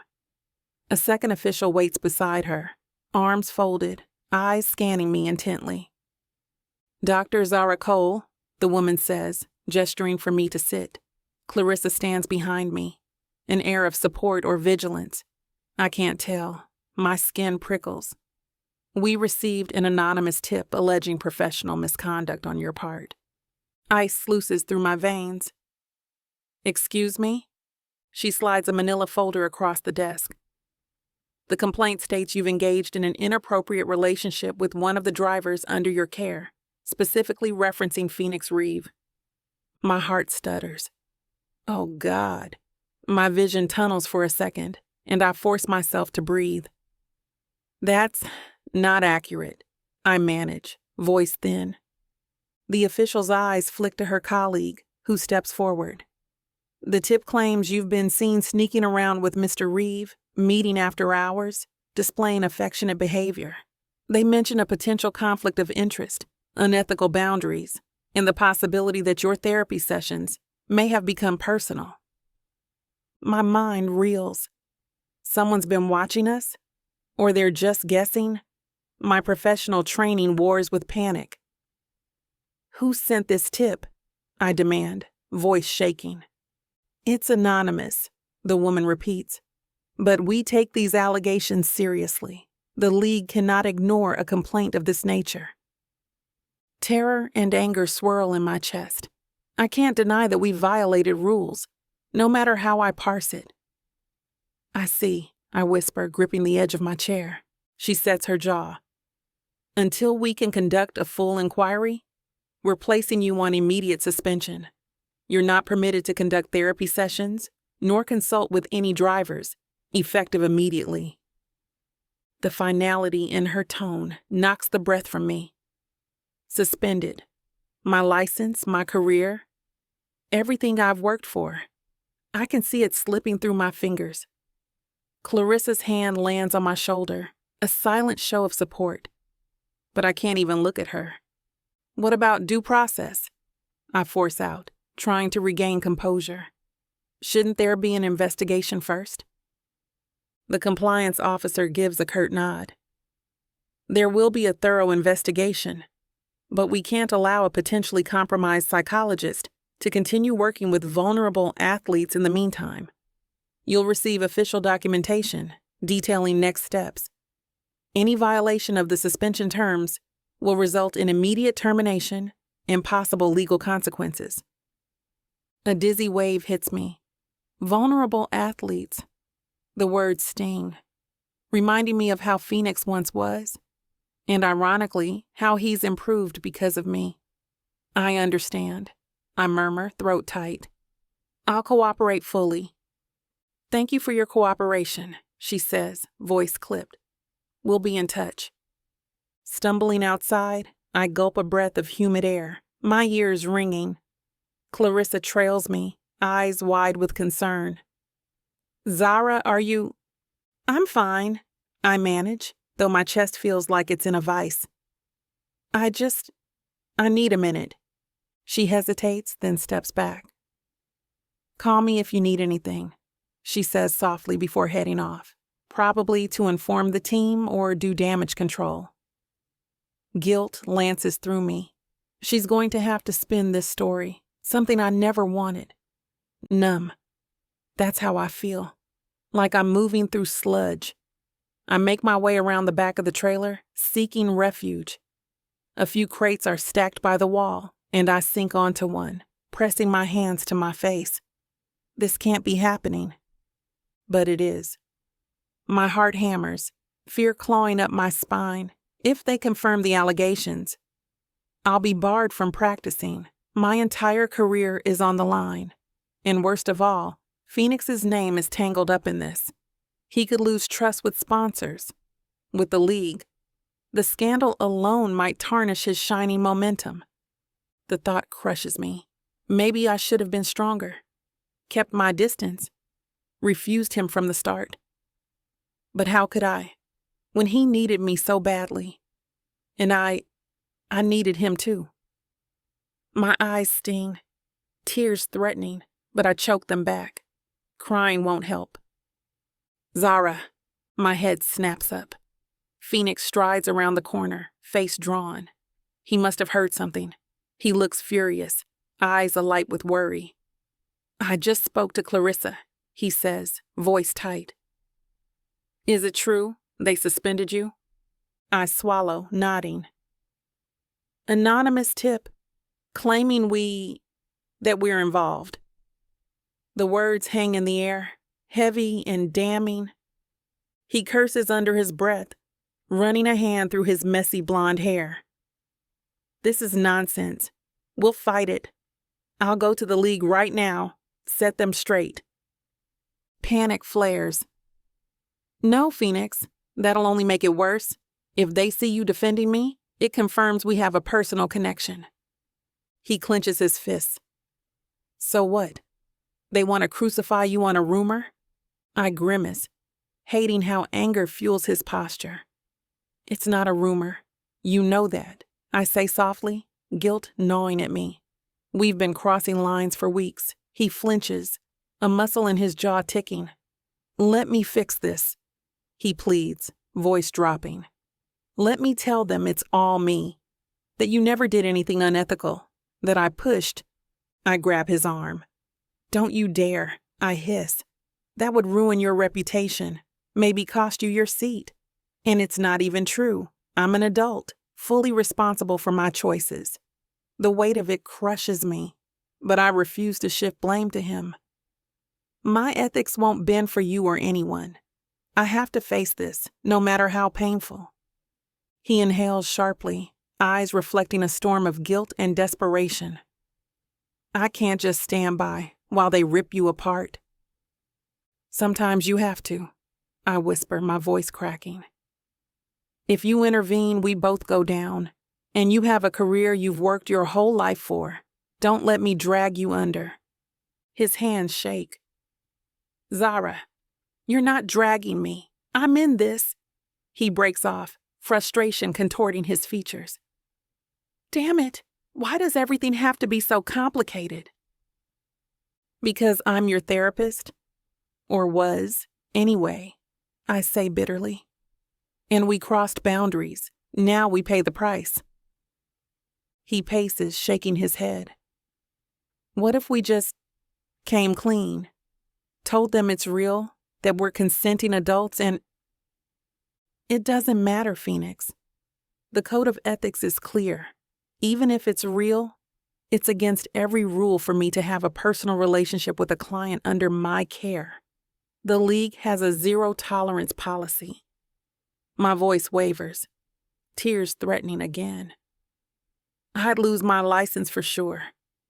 He looks like he's about to punch a wall. Instead, he exhales, scrubbing a hand over his face. So what now? He asks, voice hollow. I stand, shakily adjusting my blazer. Now I face the inquiry. I step back, let them investigate. And if they decide I violated terms, I accept whatever consequences come. My heart feels shredded. I can't keep practicing. I'm officially suspended. He stares at me, chest heaving. No, this is... His words fail, and he surges forward, pulling me into a tight, desperate embrace. The warmth of him pierces my numbness, and I cling to his t-shirt, tears slipping free despite my efforts to hold them in. We stay like that for a moment, the world spinning around us. I can smell the faint trace of motor oil on his clothes, feel the tension thrumming under his skin. We fought so hard to build him back up, to let him race without fear, and now I'm the one falling apart. Zara, he breathes against my hair, voice cracked. Don't leave. Agony rips through me. I have to. It's mandatory. Pulling away, I wipe my cheeks. Listen, you have a race to focus on. Don't let this unravel you. Use your new coping methods, your team, your support system. Please. His eyes are bloodshot with suppressed rage, but he forces a nod. I'll do it for you, but I won't rest until we fix this. I promise. He grips my hands, his touch trembling with emotion. I'll find a way. Phoenix, I swallow the lump in my throat. Don't do anything reckless, okay? Let the process unfold. He says nothing, just stares at me like he wants to memorize every line of my face. Then, with a low curse, he drops my hands, turning to storm off. I watch him go, heart splitting. Part of me wants to run after him, to say screw the consequences and hold on, but I can't. The line we crossed is now a canyon, and we're on opposite sides. I spend the next hour packing up my office. A security staffer hovers outside, looking sheepish but clearly assigned to ensure I don't continue working. I gather my notes, personal items, neatly stacking them in a cardboard box. My hands shake with each folder I file away, each memento I tuck in. All the progress, all the trust I built, it might be undone by one anonymous tip. When I finally step out, the security staffer guides me to the main exit, away from the throngs of curious onlookers. I keep my head down, cheeks burning with shame. This is how it ends? Clarissa intercepts me at the gates, pressing a slip of paper into my hand. My personal number, she whispers. If you need anything, call. We're not abandoning you. Her eyes brim with sympathy. I manage a tight nod, muttering thanks. Then I walk across the parking lot, the heat radiating off the pavement in shimmering waves. My footsteps echo in the silence. Dread coils in my stomach at the thought of what waits beyond these walls. Legal inquiries, maybe public scandal. I find my car and slide behind the wheel, closing the door on the ruckus of the paddock. There I let myself cry, silent tears streaking my cheeks. It's over. My career is on pause, maybe gone. And the man I've risked everything for can't even help me without damning himself too. The phone buzzes. I glance at the screen. One missed call. Unknown. Probably a reporter or sponsor trying to sniff out the story. My jaw tightens, and I silence it. Another wave of tears burns my eyes, but I blink them back. No one can see me like this. Starting the engine, I pull out of the lot, leaving behind the track, the team, and the man I shouldn't love but do. My chest aches with the finality. Everything has changed. Chapter 15. Phoenix. The engine's roar vibrates through my bones, tethering me to the present even as my mind threatens to drift. I'm strapped into my car on the starting grid, the midday sun glaring off the tarmac. My visor's down, blocking out everything except the track ahead and my own shallow breaths. The crowd noise and pre-race chatter fade into a muffled hush inside my helmet. She's gone. The thought lands like a hammer blow to my gut. Zara suspended. My heart twists, recalling the look on her face when she told me there was nothing I could do to help. That the best thing for both of us was to keep calm, to keep racing. But how do I race when half my mind is stuck on her? I exhale, forcibly pushing the panic aside. The ritual I once relied on, hooking up with someone the night before, didn't happen. Hasn't happened in a while, actually. But I won't go back to that, no matter how panicked I feel. Zara wouldn't want that for me. Or for us. The 5 red lights blaze overhead, counting down to the start. My pulse thunders and I clench my fists around the steering wheel. Barehanded, my gloves lie untouched on the pit wall. I left them there before climbing in. No more illusions, no more crutches. Lights out and the field erupts in a symphony of revving engines, tires squealing. My car leaps forward, G-forces slamming me back into the seat. I'm locked in, instincts guiding me. Turn 1 arrives in a blur, cars jostling for position. I hold my line, ignoring the swirl of adrenaline-fueled fear threatening to unravel me. Focus, Reef. It's a mantra I repeat, Zara's voice echoing in my head. You don't need the ritual. I can almost feel her calming presence, reminding me I'm capable of controlling my mind. I slip past a competitor on the inside, the apex calling me. The car vibrates as I bump over a curb, inches away from losing control. Usually I'd be electrified by the danger, but today I feel a lead weight pressing on my chest. My body's on autopilot, every muscle memorizing the track, while my mind churns with thoughts of Zara. Suspended because of me. Because of us. Lap after lap, I cling to the front pack, refusing to let my mental chaos cost me the race. A sharp turn looms, and I brake late. Too late. The rear slides out, tires screeching. My heart seizes. Everything tilts for a terrifying heartbeat as I wrestle the wheel, fighting not to spin. Keep it together. Smoke drifts behind me, but I manage to correct the slide, the car snapping back into line. My chest heaves. Zara. If I crash, I lose everything, and I can't help her from a hospital bed. The near spin cost me 2 positions, with a rival driver Ferran from another top team blasting past. He's a known trash talker, always circling my personal life in post-race interviews. I grit my teeth, pushing the car harder. Midway through the race, I claw back a position with a risky overtake. The engine howls, adrenaline surges, and for a moment, I find that razor focus. My lines tighten and I reel in Ferran. He's quick, but I'm quicker. Another corner, another apex, and I slip by him on the outside. His front wing nearly clips my tire, but I hold steady. In the final laps, I'm in 3rd place, the top 2 cars just ahead. My arms burn, my shoulders ache, but I refuse to yield. I can feel Zara's presence, urging me to be calm, to race clean. Another corner, and I spot a gap. On the back straight, I floor it, engine screaming. 1 car, then the next, I cross the finish line. First, I did it. No ritual, no meltdown, no crash. My team's ecstatic, cheers flooding my radio. Marco's voice crackles through. P1 Phoenix, bloody fantastic! I gulp air, coasting around the cool-down lap, mind spinning. Ordinarily, this would be the moment I live for the sweet taste of victory. But as the car glides into Parc Fermé, a hollow ache gnaws at me. My gaze drifts to the pit wall, where my gloves remain exactly where I left them. Some statement that was. Mechanics swarm my car, patting the halo, shouting congratulations. Cameras flash in my face. But I feel disconnected, scanning the crowd for the one face I want. She's not here, and the victory feels dimmer for it. Back in the garage, I strip off my helmet, sweat dripping down my temples.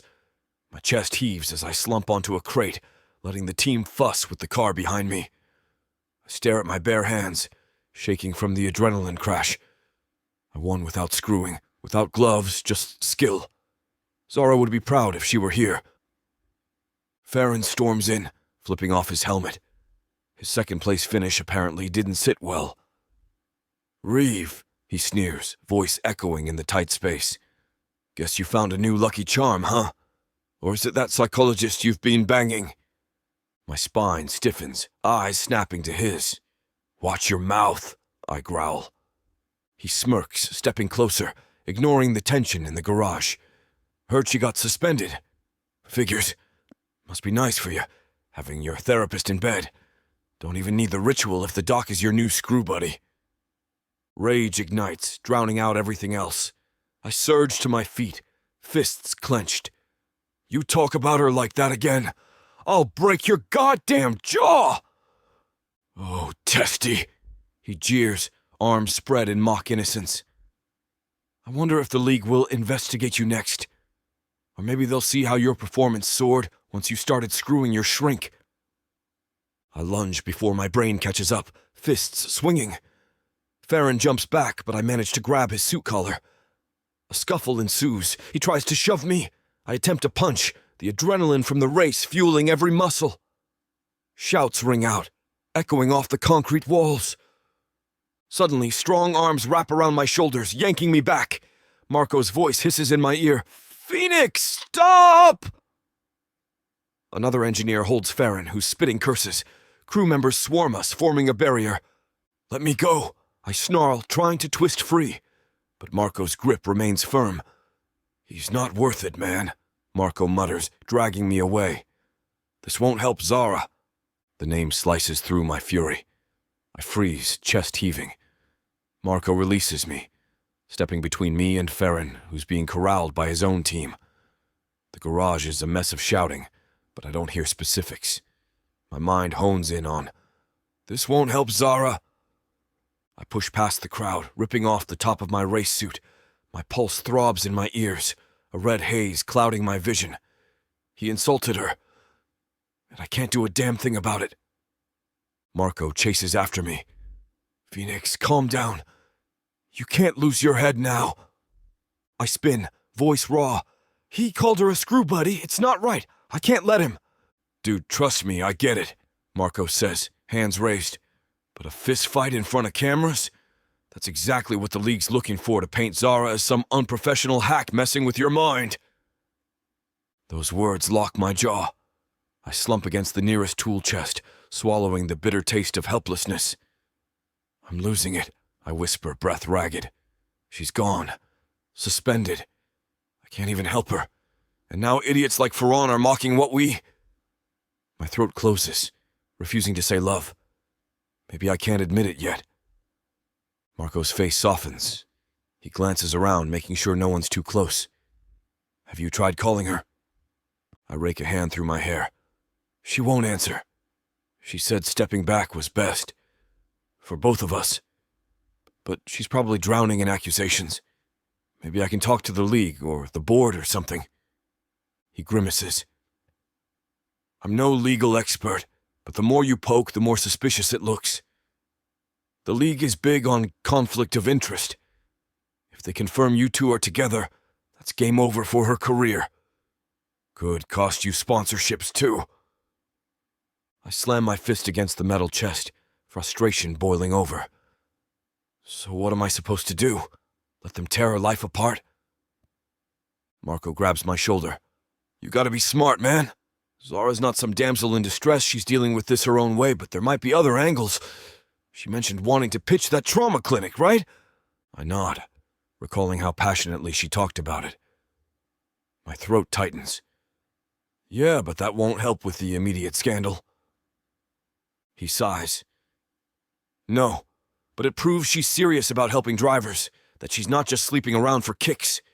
If the league sees her bigger vision—" I rub a hand over my face, wincing as the ache of nearly punching Farron catches up with me.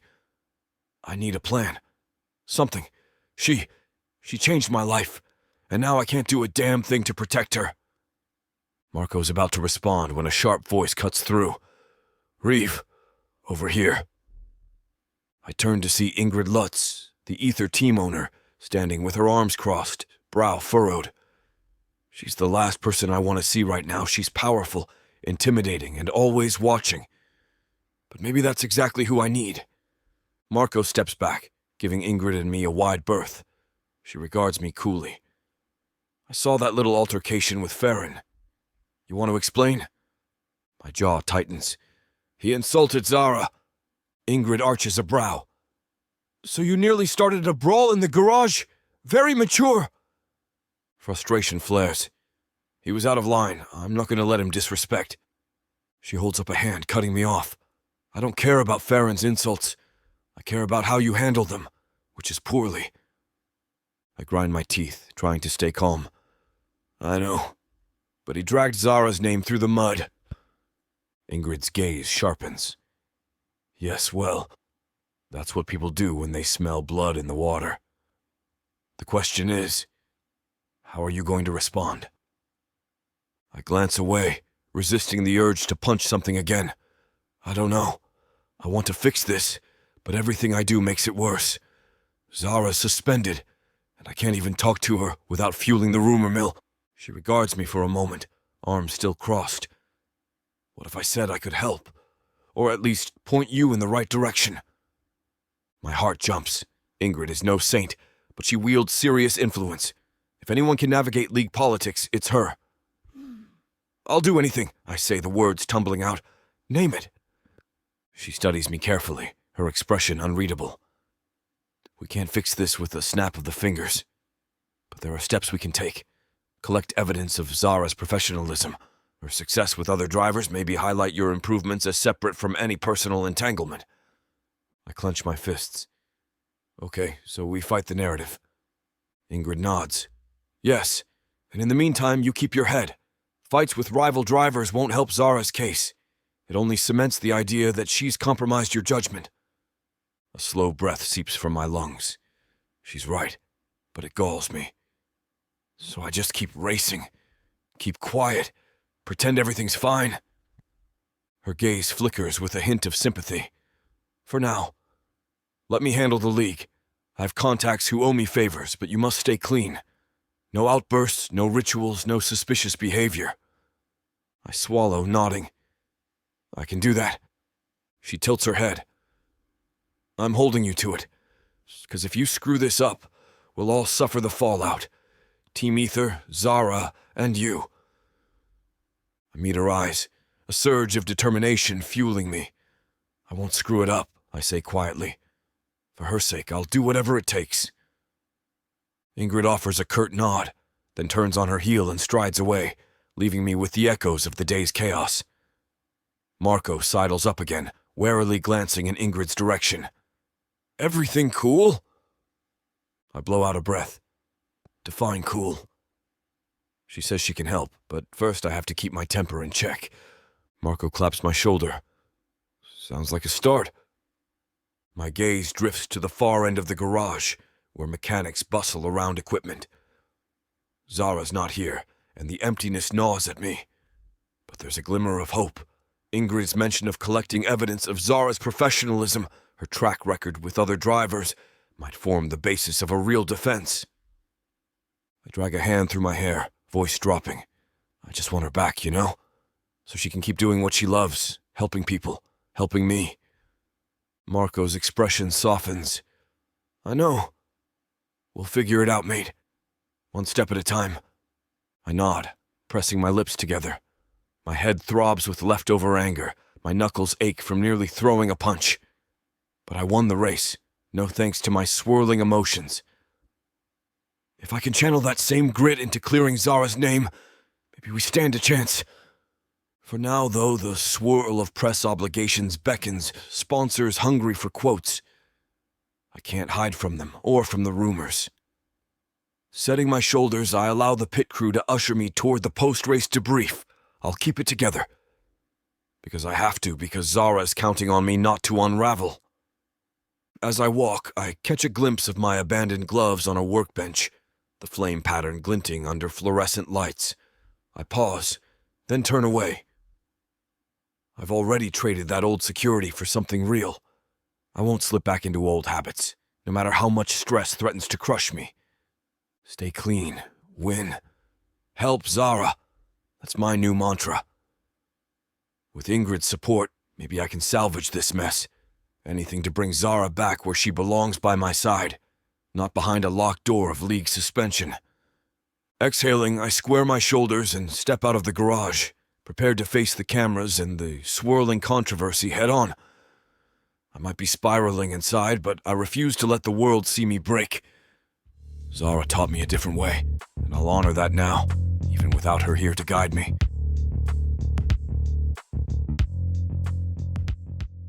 You know that feeling when a book pulls you in, wraps around you, and refuses to let go? When the tension is so thick, you swear you can feel it?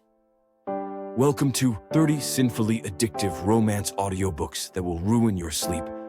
Wow, I wasn't ready for this. One chapter in, and I'm already hooked.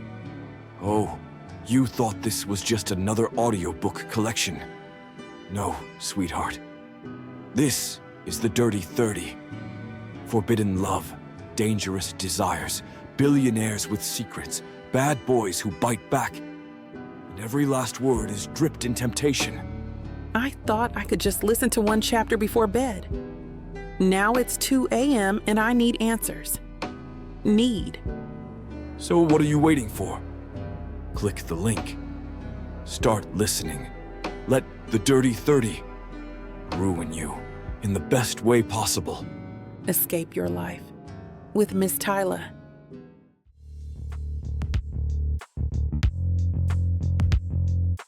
Chapter 16. Zara. The empty apartment mocks me. I can't remember the last time I lived somewhere so silent.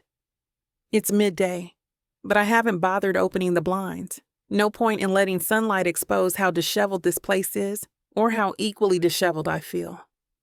I stare at my phone lying on the coffee table, screen dark, no messages, no calls, especially none from him.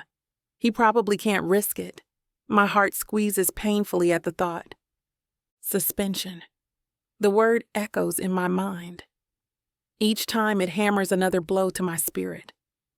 I should have known better, but we were reckless. Or maybe we just cared too much to stop. Now I'm paying the price. I used to counsel athletes about healthy boundaries. Now I'm the cautionary tale. A knock at the door startles me. My pulse spikes, and for a second, hope flutters. Could it be him? But that's foolish. Phoenix doesn't know where I'm staying. I exhale, dragging myself off the couch. My reflection in the hallway mirror is a mess. Dark circles under my eyes, hair stuffed into a hurried bun, an oversized t-shirt I've basically lived in for 3 days. I open the door to find Dr. Langston, the mentor who once championed me through my residency. He's in his 50s, gray at the temples, carrying a worn briefcase. His expression is somber. "Zara," he says quietly, "you look unwell." Heat floods my cheeks. I've been better, I admit. "Come in." He steps inside, glancing around the bare space. Boxes line one corner. I haven't fully unpacked since I moved here for the F1 job. Figures it would end like this. An unhome I never truly settled in. Dr. Langston sets his briefcase on the small dining table, then turns to me, a resigned sigh escaping. "You haven't returned my calls?" I fold my arms, shame prickling. "I needed space." He nods, though his gaze is tinged with disappointment. Space is fine, but there are consequences to going silent. You know how quickly rumors spread. My throat tightens. "Is that why you're here? To remind me how I messed up?" His expression softens. "I'm worried about you. The board asked me to weigh in on the allegations, and I didn't know what to say. You've always been thorough, ethical." He pauses, jaw tightening. "I never expected this from you." Shame and anger mix in my chest. I never expected it either, but I can't defend myself without incriminating him. "I'm sorry," I whisper. Dr. Langston's shoulders sag. "Zara, you're brilliant. You had such promise. And now there's talk. You're leaving the profession entirely, or at least stepping away from your specializations." A spike of alarm hits me. "Wait, no, I never said that." He studies me carefully. "That's what the rumor mill claims. But I can see you're struggling. Are you even eating?" I bite my lip, recalling the half-eaten bagel I forced down yesterday. "I'm managing."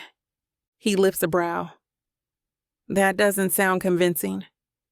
A flash of heat courses through me. I'm drained, humiliated, and now scolded by someone I once admired. My stomach twists. "Dr. Langston, I appreciate your concern, but the damage is done. I'm suspended until the league finishes their inquiry." He rakes a hand over his short hair. "I spoke to a colleague in the UK. They have a sports rehab facility in need of a counselor with your expertise. If you join them, at least temporarily, You'd remove yourself from the F1 spotlight while this all gets sorted. My pulse leaps. A job offer? You want me to run away? Not run away, he corrects firmly. Rebuild. Sometimes stepping aside from the storm is the wisest move. I glance at the dusty windows, mind churning. Would they even hire me with this scandal hanging over my head? He gives a tight nod. They know you personally, through me. They believe in your skill. They don't care about the gossip if you do your job well. Conflicting emotions flood me. A fresh start, away from the league, the media circus, the heartbreak, but also away from him. My chest throbs at the thought of never seeing Phoenix again, never hearing his low chuckle or feeling his calming presence. Dr. Langston notices my hesitation. Zara, think about it. If you stay here, the spotlight remains. The league might dig deeper into your private life, damaging your reputation further. But if you take a contract overseas, let the dust settle. You could come back stronger. I swallow hard. I need time to consider. Of course, he says, then his voice gentles. I'm disappointed you crossed a line, but I also believe in your potential, Zara. Don't let one mistake define your entire career. My eyes sting with tears. Thank you, I manage. He pats my shoulder, then retrieves a folder from his briefcase. Details on the facility, salary, responsibilities. Review it. If you decide to accept, let me know. I nod, clutching the folder as though it's a lifeline. He offers a tight, sad smile and heads for the door. Take care of yourself, he says softly. Once he's gone, the apartment feels even emptier. I set the folder on the table, staring at the pages like they might leap up and bite me. A way out? Or is it just running away from the mess I created? By evening, I've forced myself to do basic tasks: laundry, dishes, a proper meal. But everything I do feels mechanical, my brain's stuck on Phoenix. My phone remains silent. The ache in my chest grows stronger. A dull reminder that we're both locked in a situation with no easy fixes. I drift onto the couch, switching on the TV purely for background noise. Some sports recap channel rattles off highlights of the latest F1 race. My breath stutters. He must have raced again. I didn't dare watch. Too afraid I'd see him looking free, happier without me. The commentator's voice snaps me to attention. An emotional interview from champion driver Phoenix Reeve discussing mental health struggles faced by athletes. He's chosen not to mention specifics, but implies deep personal challenges. Let's take a look. My heart flips. He gave an interview about mental health? I fumble for the remote, turning up the volume. The screen cuts to a shot of Phoenix standing at a press conference, arms folded over his chest. He's wearing his trademark smirk, but I notice the tension around his eyes. I think people forget, he's saying, voice tight with emotion, that drivers aren't just machines. We've got trauma, history, stuff we struggle with. It's not about being weak or strong. It's about facing your fears head on. A reporter's voice pipes up off screen. Are you referring to your past controversies, including the rumored reason behind your night before habit? Phoenix exhales, glancing away briefly. I see his throat bob in a swallow. I'm referring to everything, yeah. I've been through experiences that shaped me into someone who believed he needed a certain ritual to survive. But I realized, his voice catches for a second, and I grip the cushions, heart pounding. I realized it's bigger than that. Sometimes you need help, real help, and sometimes the best thing you can do is talk about it. Break the silence. The clip fades to black, the commentator reappearing. Phoenix Reeve declined to name any individuals, but sources say his improved performance and openness stem from a personal turning point. We'll have more updates. I switch off the TV, tears sliding down my cheeks. He spoke out. He never named me, yet every word resonates with the story we share. That vulnerable hitch in his voice, it shatters me. A soft knock on my door jolts me from my spiraling emotions. My breath catches. Langston again? Or I hurry to the door, heart hammering. But it's Naya, wearing a bright floral jumpsuit and an expression of fierce protectiveness. Z, she says, pushing past me into the apartment without waiting for an invite. I've been calling you for days. She halts, eyes taking in my rumpled t-shirt, the tension in my posture. A spark of anger flares. You look like you've been living on tears and regrets. I sigh, shutting the door. Probably because I have. She sets down a tote bag, crossing her arms. You're in meltdown mode, sis. I'm staging an intervention. My lips twist into a humorless smile. I got suspended, Naya. Intervention might be too late. She huffs. I don't care. You're not giving up, and you're not moving to the UK or wherever else to bury your head in the sand. Shock ripples through me. How do you... She lifts her phone. Dr. Langston texted me. Something about you having an offer abroad. My stomach twists. He had no right to... Naya waves her hand dismissively. He's worried. I'm worried. Everyone's worried. But let's set aside the job offer for a second. I just watched that interview with Phoenix. Her gaze softens. He's talking about mental health, his past, opening up. That's you, Zara. You changed him. My throat constricts, tears threatening again. He doesn't need me. He's doing fine on his own. He's racing. He's winning. He's better without me. Babe, that's the grief talking, Naya says, stepping closer. He's not better without you. If anything, he's stepping up because of you. Didn't you hear him? He's basically shining a spotlight on mental health like a champion. Pain lances through me. He never named me, though. He can't. That would seal my fate. Naya searches my face, concern etched in her features. Maybe he's trying not to make this scandal bigger. You know how the league is, but the point is, he's fighting in his own way, and you're here curled up in your misery. I press my palms to my eyes, exhaustion sweeping in. I don't know what else to do. If I fight, they'll suspect me more. If I run, I lose everything anyway. Naya sets her hands on my shoulders, gently shaking me. Zahra Cole, you're a woman who doesn't back down from a challenge. You took on a cocky race car driver with more baggage than an airport terminal, and you helped him heal. Now you're going to let a little scandal break you? No. A strangled laugh escapes me. It's not that simple. Nothing simple, she retorts. But you can't give up. That driver clinic you told me about, the one you want to build, that's your future. Don't let some outdated league rules or anonymous tip crush your dream. I slump onto the couch, burying my face in my hands. I feel so powerless.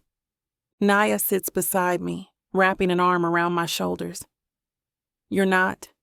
The suspension is real, yes, but you can appeal once the inquiry's done. You can prove you weren't abusing your position, that whatever happened was between two consenting adults. If the league doesn't want you, there are other ways to work. Hell, do your own clinic with private funding. Her words spark a tiny flame of hope. Private funding? I'd need a sponsor with deep pockets. She shrugs. You know people? Phoenix might help. I'm not telling you to rely on him, but you guys have each other's backs, right? Tears slide down my cheeks. I miss him so much, Naya. It hurts. She pulls me into a hug, her voice gentle. I know, sis. And maybe you can't be together publicly yet, but you can still fight for your own name, your dream, whether you end up with him or not. My gaze drifts to the coffee table. where Dr. Langston's folder sits. Escape or fight. That's the choice looming before me. He sounded so determined in that interview, I whisper, like he's stepping into his power. Naya nods. Because of you, Zara, he's not better off without you. He's better because of you. The reality of that hits me, a slow wave of realization. I might have lost my official position for now, but I still have my identity, my skill, my ambition to help. Running away might offer temporary relief, but would I ever forgive myself for not standing my ground? Exhaling, I push to my feet, crossing to the window. My reflection in the dark glass looks worn, but there's a spark in my eyes that wasn't there an hour ago. Okay, I murmur. I won't let them bury me, or him. Naya stands, arching a brow. That's the sister I know. A faint smile tugs at my lips. I'm not sure how, but I'll figure it out. Appeal or an independent practice. Something. I'll gather references, case studies, prove I help drivers ethically, show them the clinic plan. She claps her hands. Yes, that's the spirit. We exchange a quick hug, relief mingling with uncertainty. My heart still aches for Phoenix, but maybe I can find a way to clear my name and keep my dream alive. Naya picks up the TV remote, scanning for more coverage on that interview. Want to watch the full segment? It's on a replay soon. My stomach flutters with both longing and dread. Yes, but maybe after I eat something. I can't handle it on an empty stomach. She laughs, guiding me toward the kitchen. I'll make you a sandwich. Then we watch the interview and we plan. No more starving yourself or hiding. Agreed? I nod, tears stinging my eyes again, but this time it's gratitude. Agreed. She busies herself rummaging for ingredients, and I take a shaky breath. In a corner of my mind, I still see the heartbreak waiting if the league rules against me, or if Phoenix's career suffers because of rumors. But for the first time in days, hope flickers. He's out there speaking up for mental health. Maybe we can't talk yet, but I can still fight for my career, for the clinic, for the chance to stand beside him on my own terms. As I help Naya slice tomatoes, a strange calm settles over me. If he can stand in front of the world and share his trauma, I can face my own scandal with courage. Because underneath it all, I believe in what we created together, something real and worth protecting. And so, I pick up a glass of water, clink it lightly against Naya's in a makeshift toast. She beams. To never giving up, she says. To never giving up, I echo, forcing a small, determined smile. Chapter 17. Phoenix. I can hear the crowd's roar vibrating through my ribcage, a tangible wave of electric energy. It's the final race of the season and the stands are packed to capacity, flags waving, cheers cresting, the smell of burnt rubber saturating the air.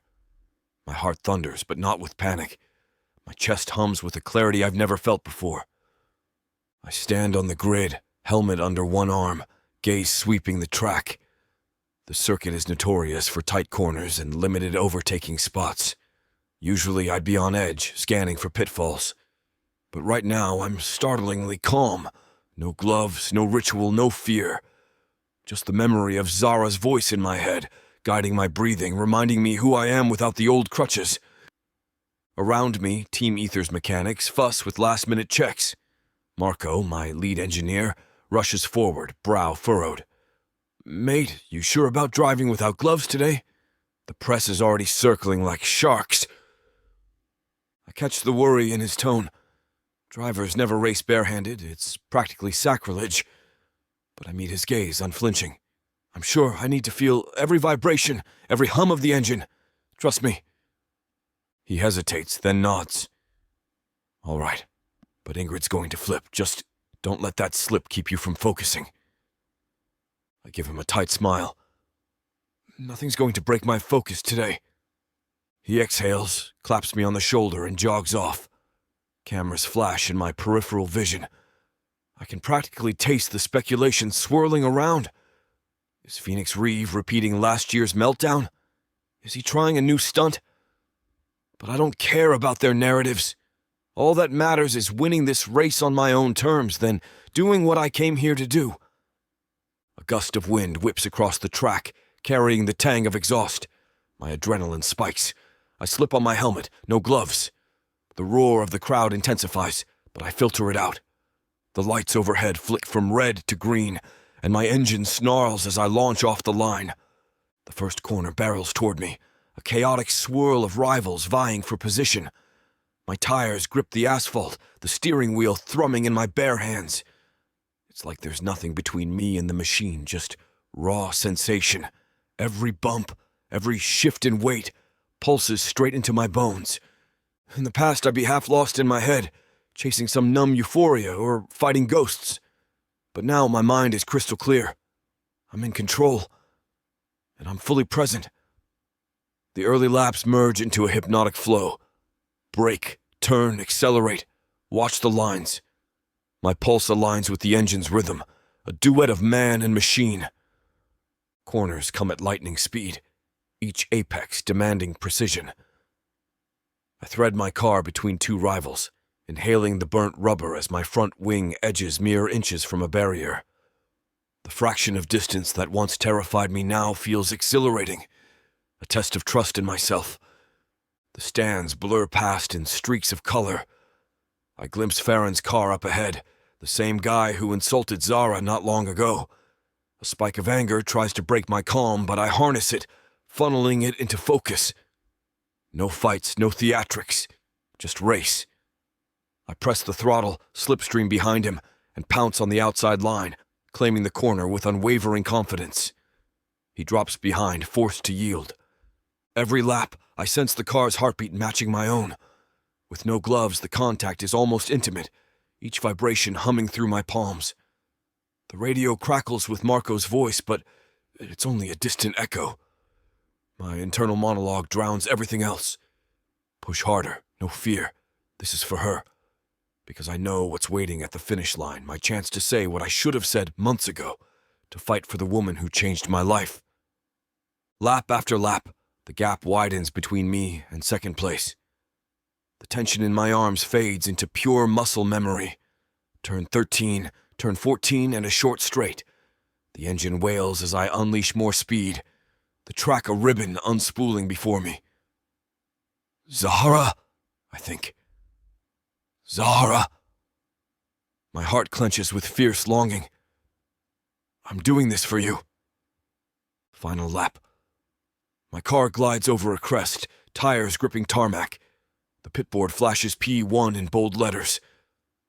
Marco's voice crackles again, excitement bleeding through.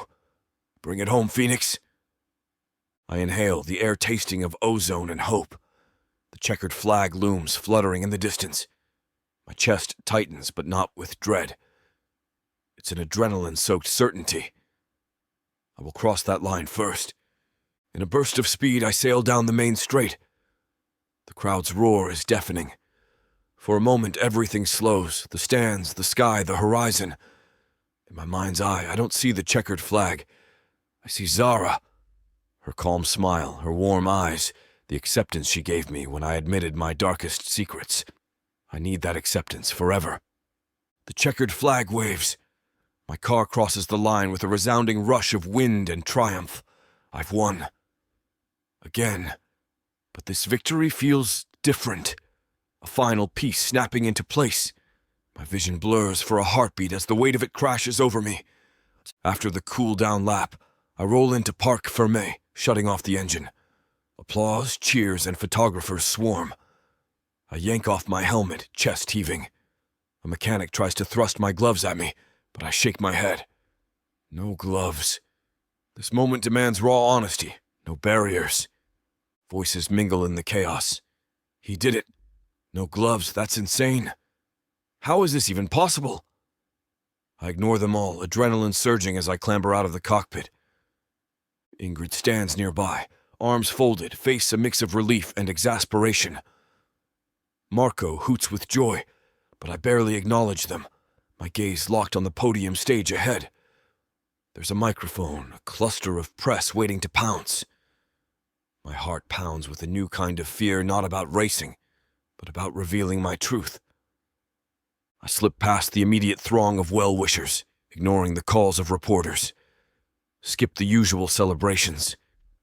Instead, I stride toward the small dais where they usually do the top 3 interviews. A hush ripples through the crowd, uncertainty crackling in the air. Photographers scramble, lenses clicking. Fans press against barriers, sensing something big.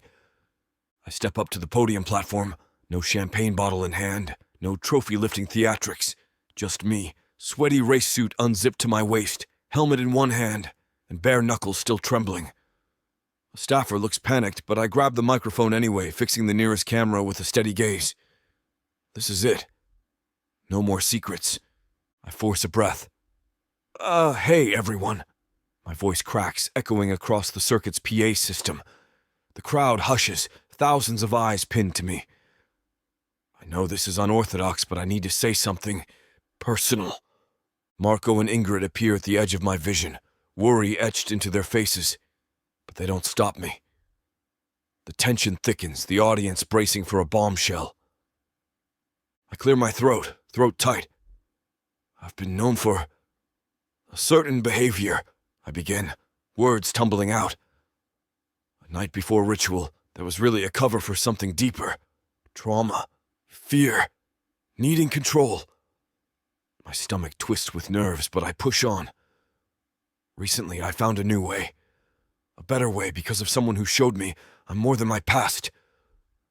A few murmurs ripple. I catch the flicker of a camera's red recording light. The entire world is watching. My pulse spikes, but I keep speaking. She showed me that real strength isn't about shutting people out or using them.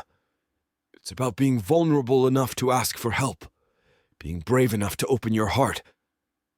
I suck in a shaky breath. Her name is Dr. Zahra Cole. Gasps.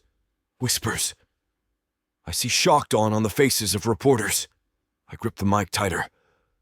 Yes, the league suspended her over allegations that she acted unethically. But I'm telling you now, she's the most ethical, dedicated person I've ever met. She never exploited me. She saved me. My voice trembles, but I refuse to stop. Zara taught me that my body is mine, that my mind doesn't have to be a prison. I can face trauma without burying it under meaningless screwing or fear. She's changed my life, and I know she could change so many more if the league would let her. Somewhere, cameras flash like strobe lights. My heart twists, imagining Zara watching this somewhere, maybe tears in her eyes. I hope she's proud. I press a hand to my chest, swallowing. I'm in love with her. The admission rings loud in the hush. The crowd stirs, some cheers, some stunned silence. I don't care if it cost me sponsors or a seat, because I can't pretend she's just a therapist. She's the woman who believed in me when no one else did, who saw the broken parts and said, "You're still worth fighting for." My vision blurs with moisture. Damn tears. But I hold steady. Zahra Cole is an amazing woman who's going to change lives if given the chance. And my voice cracks. I want to witness that right by her side. I lower the mic for a heartbeat, breath ragged. A hush blankets the entire venue, thousands of people collectively holding their breath. Then, somewhere, applause erupts, rippling outward like a tidal wave. Shock, awe, maybe confusion, but the energy is electric. Cameras pivot, capturing every angle of my vulnerability. I step back, letting the mic squeal with feedback. My heart hammers so loud it drowns the crowd. The race organizers stare at me, wide-eyed, not sure if they should whisk me away or let me keep going. I've said what I needed to say. No more hiding. Marco's at the foot of the podium steps, face a mixture of exasperation and admiration. He holds out a hand to help me down. Well, that was a spectacle. I blow out a trembling breath, tears still burning my eyes. Did I just ruin everything? He half laughs, half grimaces. Maybe. Or maybe you saved it all. Hard to say. The grin he flashes me is wry. Ingrid's already storming about on her phone, calling someone. But she doesn't look furious. More like calculating. I swallow, relief and anxiety colliding. Good. Then I glance down at my bare hands, trembling with leftover adrenaline. I did what I had to. He claps me on the shoulder. You did. And for what it's worth, I'm proud of you. My throat tightens. Thanks, mate. The rest of the podium ceremony is a blur. Officials try to coax me into the usual routine. Champagne spray, trophy lift. But I barely participate. My mind is on Zara, imagining her reaction, wondering if she's seeing this live, hearing me confess my love in front of the entire world. As I exit the stage, reporters surge forward, shouting questions about the scandal, my confession, the future. I can't handle them now. I slip behind the scenes, ignoring the frantic calls of my PR manager, stepping into the darkened corridor that leads to the team's private areas. There, I lean against the cool concrete wall, shutting my eyes. My breath stutters. Fear, hope, love all swirling in a heady mix. I said it. I told them I love her. No taking it back. A faint, unsteady laugh bubbles in my chest. If Zara rejects me after this, I'll look like a fool. But I'd rather be a fool than live with regret. Footsteps approach, and I open my eyes to find Ingrid Lutz, phone clutched in her hand. Her expression is unreadable. That was quite a statement, she says, voice carefully neutral. I straighten. I meant every word. She studies me, exhaling. We'll see how the league reacts. But some of the higher-ups are calling, wanting to talk. They might convene a board meeting regarding Dr. Cole's case sooner rather than later. My heart leaps. That's good, right? She lifts a shoulder. It means they're feeling the public pressure. You forced their hand. Her gaze narrows slightly. I hope you know what you're doing. I swallow, nodding. This was the only way. Zara's done more for this sport than they'll ever realize. Ingrid sighs, half admiring, half exasperated. You're lucky you keep winning. That buys you leverage. But be ready for the fallout, Reeve. The press is going to feast on this. I square my shoulders. I can handle the press. I just want Zara's name cleared. She gives a curt nod, then glances away. Get changed, handle your team duties, then we'll talk strategy. Without another word, she strides off, phone already raised to her ear. I rub my aching temples, exhaustion setting in now that the adrenaline's waning. But beneath the fatigue is a fierce determination. I might have just set a wildfire in motion, but at least it's out in the open. No more lies, no more shame. Somewhere, I hope Zara's watching. Hope she knows she's not alone in this fight, that I'll stand by her no matter what. My bare hands still tremble, but it's not from fear anymore. It's from the realization that I've never been so sure of anything as I am of loving Zahra Cole. Chapter 18. Zara. Pandemonium surrounds me. Fans roar. Engines thrum in the background. And every camera in the stadium seems to point at the podium where Phoenix just gave the most shocking, heartfelt speech of his life. He disappeared at the back, probably to take a breather, but came out again to give more interviews. As for me, I stand amid the crowd, adrenaline charging through my veins, my eyes welling with tears I can't hold back. He said my name, confessed his love in front of everyone. He didn't hide our connection, didn't try to protect his image. He simply laid it all out, raw and vulnerable. Beside me, Naya grips my arm, her nails digging into my sleeve. "Girl," she breathes, voice cracking in awe. "He just told the entire world he's in love with you." My heart thunders. I can't seem to form words. It's like some unstoppable wave is crashing over me. Joy, terror, disbelief, longing. I press a hand to my chest, inhaling a shaky breath. He did it. He really did it. People in the crowd are craning their necks, whispering or cheering Phoenix's name. I catch glimpses of the team near the stage, reporters jostling for quotes. Phoenix stands there, sweaty from the race, helmet dangling at his side, eyes scanning the crowd as if he's searching for someone. He's searching for me. I swallow, my pulse hammering. Maybe I should leave, protect him from further speculation. But Naya tugs insistently at my arm, dragging me forward through the tangle of onlookers. "No way you're running now, Zara," she mutters, forging a path as if her life depends on it. "You heard him. He doesn't want to hide anymore." A tangle of emotions wells up. Fear that the league might never reinstate me. Guilt that I brought scandal to his career, and a fierce, undeniable love for the man who risked it all. My legs wobble, but Naya's grip is unyielding. She marches me right to the edge of the security barrier near the podium steps. Team Ether staffers notice me. Their eyes widen in recognition, some worried, some relieved. Marco, standing close to the platform, flashes me a tight smile and gestures for security to let me through. I hesitate, nerves coiling in my stomach. Then I see Phoenix's gaze lock onto me. A bolt of electricity zips between us. He drops his helmet and rushes down the steps, ignoring the sea of people clamoring for his attention. All I can do is stand there, tears slipping down my cheeks, heart in my throat.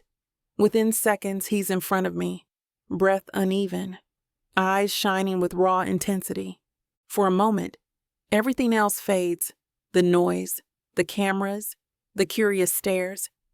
It's just us. His voice comes out rough.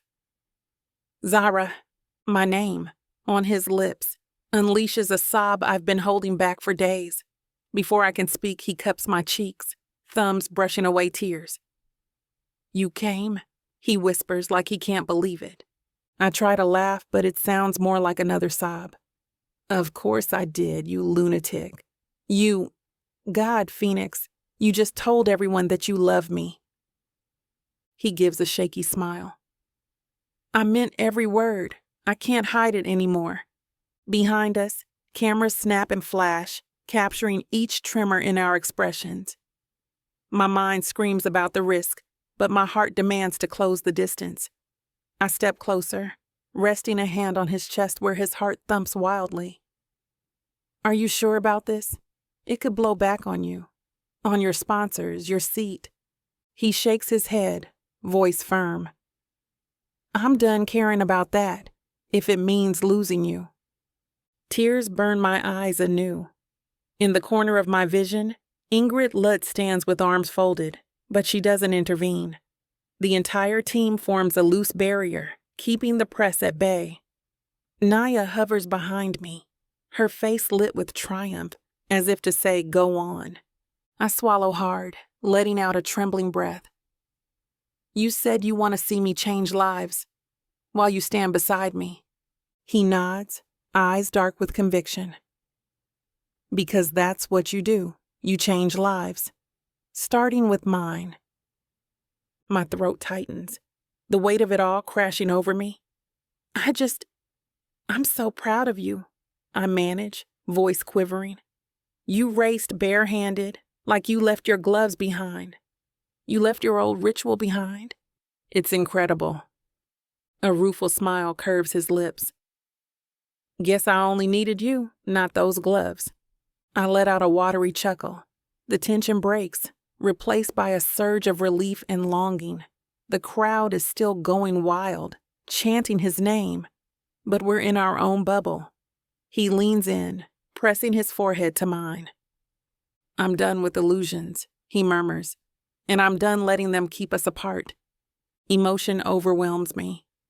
"I love you," I choke out, voice lost in the noise. I tried to stay away, but I just can't.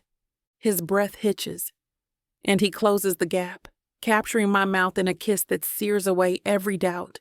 The crowd collectively gasps, then erupts into an uproar. I can feel cameras capturing it from every angle, but I don't care. His arms wind around me, anchoring me to him. For one fierce, glorious moment, everything is right in the world. When we finally break apart, my lungs are desperate for air. Team members discreetly usher us off to the side, away from the throng. Naya winks at me, letting security handle the chaos. Phoenix twines our fingers. His voice cracks. "Come with me?" I nod, tears drying on my cheeks. "Anywhere." We slip out a back entrance, finding refuge in a private lounge, typically reserved for drivers to decompress. Right now, it's deserted. Everyone else is still out celebrating the final race. I cling to Phoenix's hand, heart still pounding. He locks the door behind us, shutting out the roar of the track. The hush feels surreal after the madness we just walked away from. For a beat, we stand there, gazes locked, adrenaline pumping. Then we both exhale in unison, like we've been holding our breath for hours. He laughs, a slightly hysterical note in it. "That was insane, right?" My lips twitch into a tremulous smile. "The biggest, craziest grand gesture I've ever seen?" His eyes flick over my face, relief and longing etched into his features. "I didn't know if you'd run. You had every right to." I brush my thumb against his jaw, the stubble scraping lightly. "I almost did, but you gave me courage. Telling the world how you feel." He closes his eyes, leaning into my touch. "You gave me courage first, Zara. Reminded me I'm more than my past." Emotion wells again, making my throat burn. Before I can respond, Naya pokes her head in. Somehow she's found her way here. She waves her phone. Hate to break the moment, but the press is losing its mind. "Ingrid's telling everyone to let you two have space, but it won't last long. You should head out." Phoenix grips my hand tighter. "Let's go. I'm done with parties and interviews. I just want you." A thrill skitters through me. "What about official celebrations?" He snorts. "They can celebrate without me. The trophies, the champagne. It all feels hollow if I can't share it with you." Naya arches a brow at me, an unspoken "I told you so" in her eyes. She tosses me a set of car keys, presumably from someone on the team. "Get going, you two. I'll run interference." I mouth a silent thank you, tears pricking once more. Then Phoenix and I slip out a side exit, weaving through a maze of corridors. Every so often we hear voices approaching, but we dodge them expertly, hearts pounding like we're fugitives. At last, we emerge into a dim parking area, where a sleek black sedan awaits. Phoenix helps me into the passenger seat, then slides behind the wheel. We don't speak as he starts the engine and pulls away from the circuit.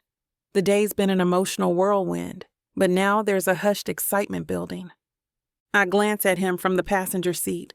Still in his race suit, hair disheveled, eyes reflecting the streetlights. He glances my way, a ghost of a grin on his lips. "You okay?" I nod, clasping my hands in my lap to still their trembling. Everything's happening so fast." He reaches over, lacing his fingers with mine. "Let's slow down once we get home, wherever that is," he adds with a wry chuckle. A wave of warmth courses through me. "My place is a wreck," I admit. "Haven't been expecting visitors." He squeezes my hand. "I don't care, long as it's just us." We manage to evade the paparazzi, thanks to Naya's stalling tactics, and arrive at my modest apartment. It's not fancy, just a small living space with an open kitchen, scattered therapy books, half-unpacked boxes. But the second we step inside, it feels like a sanctuary from the storm outside. I flip on a lamp, the soft glow revealing the disarray. I flush. "Sorry, it's a mess. I wasn't expecting." He slides an arm around my waist, turning me gently. "Stop apologizing. His gaze sweeps over me, a heated mix of adoration and need. This is perfect if you're here. My pulse stutters. For a moment, we just stand there breathing each other in. Then he spots a bottle of red wine on the counter, an unopened gift from Naya a while back. He lifts it, arching a brow. Celebration. My lips curve into a shaky smile. Celebration. He opens it with surprising dexterity. Maybe the adrenaline from the race hasn't worn off. We clink mismatched glasses, the soft ping echoing in the hush. He takes a sip, eyes never leaving me. I do the same, the tang of wine mingling with my pounding heartbeat.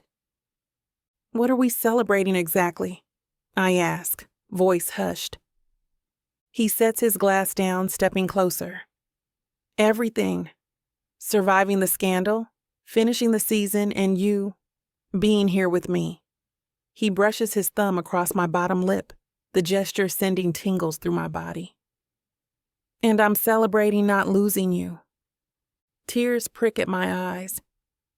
You never really lost me, I whisper. I was always yours. A shuddering breath escapes him. Then his mouth claims mine in a deep, hungry kiss. The wine glass slips from my hand onto the counter, forgotten. My entire world narrows to the feel of his lips, the press of his body, the sweet surge of longing. And that's where we're going to put a pause on pleasure. It looks like the rest of this chapter is just too naughty to put on the air. As much as we'd love to share every little detail, we've got to stick to this platform's guidelines to keep these free audiobooks coming. They've got some rules about what we can show, and we wouldn't want to risk losing the chance to bring you more content. As frustrating as it is to build the tension only to be interrupted, Miss Tyla always knows how to make it up to you. You can find the full, uncut scene over at TylaWalker.com. With an entire library of unabridged audiobooks and ebooks, Miss Tyla's collection is waiting for you. And if you use code SAVE40, you'll get 40% off any digital product, even on bundles that are already discounted. So don't let the fun stop here. Head over to TylaWalker.com and treat yourself with Miss Tyla. We slip into the bedroom, the overhead light off, the moon casting a silver glow through thin curtains. The air is cooler here, raising goosebumps on my still damp skin. We slide between fresh sheets, his warmth enveloping me immediately. I curl into his side, head on his chest, listening to the steady drum of his heart. He kisses the top of my head, voice a gentle rumble. Thank you for letting me in. Tears prick again, but they're tears of happiness. Thank you for fighting for me, I whisper, pressing a palm to his chest. For us. He strokes my hair, a contented sigh escaping. This is just the beginning, Zara. I don't know what the league will decide, but I'm not letting you go. My heart swells, imagining a future that once felt impossible. Maybe my name cleared. Maybe that clinic we dreamed of. With him by my side, it all feels attainable. I love you, I murmur, letting my eyes drift shut. He tightens his arms around me. I love you too. Always. A lazy smile stretches my lips as my body relaxes into his. Exhaustion claims me, but it's a sweet kind of tiredness. One laced with relief and utter joy. The last thing I feel is the gentle beat of his heart against my cheek, guiding me into a peaceful sleep. And for the first time since we met, I drift off without fear, certain that this is exactly where we're meant to be. Chapter 19, Phoenix. 3 weeks have passed since Zara and I essentially turned the F1 world on its head. In the wake of my spontaneous trackside confession and the subsequent meltdown of social media, our lives have become a swirling mix of interviews, public appearances, and, yes, league inquiries. But surprisingly, things turned in our favor. The league panel ended Zara's suspension after reviewing her record, hearing statements from drivers she'd helped, and, I like to think, feeling the weight of public sentiment behind her. So today, 3 weeks post-suspension lift, I'm striding through the paddock with Zara at my side, hand in hers. My heart thrums with a dual sense of triumph and serenity. We're allowed to be openly together, no more sneaking around. She no longer has to hide behind pillars or settle for stolen moments. Instead, she walks with her chin high, her 4C curls pinned up in a sleek style, her tailored blazer proclaiming her official reinstatement. The cameras go wild whenever we appear, tabloids dubbing us a power couple, spinning tales of healing, redemption, and love, conquering adversity. It's overblown, sure, but the fans have latched onto it. Everywhere we turn, we see signs reading #Team Zara Phoenix or murals of us, her name ironically bigger than mine. I'd be lying if I said it didn't please me. She deserves the spotlight she's getting, and if it helps people see what she can do, all the better. We're here at Silverton Circuit for the penultimate race of the season, one I'm favored to win. My performance soared in the weeks following my confession, culminating in a decisive victory last weekend, with Zara cheering from the pit wall, newly reinstated. Now, we're unstoppable, or so the media says. In truth, I'm unstoppable because I've never felt this whole, this sure of myself, of us. Zara's phone pings with new messages. She scrolls quickly, then glances up, a soft grin curving her lips. "You sure you don't mind me getting recognized as your miracle worker? The last driver I talked to for therapy just posted about how I rescued him from mental dread." Huh. I shrug, returning her grin. "I love it. You are a miracle worker." A faint blush touches her cheeks. She squeezes my hand. "How's your headspace? Today's race is in an hour." I pause by the entrance to the Ether motorhome, scanning her face. "Honestly, I'm calmer than ever. I don't need anything but you here with me." She studies me carefully, seeing the sincerity in my expression. For a moment, it's just us in the bustling paddock, an unspoken bond that's carried us through the worst of it. Then she nods, a quiet glow in her eyes. "Go warm up, Speed Demon." I chuckle. "Yes, Doctor." The race itself unfolds like a dream sequence. The roar of engines, the precision of corners, the strategy calls. I drive with a level of calm that feels surreal. Zara stands on the pit wall, headset on, but not for therapy.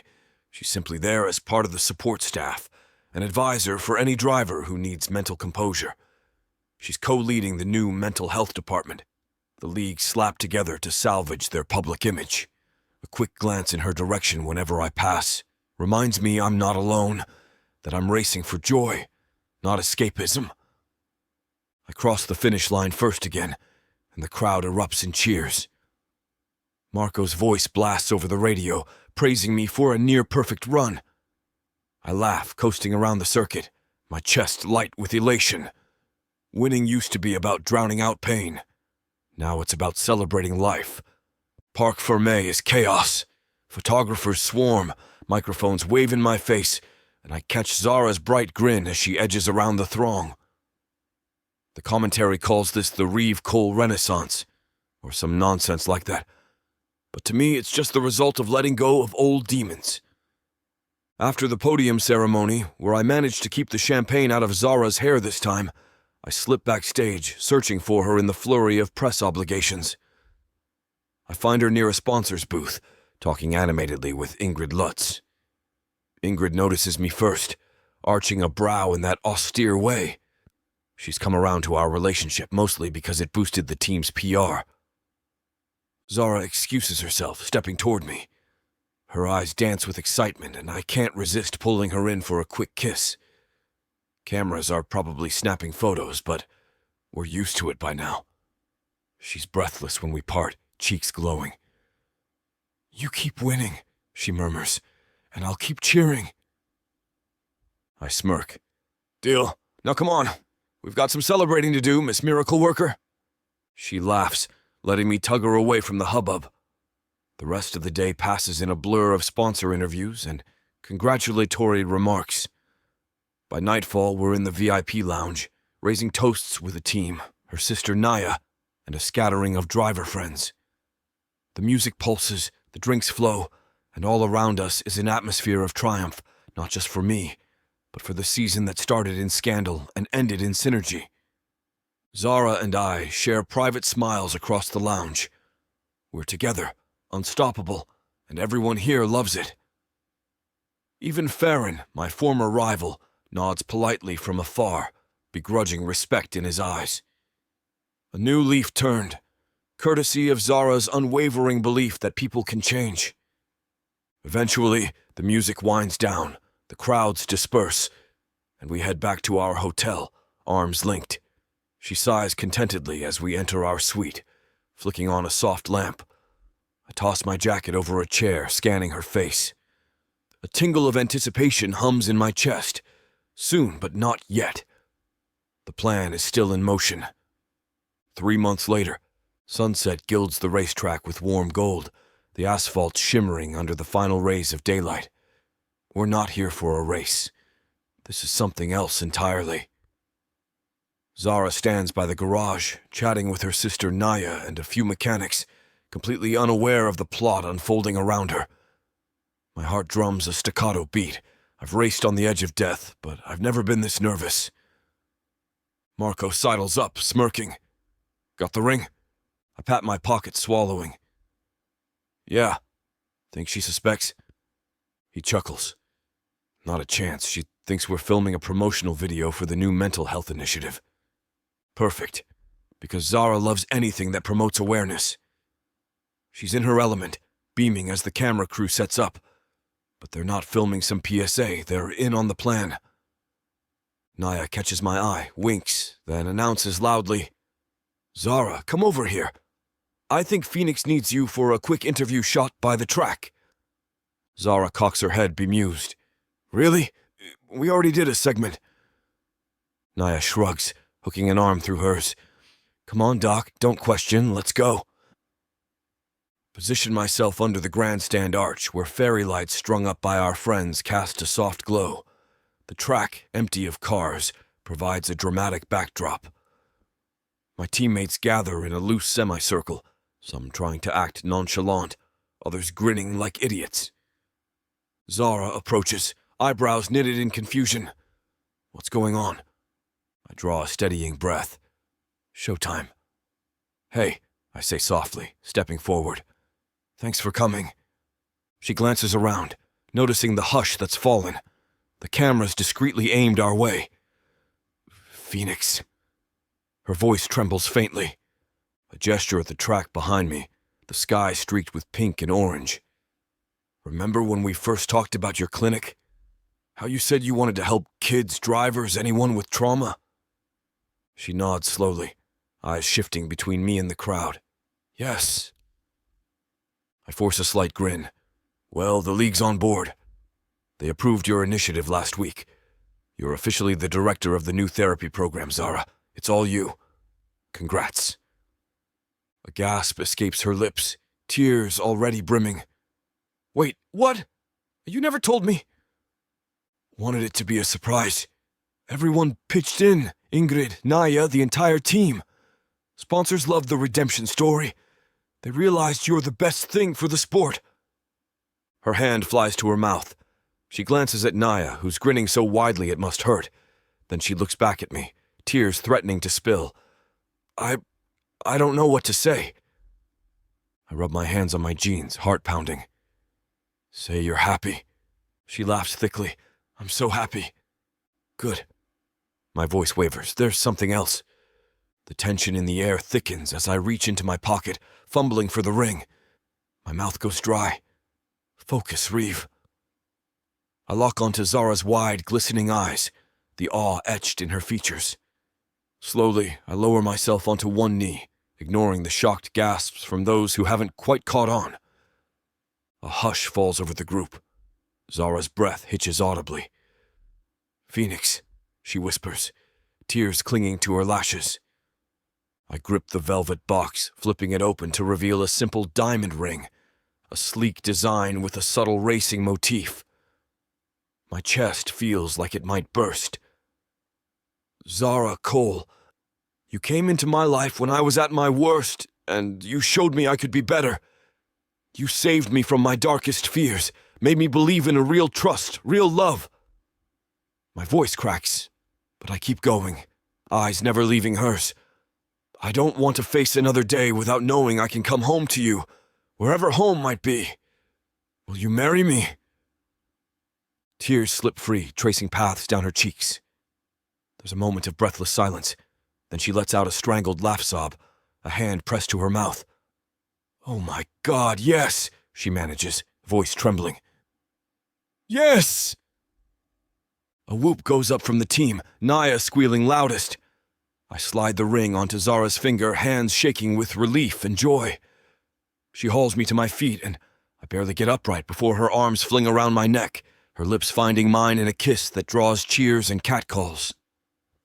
The camera crew captures every second, but for once I don't mind. This isn't a scandal or a forced moment. This is love, and I want the world to witness it. When we break apart, tears still shimmer in her eyes, but her smile is radiant. I love you, she whispers, pressing her forehead to mine. I grin, relief making my knees weak.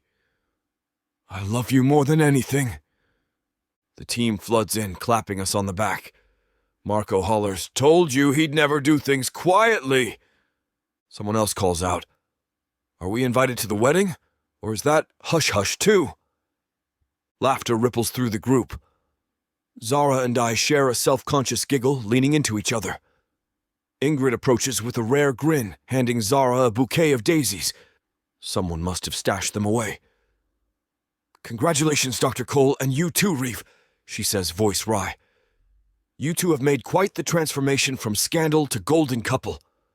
Zara flushes, hugging the flowers. "Thank you, Miss Lutz, for giving me another chance." Ingrid nods once, a small smile curving her lips. "You earned it." She glances around at the jubilant team. "Now get out of here before these idiots drink all the champagne we brought." Naya bounces forward, squealing. "Girl, you're engaged!" She snatches Zara away from me in a fierce hug, eyes shining. "I knew it. I always said you'd break your own rules for the right man." Zara laughs, tears and joy mingling. "Shut up, Naya. I'm still a professional." Her sister smirks. A professional who's about to be Mrs. Reeve. Then, in a stage whisper to me, "You better treat her like a queen, speed demon." I press a hand to my heart, feigning offense. I bow to no one else. More laughter, more congratulatory teasing. It's chaotic, but in the best way, like a makeshift family coming together for a moment of pure celebration. The sun dips lower, painting everything in a warm golden light. Perfect timing. Indeed. Eventually, the group disperses, letting us have a private moment by the track. Zara turns to me, ring glinting on her finger. She holds it up, voice quivering with emotion. "It's beautiful." I tuck a stray curl behind her ear. "So are you." She exhales a soft laugh. "I'm still numb. I never imagined that we'd get here." I slip my arms around her waist, pulling her in. Me neither. But here we are. We stand like that, the quiet hum of the wind against the empty stands, the faint smell of rubber from the tarmac. My heart beats in sync with hers. No tension, no fear, just a future stretching out in endless possibilities. Finally, she speaks, voice hushed with wonder. "I have a fiancé." A grin tugs my lips. "And I have a fiancé." She shakes her head, smiling. It still feels surreal. I kiss her gently, tasting salt from her lingering tears. "We'll make it real, one day at a time. The clinic, your new driver program, my next season. We'll face it all together." She nods, eyes fierce with love. Together. The sun slips below the horizon, leaving the track bathed in the soft glow of twilight. Our friends meander back, a couple of them carting around a cooler. A cheer goes up as they pop champagne, offering us each a glass. Zara and I laugh, exchanging a conspiratorial glance. We raise our flutes, linked arms. My chest swells, recalling how once, the night before a race, I needed random encounters to quell panic. Now I need nothing but her. "To the future," I say quietly, meeting her gaze. Her eyes shine. "To us." We clink glasses, the bubbles fizzing with promise. The entire team toasts, whooping and hollering. Lights from the cameras wink in the distance, but for this moment it's just a small circle of laughter and love. Later, after hugging everyone and accepting 1,000 well wishes, Zara and I wander hand in hand across the deserted pit lane. She leans her head on my shoulder. "You really outdid yourself, you know? All these details, like the daisies and the camera crew and the golden hour." I shrug, warmth coursing through me.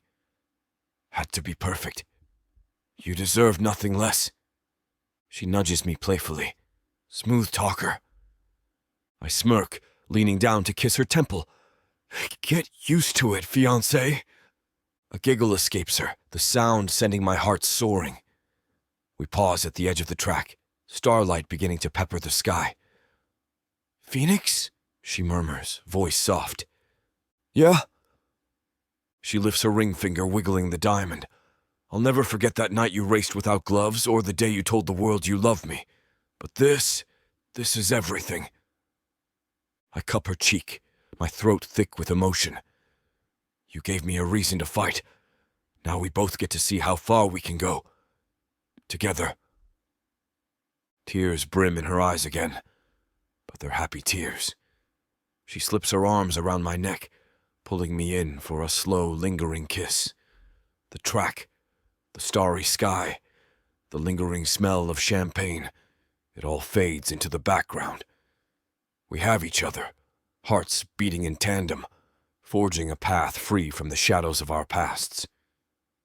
When we finally pull apart, we're both breathless, smiling like love-struck teenagers. I lace our fingers, leading her back toward the gate where our friends wait with more playful ribbing. My cheeks ache from smiling, my heart light as air. This is real. We're engaged, we're free, and we're a team. No more secrets, no more guilt. Just a love story that found its way through trauma and scandal to land here, in the golden twilight of a racetrack turned chapel. If the future is anything like this moment, I can't wait to live every second of it, bare-handed, unafraid, and always with Zara by my side.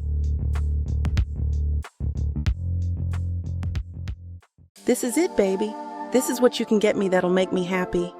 You know I'll get you whatever you want. All you need to do is ask me, and I'll give it to you. This ain't just it. This is everything I could ever want. Now I'm curious. What does a strong, sassy woman like yourself want so badly? Baby, you know what I want? I can't wait to hear. The Big Baddie bundle from Tyla Walker. It has everything I need. 20 ebooks with over 1 million words of sassy romance and spice that'll keep you on your toes. 10 audiobooks containing over 60 hours of that seductive voice telling me naughty things all night long. You don't need an audiobook for that, baby. Right here. You may be fine and all, but no one tells it like the way Miss Tyla does. And I need her in my life. The Big Baddie bundle is everything you need. You can get it for 80% off. Go to TylaWalker.com to browse the bundles that earn you the best deals. It's time you treat yourself, because you deserve it. Escape your life with Miss Tyla.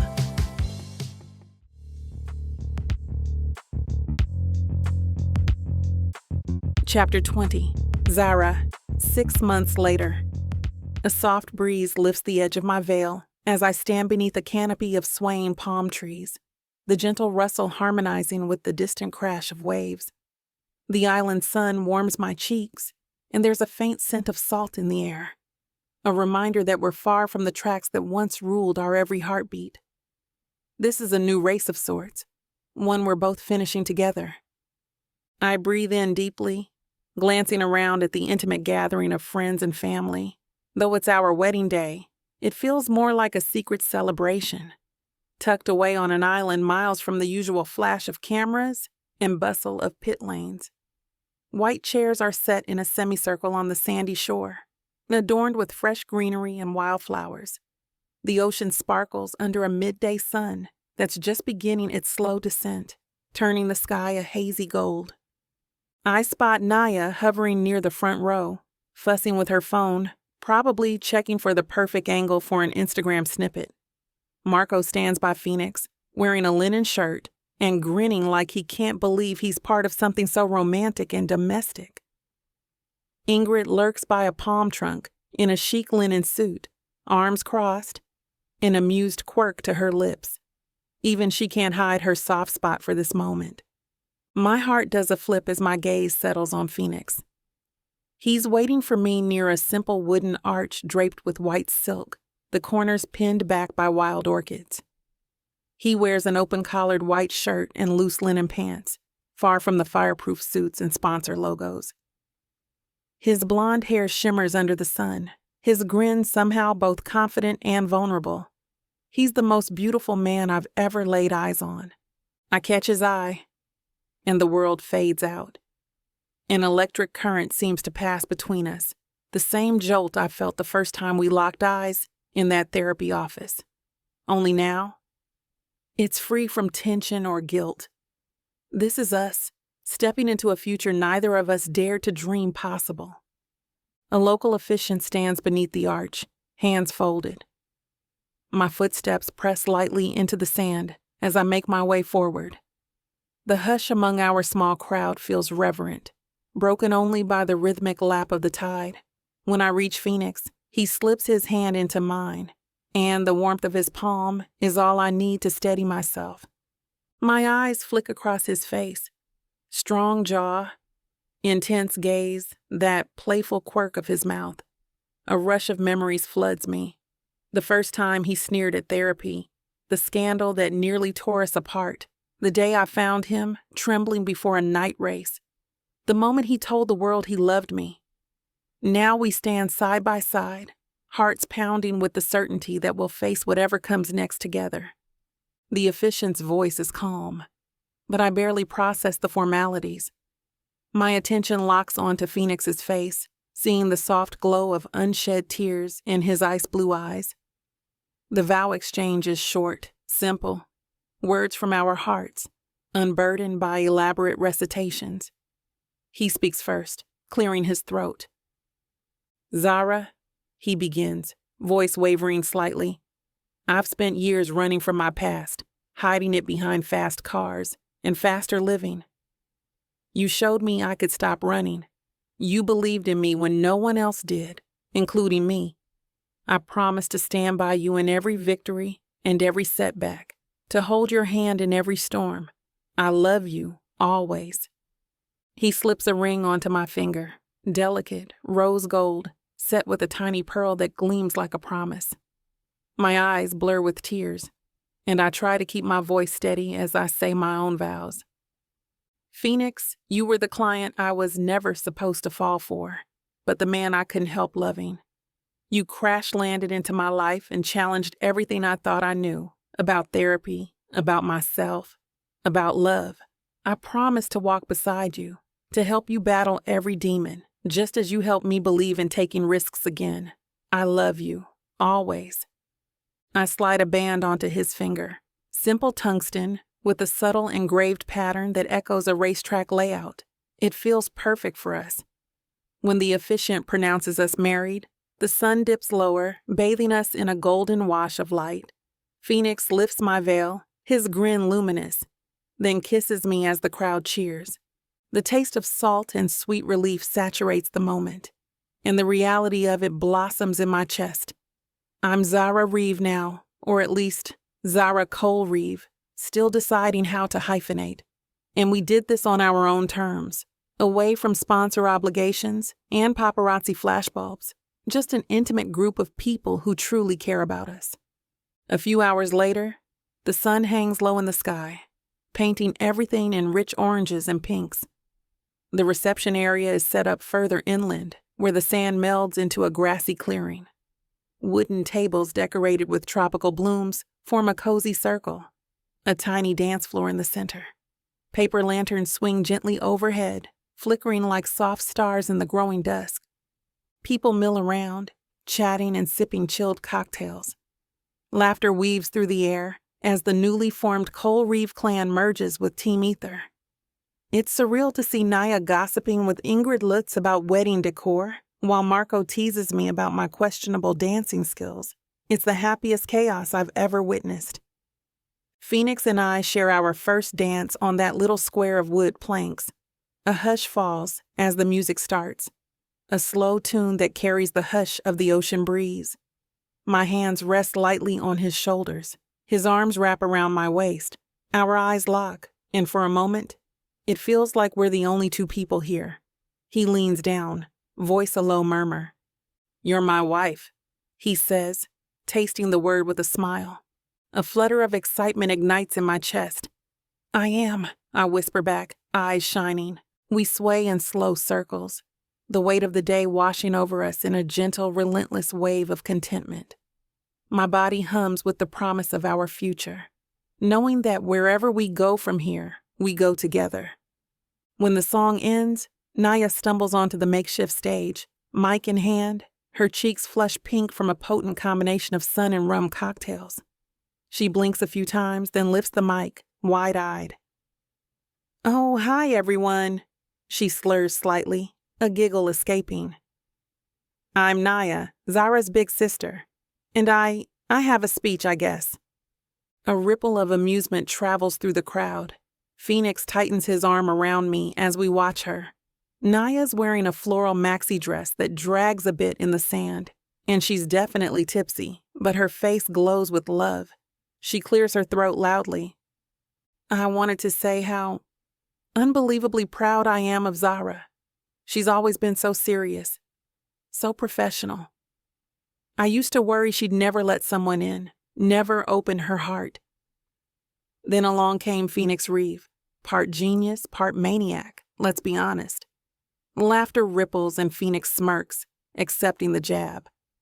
And I watched them fight, heal, break rules, and then break hearts. Now they're just the definition of real love. Messy, complicated, but so strong." She hiccups, wiping away tears. "Z, you've shown me that letting someone in might be the bravest thing ever. And Phoenix, you better treat her right, or I'll personally sabotage all your tires." Another chuckle from the crowd.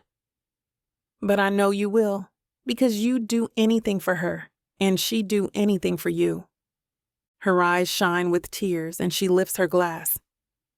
"So, may this kind of love violently attack me." She points to the sky, dramatic and teary.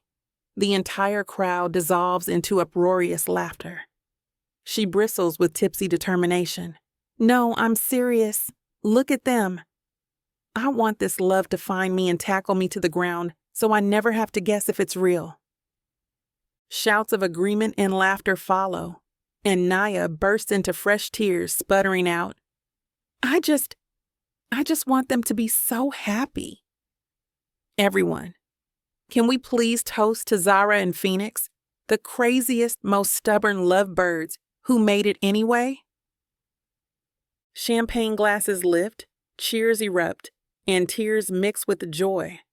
I press my face into Phoenix's shoulder, both of us shaking with quiet laughter and emotion. Naya stumbles off the stage, the mic squealing with feedback. She's caught by a couple of mechanics who guide her to a seat, patting her back as she sniffles happily. Phoenix snorts. "Your sister's something else." I grin, wiping my own eyes. She's the best, and also the worst, but mostly the best. He tucks a strand of hair behind my ear, voice soft. "You ready to say goodbye to everyone soon? Because I have plans for you." His smirk sends a delicious shiver down my spine. "I think we can slip away," I murmur, heart thumping in anticipation. They won't miss us for long. Later that night, wedding suite. Our suite sits in a secluded cabana perched by the water, the night sky clear and brimming with stars. Soft lamplight illuminates the interior, a spacious room with open windows that invite in the gentle ocean breeze. Petals are scattered across the bed, courtesy of some thoughtful friend or staff member. My pulse quickens as Phoenix closes the door behind us, flicking the lock. We stand in the hush, the distant lull of waves our only soundtrack. His gaze slides over my wedding dress, delicate lace hugging my curves. My cheeks warm under the intensity of his stare. He steps closer, lifting my left hand to examine the ring he put there months ago, and the new wedding band that joins it. "You have any idea how stunning you look today?" he murmurs, voice low, eyes smoldering. My mouth goes dry. "I was thinking the same about you," I counter, fingertips grazing his chest through his linen shirt. All calm confidence and barely restrained chaos, just how I like you. He chuckles, hooking a finger under one lace strap. "Lucky for me that chaos is toned down these days," he says, leaning to brush his lips over my shoulder. My pulse stutters. "But for you, I'll always be a little wild." A tremor of anticipation courses through me. I slide my palms up his chest, curling them around the back of his neck. I wouldn't have it any other way. We move in tandem, bridging the distance, mouths colliding in a kiss that's as familiar as it is exhilarating. The warmth of his body seeps through his shirt, my hands impatient to feel his skin. He lifts me gently, carrying me a few steps until my back meets the wall, the smooth plaster cool against my bare shoulders. The sensation draws a quiet moan from my lips. "You're my wife," he breathes, peppering kisses along my jaw. God, I love saying that. I let out a laugh, breathless. "Say it again." "My wife," he repeats, voice thick with reverence, each syllable punctuated by kisses across my collarbone. "My wife, my wife, my wife." The repetition sends a thrill racing through me. "Yours," I confirm, voice trembling. My hands find the buttons of his shirt, fumbling in haste. He shrugs out of the linen, revealing the defined muscles I've traced 1,000 times. But tonight, it feels new. A reminder, we're stepping into forever. Our mouths meet again, hungry and slow. I arch against him, body flooded with a year's worth of passion and relief that we finally arrived at this moment, without shame or fear. He captures my lower lip, teasing gently, then dips lower. Tugging down the zipper of my dress, the lace loosens, sliding off my body. The path of his lips follows, leaving goosebumps in their wake. I hate to put a stop to a good time, but it looks like we've hit this platform's limit for spiciness. This platform's got some rules we have to play by if we want to keep giving you these stories for free. And trust me, this scene isn't something you want to miss. While we can't get into all the details here, you can still dive into the full, uncut version at TylaWalker.com. Miss Tyla has an entire collection of unabridged audiobooks and ebooks waiting for you. And the best part? You can treat yourself with 40% off when you use the code SAVE40. That's right. You'll save on any digital product, even bundles that are already discounted. Miss Tyla would never let anyone feel the kind of disappointment you must be feeling right now. So why wait? Treat yourself with Miss Tyla. And in the hush of our wedding night, tangled in love and sweat and rose petals, I know we're not just starting a new chapter. We've already won the race, together. We stay like that, lulled by the ocean's nighttime lullaby. The moonlight streams through the open window, illuminating the band on his finger and the ring on mine. We're married. The realization keeps lighting sparks in my chest, like a gentle shock each time I think about it. Eventually, I shift, propping myself on one elbow to look into his eyes. "What now, Mr. Reeve?" He grins, brushing a thumb across my cheek. "Anything we want, Mrs. Reeve? Racing, building your clinic? We can do it all. Together." I smirk. "You do realize we're unstoppable now, right?" A soft laugh rumbles in his chest. "Oh, absolutely unstoppable. And to think it all started with you calling me out on my coping mechanisms. I giggle, leaning in to kiss the corner of his mouth. Correction? It started with you storming out of my office. He rolls his eyes playfully. Storming's a strong word. Let's say I made a dramatic exit. Sure, I tease, heart light. Dramatic is your middle name. He snorts. And you love it. I gaze at his face, love swelling until it's almost overwhelming. I really do. We settle again, bodies entwined. The glow of the moon casting shadows along the curve of his shoulders. My eyelids grow heavy, lulled by his warmth. But even as sleep beckons, my mind flickers with excitement for the future. One where we continue to rewrite our histories, not for survival, but for each other.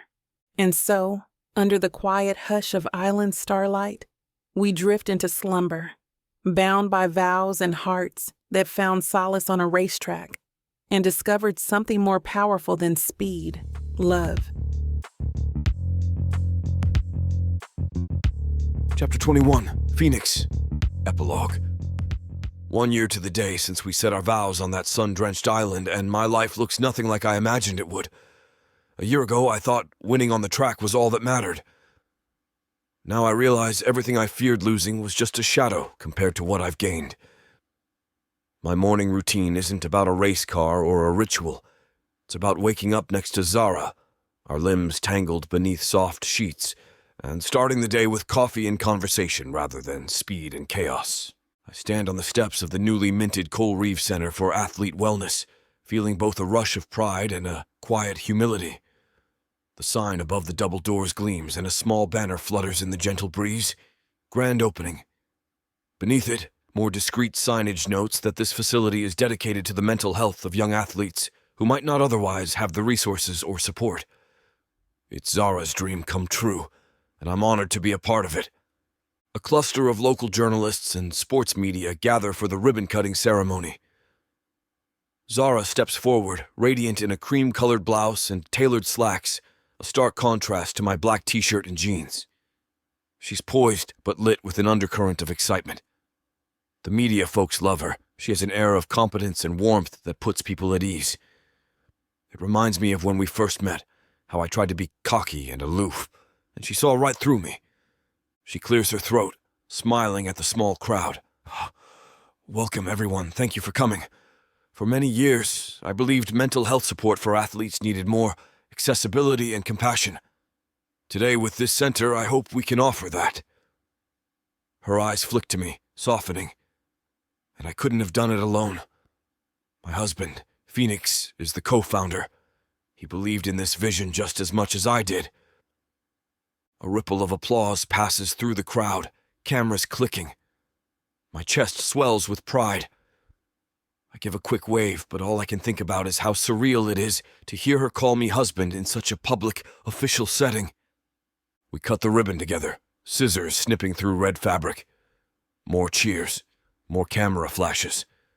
In a heartbeat, the ceremony wraps, and the media moves on to get their quotes and photos. Zara and I slip away from the fray, stepping inside the pristine lobby. The air smells faintly of new paint, and the wide reception desk is adorned with fresh flowers. She turns to me, a smile on her lips. We did it. A chuckle slipping an arm around her waist. You did it. I just threw money and sponsors your way. She swats my shoulder playfully. Don't reduce your role, Speed Demon. You handled half those league negotiations, plus you personally convinced certain sponsors to fund the scholarship program. Just hustling for a good cause, I say, feigning nonchalance. But my heart hums with a deeper satisfaction. She and I created this sanctuary. No secrets, no scandal, just honest purpose. A young reporter hovers nearby, mustering courage to approach. Zara nods for him to come closer, and I step aside, letting her field a few questions about the center's future. While she speaks, my gaze drifts over the bright walls and motivational artwork. The center has therapy rooms, a small exercise studio, even a meditation wing. Everything designed with the athlete's mind in focus rather than the obsession with winning at all costs. Zara finishes the interview and rejoins me, her cheeks glowing with triumph. Ready for coffee? She murmurs, eyes shining. I nod, steering her out the back exit to avoid the lingering press. We find ourselves on a small patio, a cluster of chairs around a table bearing a coffee pot. Some staff wave at Zahra, grateful to be part of her new project. She waves back, pride radiating off her. Sitting down, we each pour steaming cups. The aroma envelops me, and I realize how much this ordinary moment of sipping coffee with Zara, grounds me more than any race victory ever did. Our mornings usually start like this, quiet, intimate conversation, no rush to prove anything. Just us. She exhales softly, eyes drifting over the greenery beyond the patio. I still can't believe it's open. Do you think it'll really help people? I clasp her hand across the table. I know it will. You've helped me, remember? You helped yourself. You'll help them. A small smile tugs at her lips. I just want them to know they're not alone, that there's a way forward, no matter what traumas they carry. My chest tightens with love for this woman who pours her heart into healing others. I brush my thumb over her knuckles. You're giving them exactly that. She leans in, a spark of emotion flickering in her eyes. Remember that first mandatory session you had with me? You were so cocky, thinking therapy was a joke. I laugh, shaking my head at the memory. I was a jerk. In my defense, you were too gorgeous for me to handle rationally. She snorts, rolling her eyes. Keep telling yourself that. Then her smile grows wistful. We've come such a long way, from secrecy and scandal to this. I nod, letting out a slow breath. And we'll keep going. Next season, I might step back from racing full-time. Maybe part-time or do ambassador stuff.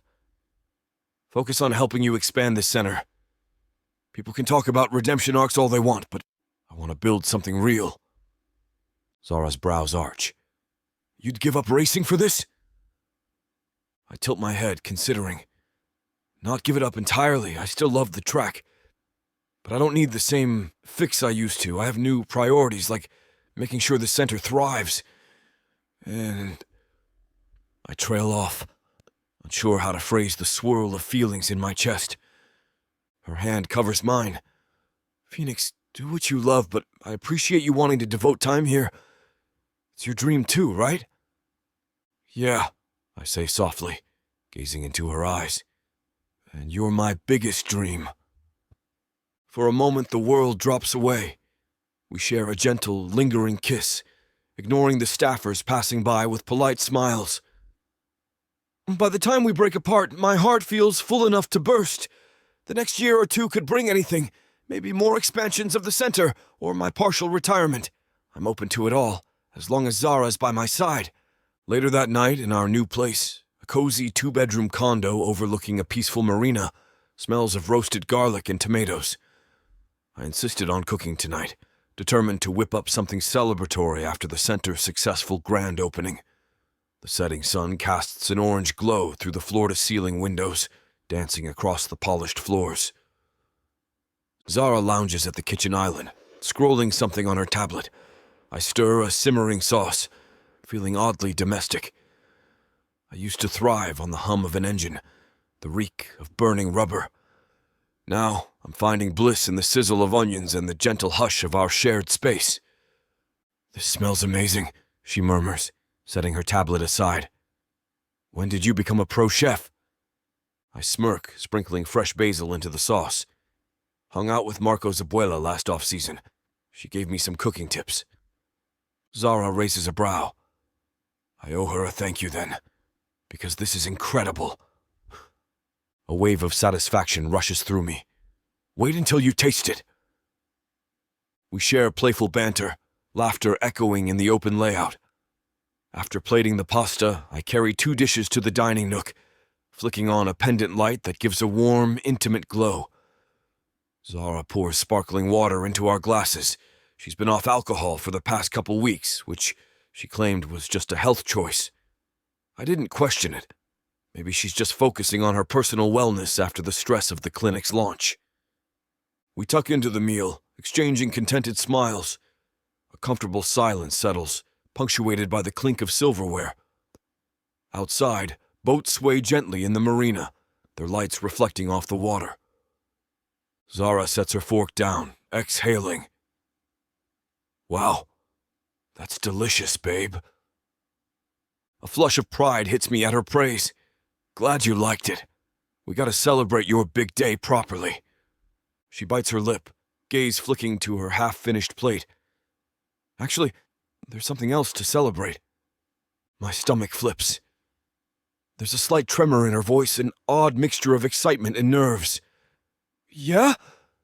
She clasps her hands, takes a slow breath, and meets my eyes. Phoenix, I'm pregnant. She says it in one breath, as if afraid she'll lose courage. My heart slams to a stop. For a split second, the world stills, no sound or movement penetrating the moment. Then a rush of emotion blindsides me, shock, joy, tears threatening to spring. Pregnant, I whisper, voice choked. She nods, blinking rapidly. I took 3 tests, all positive. I wanted to be sure. It's early, only a few weeks, but I couldn't keep it in any longer. A tremor courses through me, my vision going watery. I set my fork aside with unsteady hands, standing from my chair. My mind reels with images, a tiny heartbeat, a child with Zara's eyes, and maybe my stubborn streak. Oh my God!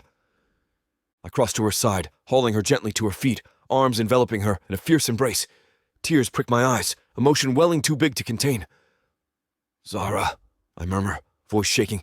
This is perfect. I choke up, burying my face in her neck. She sniffles, stroking my back. I've been so anxious, worried how you'd react. But you're happy, right? I pull back, cupping her cheeks, tears freely rolling down my face. I don't even care. Happy? I'm over the moon. I want this with you. I want everything with you. Her lower lip trembles, relief flooding her expression. I couldn't imagine a better father for our baby, she whispers, pressing her forehead to mine. I laugh through the tears, pulling her into another hug. My mind spins with 100 thoughts.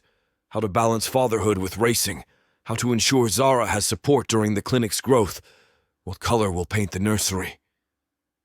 But overriding all that is a tidal wave of gratitude. We made it through scandal and heartbreak. Now, we're building a family. She lets out a watery giggle. I can't believe you're crying. You never cry. I half laugh, half sob. I know I'm supposed to be the tough one, but you broke me in the best way possible. Her eyes glow with tears and laughter. Shall we toast with something non-alcoholic? I nod vigorously. Sparkling cider in the fridge, right? She grins. Naya's leftover stash from Christmas, perfect. In a flash, we're rummaging the fridge, retrieving a chilled bottle of apple cider. I pop the cork, the foam spilling a bit, and Zara laughs, wiping droplets off the counter. We clink glasses, both of us teary-eyed and giddy. To our future, she says softly. To our family, I correct, voice thick, lifting the glass to my lips. We sip, the sweet fizz of cider an echo of our sweet, fizzing reality. Zara is pregnant. We're starting a family. My chest feels like it might explode with happiness. After setting our glasses aside, she tugs me gently toward the sofa. The city lights twinkle beyond the glass wall overlooking the marina. We sit, entwining our fingers. The hush between us brims with unspoken emotion, more powerful than any sermon or ceremony. She rests her head on my shoulder. A year ago, we were just figuring out how to be open about our relationship. Now, we're married, co-founded a clinic, and expecting a child. It's surreal. I press a tender kiss to her hair. If someone told me this back then, I would have laughed them off the circuit. But you changed me, Zara. And I changed for you. Now I can't imagine life any other way. We fall silent, both gazing at the harbor lights dancing on the water. My mind drifts to all the future milestones. Baby's first steps, family road trips, the possibility of them one day seeing me race. Or maybe I'll be fully retired by then, content to watch from the sidelines. Either way, the thought of nurturing a tiny life with Zara humbles me. She laces our fingers tighter. Thank you, Phoenix, for choosing us, for staying when it would have been easier to revert to old habits. I exhale, brushing my thumb over her wedding ring. I never want to go back there. You gave me a reason to move forward, and now this little one will give me more. Her eyes shine with tears again, and I kiss her softly, letting our closeness speak the words we can't quite articulate. We stay locked in that embrace, the hum of our hearts reminding us we're no longer just two people battered by life's storms. We're a family, imperfect maybe, but brimming with hope. Eventually she yawns, exhaustion tugging at her. I guide her to bed, flicking off the lights. We curl up under the covers, her head resting on my chest, her palm warm over my heart. Our nights used to be frantic, loaded with anxious energy or lust fueled by trauma. Now there's a settled peace in the darkness, a quiet sense of belonging.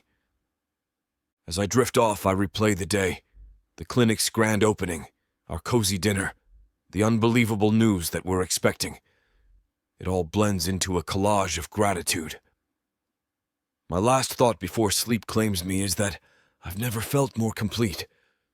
No rituals, no gloves, just the rhythm of our life together and a promise of more love to come.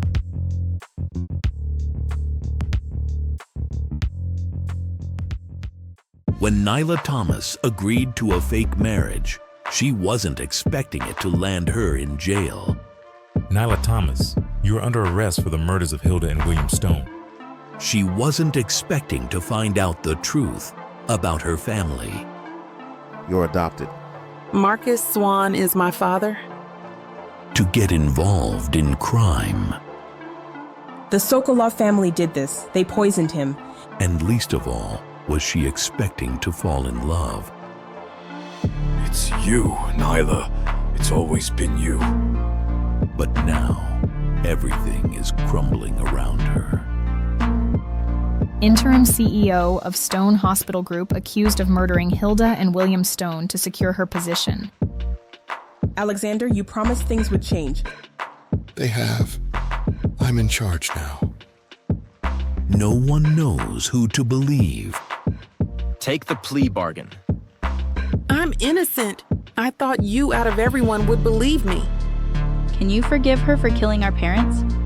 No one knows who to trust. This is your fault.